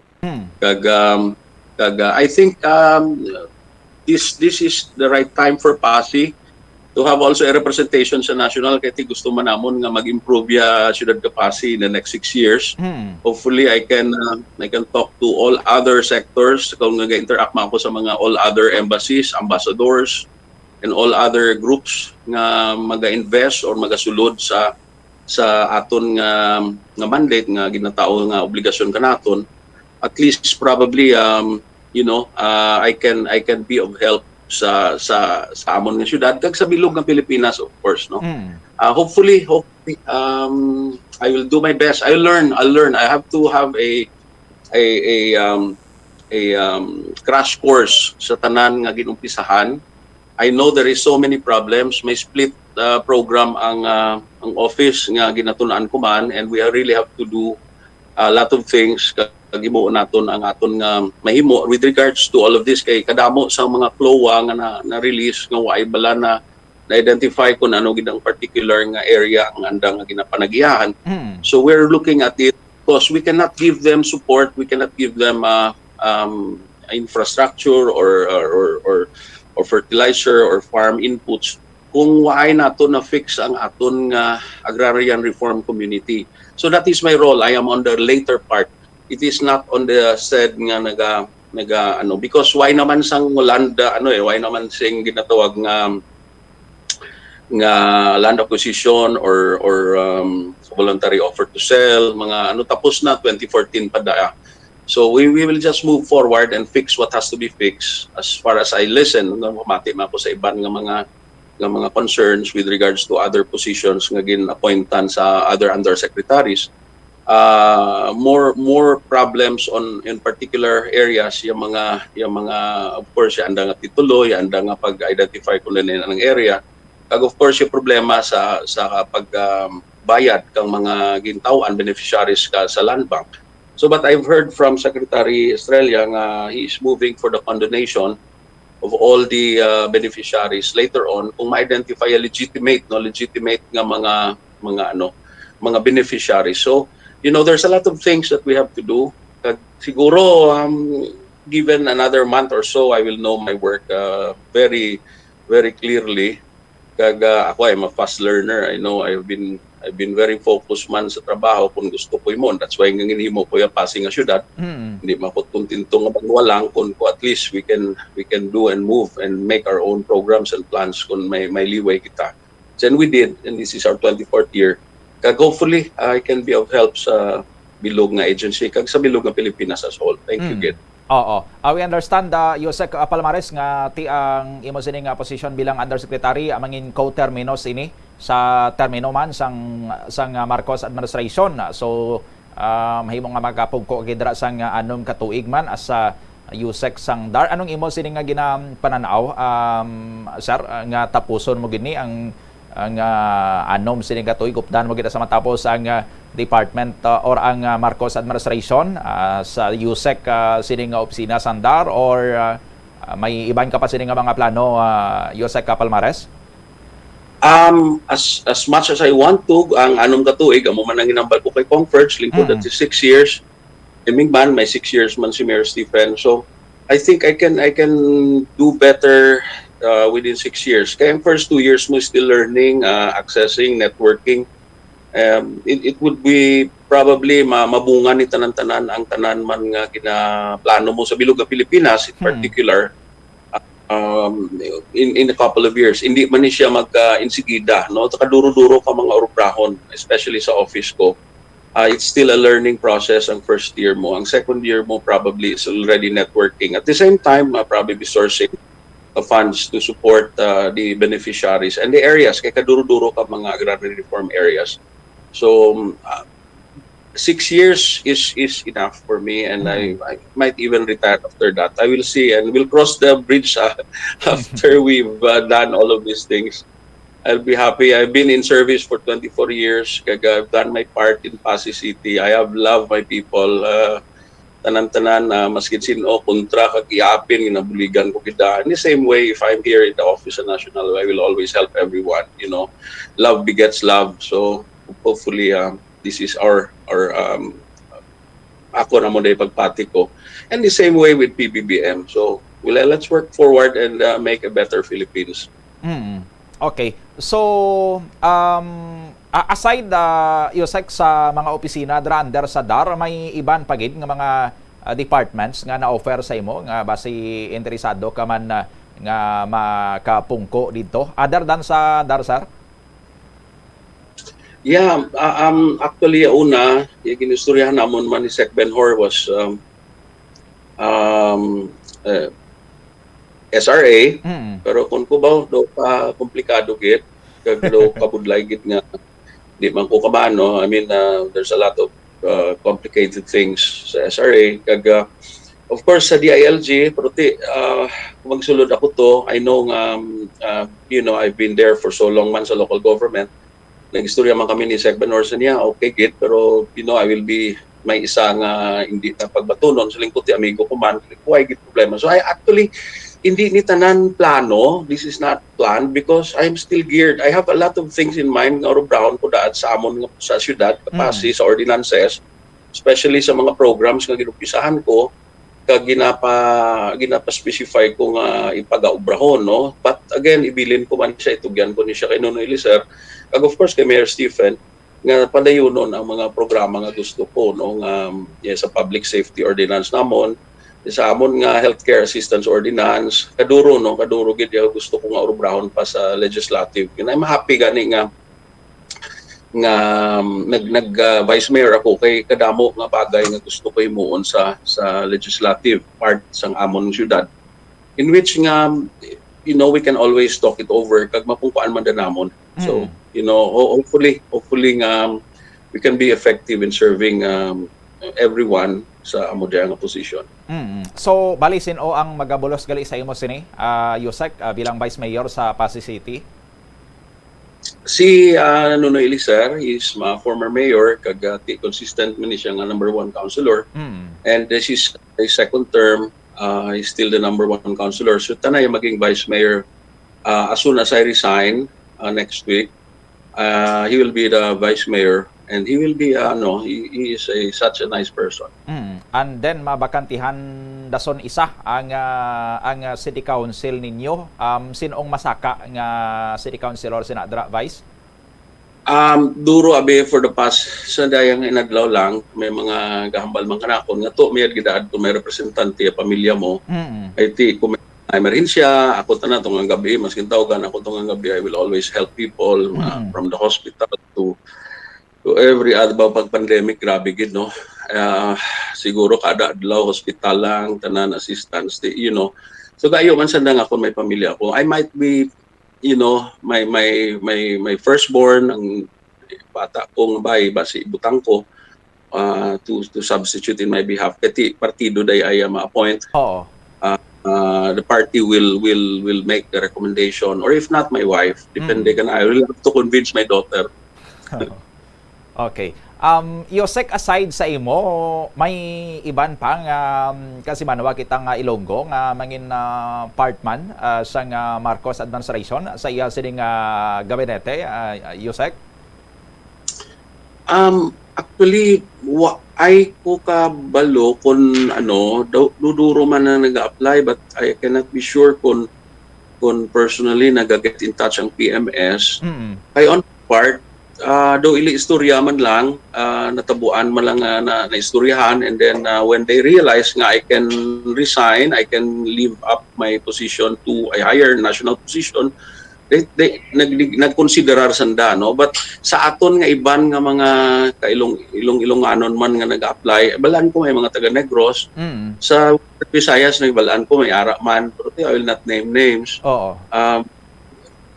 But I hope and pray nga matawaan sanda man katsansa, because I believe the more Ilonggos nga makapungko can be a big assistance and help sa aton gid na mismo nga probinsya in particular. Okay, sige.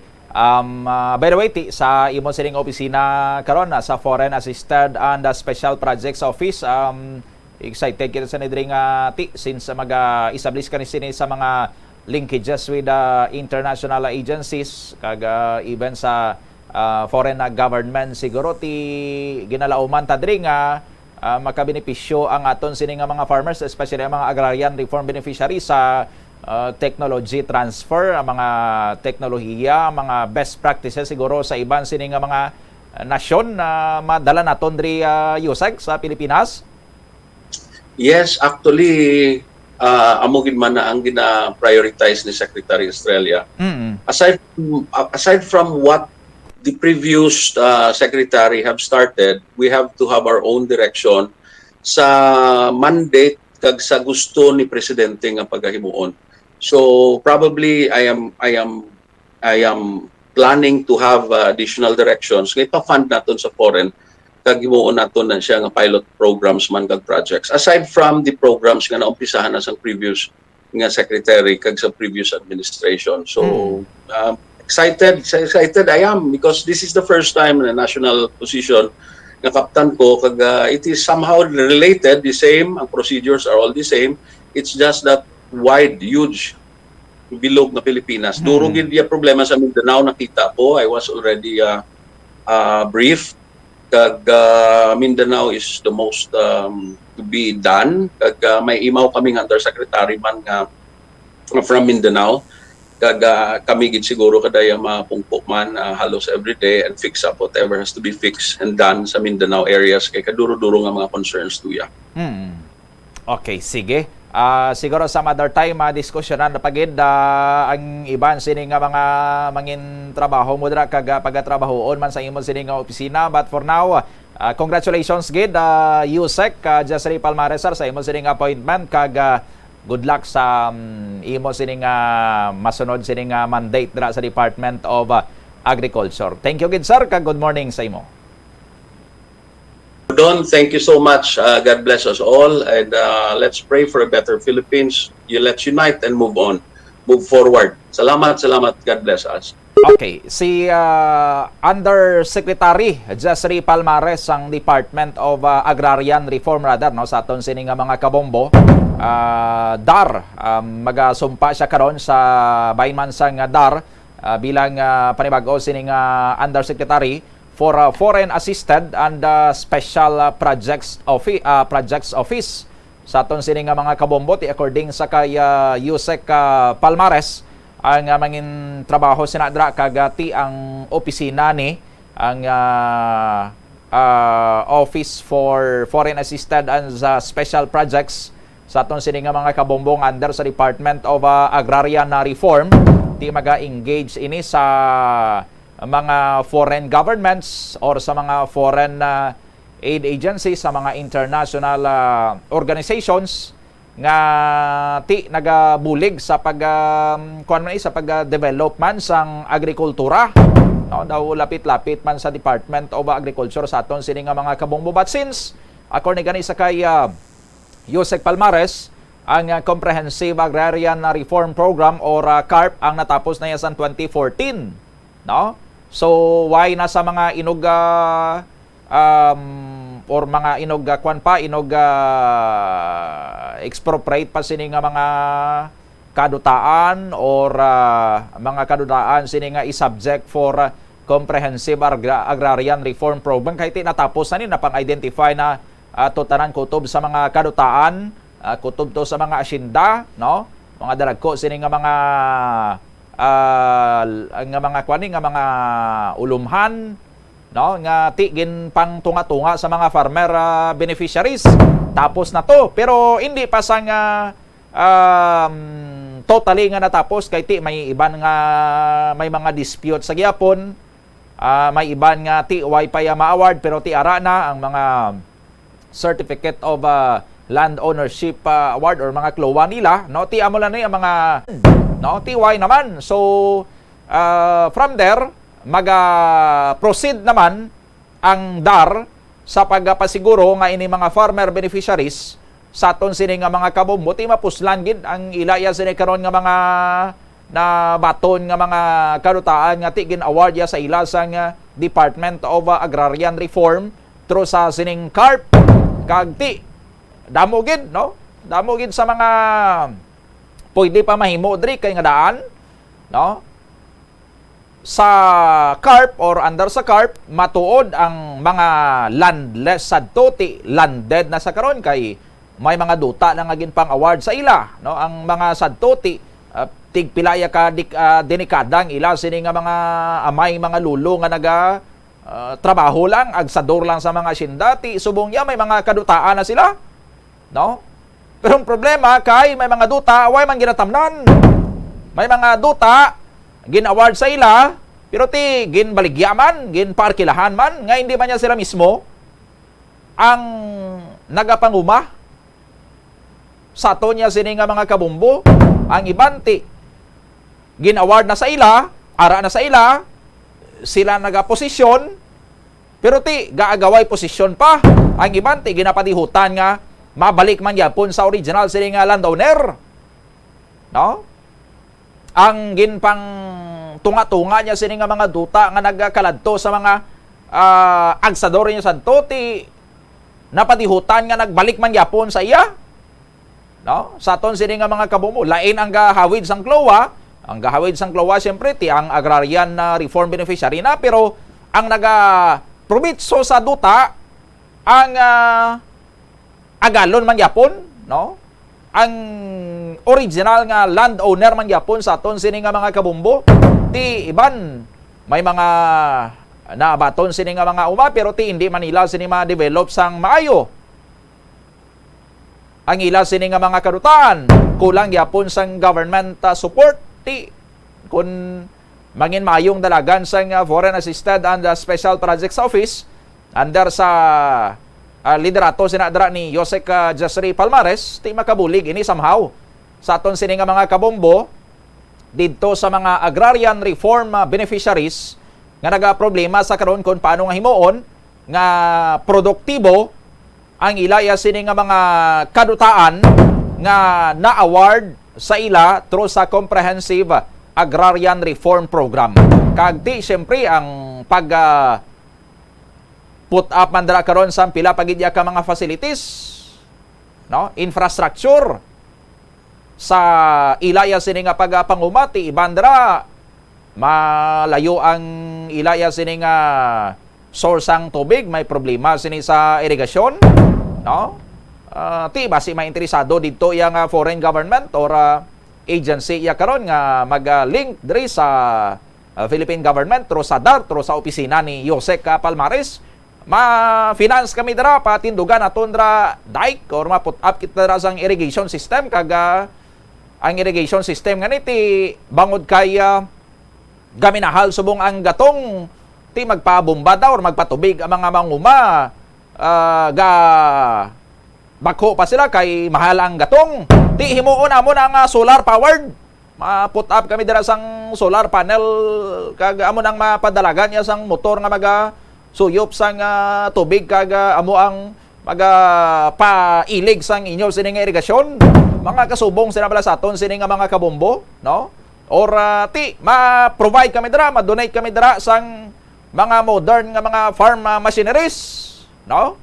Nga pag kuan pa lang ya, pati mga kuan pati mga hybrid nga mga binhi, mga high-tech ni nga mga binhi nga pag sabog pa lang pagkaagaga pamunga na, or ma-provide kami dira sa inyo sa mga seedlings, no? Paho kung itanong ga bunga mansanas, pero hindi man sang amo sina, no? Pero ang transfer sang teknolohiya sa agriculture kag mga best practices sa iba niya sini nga mga pungsod sa panguma, no?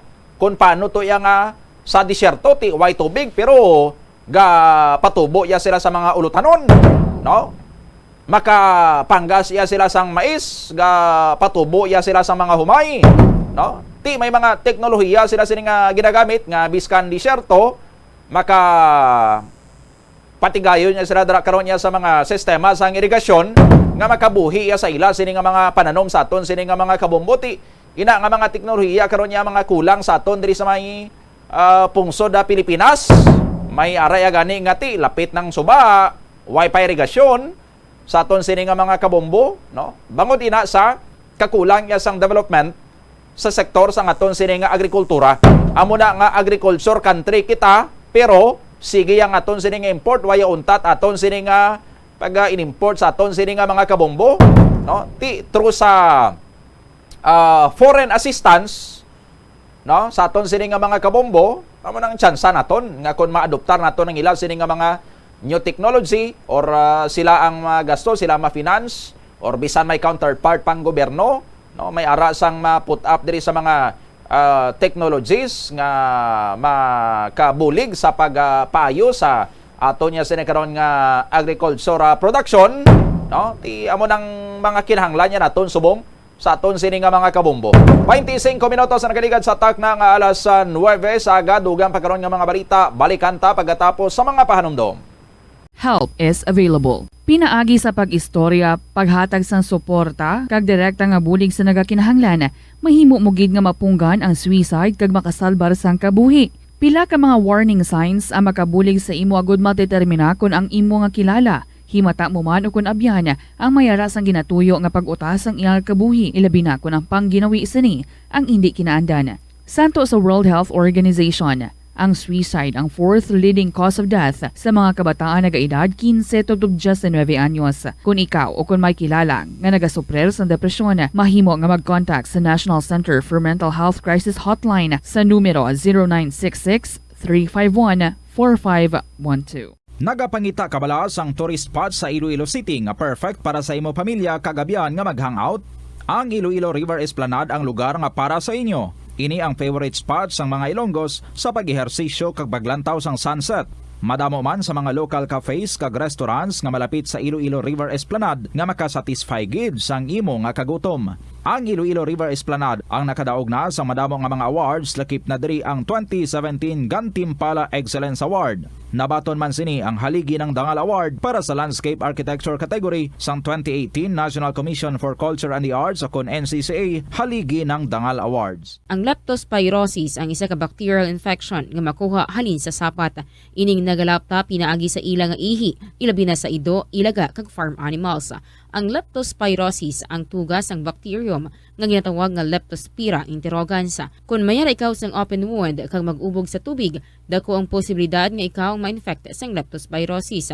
Kung ikaw mang ginahilanata, nagasakit ang ulo, nagayelo ang supat tig mata, hindi na magduha-duha kag magpakonsulta bangod pila lang ini sa mga sintomas sang nasambit nga balatian. Apang mahimo man nga mabulong ang leptospirosis gamit ang antibiotics. Apang kung malala ang infection, mas maayo nga magpadulong sa ospital.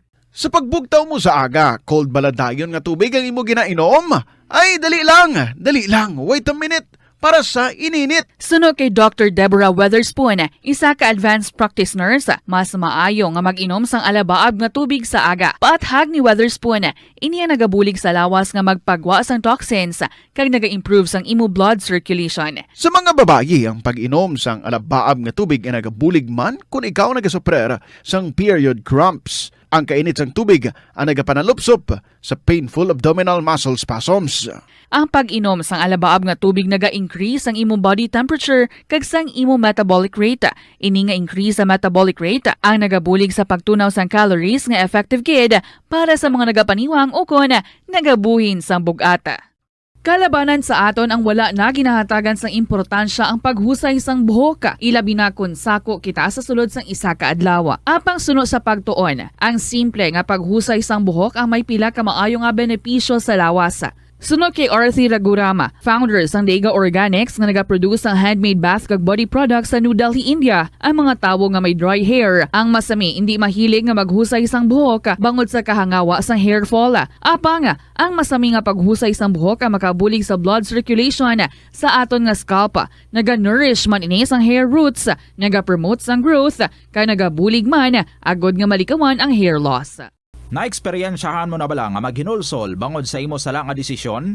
Kon kaisa, bangod sa imo nga kaakig, stress kag disappointment sa kabuhi, nagadesisyon kamo nga wala ninyo ginapalibugan kag ginapadalman. Gani likawi nga maghimo sang desisyon kon ikaw ang akig. Hatagi sang oras ang imo nga kaugalingon, bangod ang imo nga first idea ang hindi mo man kon kaisa makabig nga best idea. Makabulig man nga magpangayo sang perspektibo sa ibang nga tawo, ilabi na kon siya ang nagapangatubang man sang kaangay nga sitwasyon sa ilang nga kabuhi. Kun ang desisyon nga imo ginhimo ang wala nangin madalagon, hindi napagbasulon ang galingon. Ang tambo o kun bamboo shoots manggaranon sa dietary fiber, low in calories kag power-packed sa essential nutrients. Sunod sa pagtuon sang comprehensive reviews in food science and food safety, bugana ini sa protein, carbohydrates, amino acids, minerals, fats, sugars, fibers kag inorganic salts. Sunod sa pila ka research, ang phytosterols kag phytonutrients sa tambo ang ideal sa pagtunaw sang harmful LDL cholesterol sa lawas. Ang vitamins kag minerals sa bamboo shoots ang ideal para sa pag-improve sang immune system sang lawas. Ang antioxidants sa tambo ang essential man sa pagpabaskog sa sulod kag sagwa sang lawas. Sunod naman sa pagpanalawsaw sang Journal of Ethnopharmacology, ang bamboo shoots mayara sang anti-inflammatory kag analgesic ug pain-killing properties. Kanami gidya magtulog. Pero kung sa imo pagbugtaw, magpalanakit man lang ang imo lawas, basi hindi ka naman namian magtulog. May panugyan ang pain medicine specialist nga si George Gergis. Simple lang. Una, maglikaw sa pagkaon nga nagapromote sang inflammation. Pilion mo ang madamo nga utan, prutas, whole grains kag seafood bangod ginapataas ini ang antioxidants nga nagabulig sa pag-reduce sang inflammation. Likawan ang pagpanigarilyo, bangod ang sigarilyo nagapugong sang oxygenated blood nga makalabot sa tulan kag tissues. Mag-exercise apang hindi man pagpatamaan. Ang movement nagalubricate sang joints gani nga makalikaw sa pain kag stiffness. Apang maghalong bangod ang pag-exercise kung malapit ka na lang magtulog ang mahimo nga magresulta sa insomnia. Kaunta sang La Paz Batchoy. Ang Iloilo ang kilala bilang home of La Paz Batchoy. Mahimo kagid nga maglibot sa Iloilo, mag-food trip, kag ikaw mismo ang maghusgar kung ano ka namit ang La Paz Batchoy. Pwede mo gid ma-enjoy ang La Paz Batchoy nga may pandesal kag puto. Butang iman sang gamay nga paminta kag patis ang sabaw. I-mix sang maayo. Kag, enjoy! Kung kulang pa kag wala pa nabusog, pwede gid nga magpadugang sang sabaw. Molo Plaza ang central landmark sang Molo, isa sa 7 ka mga distrito sa syudad sang Iloilo. Diri mo makita ang madamo nga mga iconic tourist spots sang syudad, lakip na ang Molo Church kag Molo Mansion. Ang nasamit nga distrito ang birthplace sang Pansit Molo, popular nga Filipino wonton soup dish. Kilala man ang Molo Church o ang St. Anne Parish Church bilang feminist church bangod sa 2 ka mga raya sang 16 ka mga female saints nga nakalinya sa tagsa kakilid sang altar. Sang tuig 1886, ginbisita ni Dr. Jose Rizal ang Molo Church bangod sa biblical painting sini kag nagserbe pa nga evacuation center sang World War II. Ang nasamit nga simbahan ang gindeklarar nga national landmark sang National Historical Institute sang 1992. Tanan kita mayara sang mabulig agud pakibatuan ang climate change. Ang nagapanguna nga kabangdanan sang climate change among paglaptas ang ginatawag nga greenhouse gases sa kahawaan nga ginalakipan sang carbon dioxide, methane, nitrous oxide kag ozone. Ang mga gases nga ini naghalin sa paggamit sa mahigko nga sahi sang enerhiya kag gasolina. Madamo ka sang pwede mahimo agud nga makabulig nga mauntat na ang global warming. Una, hindi magamit sang plastic bags. Magamit sang bag nga pwede magamit sang liwat-liwat agud mabuhinan ang plastic bag nga ginahaboy bangod ini nagatugas ang greenhouse gases. Ikaduha, hindi masumi magamit sang computer. Kung 4 ka oras lamang sa isa ka adlaw ang imo nga paggamit sang computer, makabuhing ka na sang carbon dioxide emission nga 83%. Ikatatlo, kung malapit man lang imo nga kaladtuan, mas maayo nga maglakat o kung magsakay na lang sa bike. Magluwas sa makakinot ka na, mabuginan pang polusyon nga nagatugas ang climate change. Tanan kitang may mahimo. Gani, protektahan ta ang aton nga planeta. Isa ka man bala sa mahilig magsuksok sang skinny jeans? Manami ini nga isuksok bagod nagahuro magi ng kanami sang legs ang isa ka tawo. Suno kay Dr. Hillary Jones, 10 brand ambassador sa Texas, may dako man nga epekto sa lawas ng lalaki ang pagsuksok sang skinny jeans. Iyaring pila kamalain nga epekto sa pagsuksok sang skinny jeans. Makatugas ang permanenteng muscle damage. Mahimo nga mangin infertile ang lalaki. Ang pagsuksok sang skinny jeans na nag-apekto sa reproductive health nga amo nagatugas ang UTI kag iban pang health issues. Mas maayo sa eksperto nga maggamit sang cotton fabrics agod mangin komportable kag magkalikaw sa hindi maayong epekto sa lawas sang skinny jeans. Nakahibalo ka bala nga ang color ang makaapekto sang imo nga modo? Santo sa pagtuon sang American Home Shield, mayara sang correlation ang color kag mood. Ang nagkalain-lain nga color combinations ang nagapagwa sang nagkalain-lain man nga personalidad sang tawo. Suno sa mga psychologists, ginapanugyan sa pagtuon nga mas makapasangkad sang modo sang tawo ang mga bright colors ipaanggid sa mga dark colors kaangay sang pula. Time 35 minutos na nakaligad sa taknang alas 9 saga pabalik sa Bombo Hanay Big Time. Upod sa inyo anchorman Bombo Donny Digala. Sa Dirimadugay, i-check naton sining koneksyon sa Police Regional Office 6 si Ilocos Representative Sandro Marcos, ang bata ni Presidente Bongbong Marcos, nag-file sang bill. Isa sa mga igadoso sining priority bill sa 19th Congress ining hagna nga maga-provide sang free legal assistance sa mga pulis kag subongman sa mga katapo sang militar. Hindi ini sang bag-o nga bill nga gindoso sinadra sa bahin sang Kamara. In fact, sang nagligad sining 2021 si Davao Oriental 2nd District Representative Mayo Almario nag-file sining House Bill number 3141, no?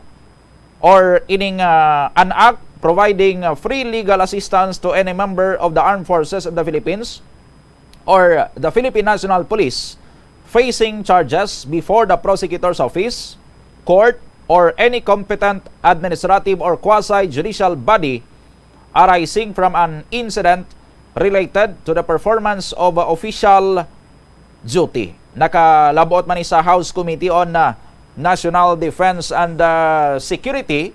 By the way, ang chairperson sinadra sa aton sini nga mga kabombo amo si Iloilo 5th District Representative Raul Buboy Tupas. But since nagahinakop na sa tuang Duterte administration, tiway ni mahingagaw sa aton sini nga mga kabombo. So, why ni mapasar during sang 18th Congress? Subong 19th Congress reintroduce iniliwat nga bill. Kag this time, si Congressman Sandro Marcos sini ang naga-author sa aton sini nga mga kabombo. Very important man ni karon nga measure kay hindi man malipod nga sa performance and duty sa aton sini nga mga kapulisan subong man sang militar. May ara ginay akon kay isa nga biskan husto man yang ilaya sining proseso bala sa mga operations, pero manginit ning mga madakop nila kung kaisa nga mga kriminal sa ila sining nga mga operasyon, ti butang-butangan sila sang mga sala nga mafailan sila sang panumbungon kag ayawan niya kapanghilambo sa aton sining nga mga kapulisan sa aton sining nga mga kabombo ka depensa sa ila sining nga kaugalingon. Sa linya naton si Police Regional Office 6 spokesperson, Police Lieutenant Colonel Arnel Solis. Colonel Solis, good morning. Welcome sa Bombo Radio Iloilo. Kaupod mo si Bombo Donny Digala. Bombo Donny, may umaga sa imo kag may umaga sa tagpalamati kag tumalanaw sa imo programa. Okay, Colonel Solis sir, may ara liwat sang ginaduso sa bahin sang Kamara subong sa 19th Congress nga hagna nga ang katuyuan is mag-provide sang libre sining legal assistance sa aton sining mga kapulisan subong man sa militar kung kinahanglan nila ini in case may pangatubangon sila nga mga kaso in relation man niya sa ila sini nga performance of their duties. Anong inyo sini nga paglantaw sini sa hanay sang pulisya sa sini nga hagna, Colonel Solis? Bumbudoni, no? Kung ma-approve ang minang hagna, tama kinakatako nga bulig sa aton yung mga kapulisan kay maprotektahan, no? Ang aton mga kapulisan sa mga ilang performance sa ilang duty. Kaya nipaluan naman naton nga kita sa PNP, no? Biska na gina-perform naton sa maayong aton trabaho, hindi naton manigar nga kung kaisa mapailan kita sa mga kaso, no? Despite na gin-perform nato ng aton nga trabaho sa maayo, naging sunod nato ng mga procedures nga ara sa operation procedures ng PNP. So with that, kung makasuhan kita kag may ara kita libreng legal assistance para sa aton yung mga personnel, takaw kita nga bulig kag makapataas kini nga sa moral sa aton yung mga personnel. Right now, Colonel Solis, why pa ni ang free legal assistance sa aton sining nga mga PNP personnel and even sa mga katapo man gani sang AFP? Ano kabudlay para sa isaabi ka ordinaryo sining nga pulis nga makasuhan mga tubang sang kaso sa piskalya, sa korte, or even sa ombudsman, kag sa iban pa sining nga mga quasi-judicial agencies, Colonel Solis? Bumbudoni, no? Pero kung ang pagkaso sa iya is in the performance sa iyang trabaho, no? Hindi siya sa iyang personal na hinimuan, but in relation sa iyang trabaho. So, medyo mapudlay, no? Sa aton nga PNP personnel, considering na magpangita siya, no? Sa iyang abogado, magka-travel siya, no? And other expenses nga pwede niya ma-incur. And of course, ang katugayon, no, kung saan ma-resolve ang cases, then kung may mga hearing siya, syempre may mga expenses siya, mag-file siya ng mga counter affidavit niya. So, kinanglan niya ng financial support para ma-sustain niya, no, na matapos ang iyang kaso. Okay. Although kita sa PNP, daw may ara man kita tara sa PNP Legal Service, Colonel Solis, pero ano hindi giniya sang enough nga maka-cover sa aton sini nga mga kapulisan nga nagakasuhan sa aton sini nga pungsod, Colonel? So far, okay man na Bumbudoni, no? Considering na may mga lawyers naman kita, no? There is a regional office and sa aton nga mga provincial offices, pero sa mga provincial offices hindi pa tanan may ara nga tag-isa-isa, no? And okay lang kung medyo pangilan-ilan lang yung makasuhan, pero kung damo, no? Syempre may bulk nga dapat i-attender ang aton nga available nga mga abogado. Pero sa subong gabulig man sila, no? Sa mga PNP personnel naton nga nakasuhan, basta in line of their performance of duty, Bumbudon. Okay. But anyway, ka-stressful nga daan sa para sa isa ka tawo nga nagapangatubang sa kaso, Colonel Solis, especially kung may mga financial constraints siya, kag para sa aton sini nga mga kapulisan nga tama man ka critical balang ila sini nga mga trabaho nga dapat ang ila sini nga paminsaron kung nagatrabaho sila while on their duties, nakatutok lang dra para nga makalikaw sa mga grave error kung naga-perform sang ila sini nga mga duties, kung makasuhan sila dra nga nagapaminsar pa sang ila sini nga mga gasto sa ila sini nga mga abogado sa mga hearing daw kabudlay gid. So that's why nga mangin dako gini nga alibyo man para sa mga polista kung may ara sang free legal assistance nga ma-provide ang aton sini nga gobyerno sa ila, Colonel Solis? Yes, Bumbudoni, no?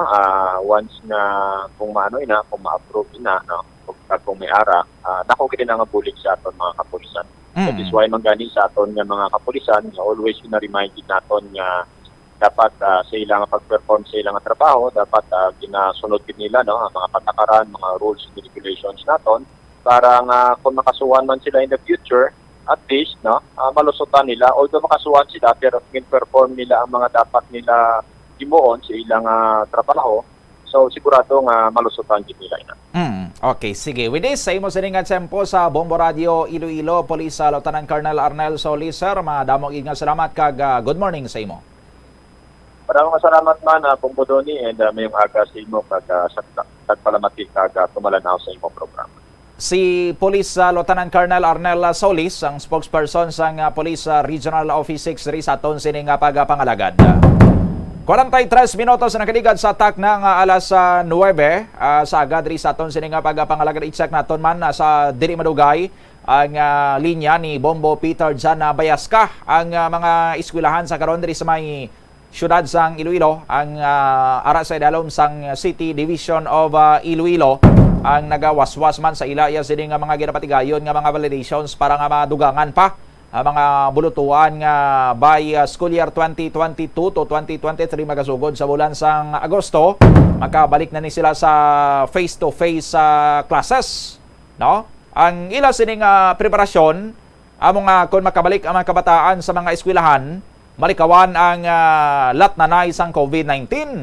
Pero isa man siguro sa dapat tutukan sa aton sini nga mga katapo sang Department of Education sa mga administration sa mga eskwelahan kung paano man nila malikaw ang mga kabataan sa balatian sini nga dengue, no? Kay uso dengue subong kag ginalauman ang pag-peak sang dengue cases subong nga tuig 2022 sa aton sini nga mga kabomo tigululan kag timing gid permi nga ang tigululan ang nagauso ang mga kaso sang dengue sa pagbukas gina sang klase sa mga eskwelahan, no?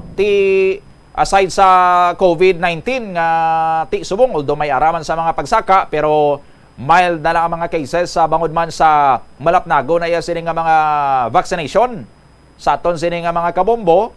Ang dengue pagid dapat nga bantayan man kag hindi lang dapat ang mga barangay diri, mga barangay officials ang maghimo iya sa mga measures para nga kontrahon sini ang dengue, no? Kundi importante man nga ang mga eskwelahan naton, ang Department of Education, ang Commission on Higher Education, maproteksyonan man ila sini ang mga kabataan hindi lang sa dengue or hindi lang sa COVID-19 kundi pati naman sa balatian sini nga dengue sa aton sini nga mga kabombo.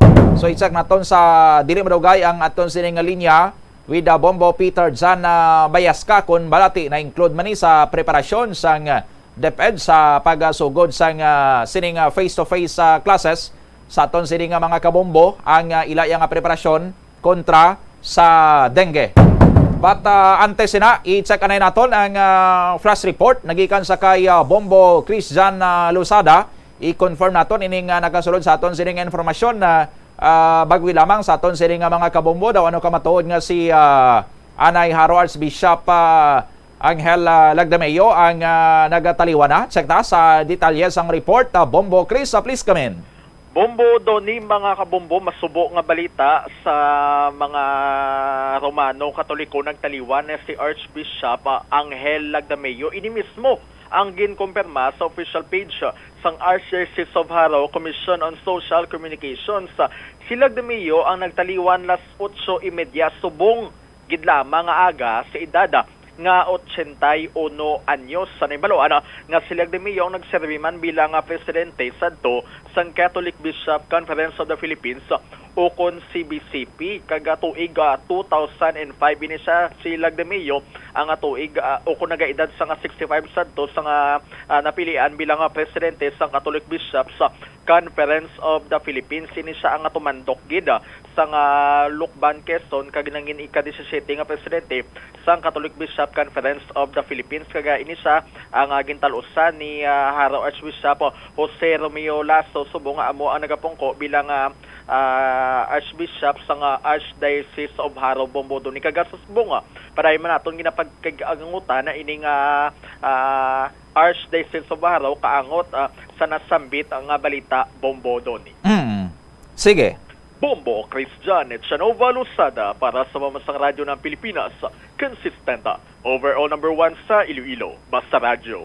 Bombo! Maraming nga salamat sa flash report ni Bombo Christian Hechanova Lusada sa aton sining mga kabombo. So, kumpirmado, no?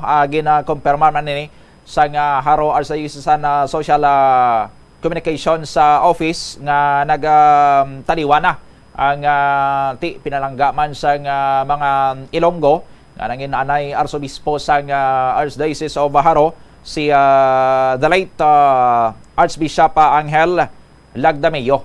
Subong gid lamang nga aga sa aton sini nga mga kabombo, although ay pa sa mga dugang sini nga mga detalye kung ano ang nangin kausa no sa sining kamatayon ni Archbishop Angel Lagdameo sa aton sini nga mga kabombo.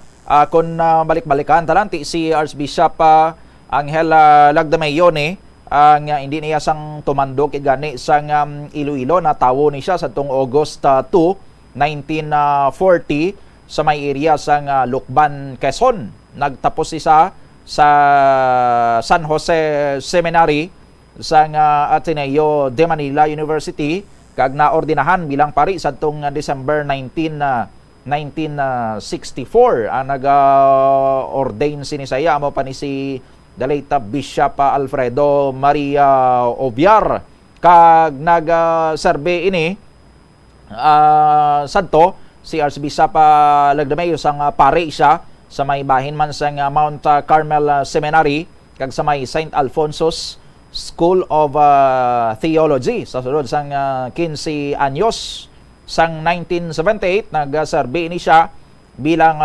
proto-notary sang First Diocesan Synod of Lucena nga patawag sa ni Bishop Jose Sanchez.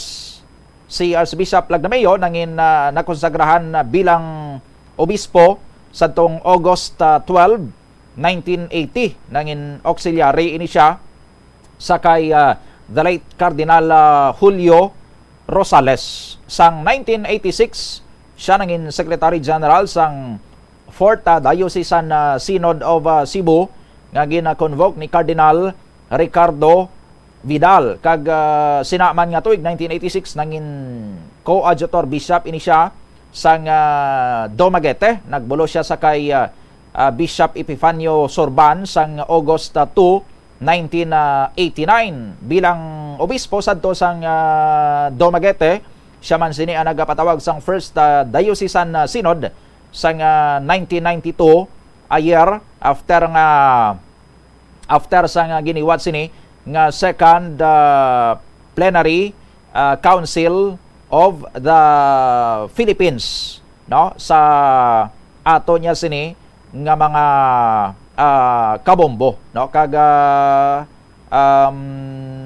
sang 2000 ini siya May 11 or March 11 2000 rather sang gin-appoint ni then Pope John Paul II bilang ika-12 sini nga prelate kag ikalima nga arsobispo sang Haro. Gin-install ini siya sa Haro Archbishop sa Haro Cathedral sa tong May 9, 2000 no. Sang 2004 sang gin aprobahan sa to for canonization ang founder sang Rogationist congregation nga si Blessed Hannibal de Francia. Kay ti may mga requirements ina nga dapat may ara sang mga mapapatudan sini nga mga milagro bala nga natabo sa ngalan sang sinang candidate for canonization. Ti sa part sa to ni Blessed Hannibal de Francia ang milagro na tabo sa isa ka bata diri sa may area sang Haro nga naga-suffer sadto sang severe meningitis. Tigin pa imbisigaran ato kag nagapanguna sadto sa investigasyon sa aton sini nga mga kabombo amo si the late Archbishop Lagdameo. Nagalawig ang investigation sa sulod sang 3 ka tuig from December 1, 2005 to December 1, 2009 no kaga ini siya ang nagserbe bilang president sang Catholic Bishops Conference of the Philippines o kun CBCP for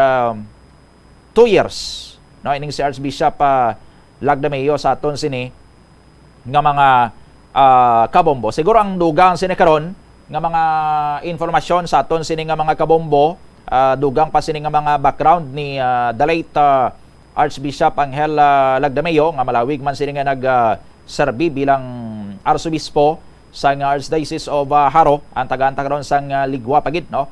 Sa iban pa naton sini nga mga news and Public Affairs Program sa DYFM Bombo Radio Iloilo. So nagaedad karon si the late Archbishop Lagdameo sang 81 anyos, no? So nagtaliwan siya sa edad sining 81 anyos. Sa tanay report ni Bombo Peter Jan Bayaska sa report. Bombo Pay, please come in. Wal tisubong no ginahulat-ulat naton diri Bombo Dawgi ang bahin sang election office karon sa pagpatigayon na sa pagvalidate diri sa mga bulutuan naton para sa preparasyon diri sang face to face no sa tagsa ka bulutuan ta humali diri kalabanan ti gina check nila diri ang sa bahin sa elementarya sa particular sa pilot school ang makabig naton sa tagsa diri ka madistrito nga kung sabihin ti ang preparasyon diri sa mga tagsa ka teachers naton ang haluson ti da prepare na ang tagsa iya ka hulot klasyan diri subong ya Bombo Dawgi. Humalin diri sa may gate entrance kung tanaw naton may hand washing area ang kung sabihin ti ang gripo do ara sa 12 iya kabilog do may ara makatagsa ka distansya nga plastar sa hand washing pag may ara sang hand sanitizer diri nga gina plastar tapos ang proper disposal iya sa mga basura abi humalin dira sa pag kumay tissue paper dira so may tagsa ka trash can nga pamtang iya sa hand washing area amuning subong pag may halin dira sa gate entrance may ara sa Bombo Dawgi sing aro pakadto kundi dapat masulod diri ang mga kabataan. Una, pagsulod sa gate entrance, diri gina-assess ang duty security personnel kag may nag-assess man padulong diri sa may hand washing area. Tapos ang may shoot that waste na pastar diri sa kilid sang hand washing area nga kung ang mga ibang mga bottles sa mga mineral water nga ginadala nila o kung mga ilimnan bisang tubig nga sarang mahaboy diri ginabutang.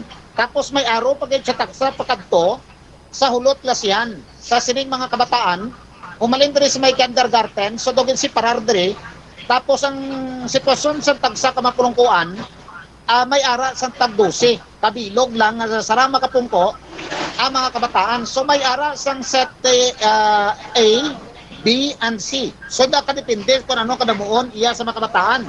Halimbawa kung ara sa tag 40 kabilog ka bata dira so i-divide ini sa tatlo ka klase sa tagsa ka 4 ka oras ang pagtudlo diri sa mga tagsa ka mga class advisors nila sa tagsa iya ka hulot klasyan. Sumot silingon Bombo Dawgi kung ikumpara mo sa nagligad do sa ara sang anom ka tuig anom ka oras ang pagmatigayon sa lecture bala sa tagsa isa ka adlaw subong ang pagway sa pag-lecture may ara iya sang tag-4 ng ka oras ang set 1 so, schedule half day na siya. Ang set 2, ay schedule naman kun hapon. Amo na din kalabanan ng preparasyon dari particular sa area sa Lapas 1 Elementary School under dari kay Ma'am Girly Pautan ang school principal naton. Pero ang sitwasyon dari subong nahulat lang kay bagod nga grabe ang pagtupa iya sa ulan. Tama ka baskog sa ulan subong dari sa may area kag ang area diri sa sulod kag sa likod nga parte so amo na gina-concentrate karon nga gina-prepare diri sa tagsa ka mga pictures naton. So nakahatag mo diri pabor no ang sitwasyon diri Bombo Dawgi kay bangod ang area sang Lapas sa plaza at ubang gid pero ang daw ginakabalakan nila diri karon base sa pagpanalawsaw ta kapag check man diri nga dapat mauna nga mahuman ang area diri sang ano ba lang ang gina-prepare nga dapat ang tubig do may serving tangki bilang nga matipon ang tagsa ka matubig nga alin sa tubig ulan kaga mo na i-serving nga pamunyag kay kun kaso basi matabo magsaka ang plaza kan gawin nga ganariyab sulong basi matabo yang mag-ilog pakadto diri sa may area sa Lapas 1 Elementary School. So may tagsa sitwasyon subong ang dugang karon Bombo Dawgi no kay subong ti ginahulat-ulat na lang ako anong tagsa ka preparasyon kung sa pag-validate diri kung makapasar kung sa nang schedule iya sa ila sini nga klase sa nade amo nang ginahulat diri sa may area sa Lapas 1 Elementary School Bombo Dawgi. Tapos nila validation mo pay sa sitwasyon sa mga eskwelahan kung ready na sa face-to-face classes ti dapat tutukan man nila ma-validate, ma-assess kung balati ready man ang mga eskwelahan sa pagsugata sa balatian nga dengue Bombo Pay. Amo gani man kay kung tanawon mong area sa pasilidad sa nadiri karon. Pero tama iya ka kung tanawon ta ang sa hulot la si Andre ang pag-observe sang mga 1 meter do sobra gani sa mga 1 meter ang pag-distance diri o distancing dapat observe sa mga kabataan. Tapos ko very convenient kay kung tanawon ta may tagsak sa screen ang tagsak mabintana diri para mapasiguro man nga hindi magalusot ang nabuk bala. Tapos may mga sort do may ginabutang sila nga mga butang sa salog bala nga hindi dali makasulod diri ang mga lamok. Labi na diri sa mga elementary grade pupil nga mga kabataan naton, mga kinder kag sa from grade 1 to 3 diri nga mga parte pag plus 30 do diri sa area gid sa Cabaldon building ang makabig naton nga ginapreparar gid kada holoson na renovate ng kabilugan nga pasilidad diri sa may Lapas 1 Elementary School. So ang dugang karon mo do ni no nga pagkuha naton sa kabot na ang validator naton diri kung na mabatigal sa pag-validate recent reaction na sa tagsa ka mga school principals naton batayan lang man diri sa ako sa ring tag panumbalik mo doon. Sige. So direkta diri no sa may area sa distrito sa Lapas sini kalabas sa Bombo PJB kag para sa pambansang radyo na nga Pilipinas kag consistent overall number 1 sa Dilo. Basta radyo Bombo. Maramugid nga salamat sa kay Bombo Peter John Bayas ka sa gindoron sa nga report diri sa aton sini nga pagpangalagad. Dugang karon nga mga balita nga way naton malagansang ligwa bantayan sa masunod naton sini nga mga news and public affairs programs. Ini ang inyo nang ina-anchorman Bombo Donny Digala para sa pambansang radyo ng Pilipinas, consistent overall number 1 sa Iloilo. Basta Radio Bombo.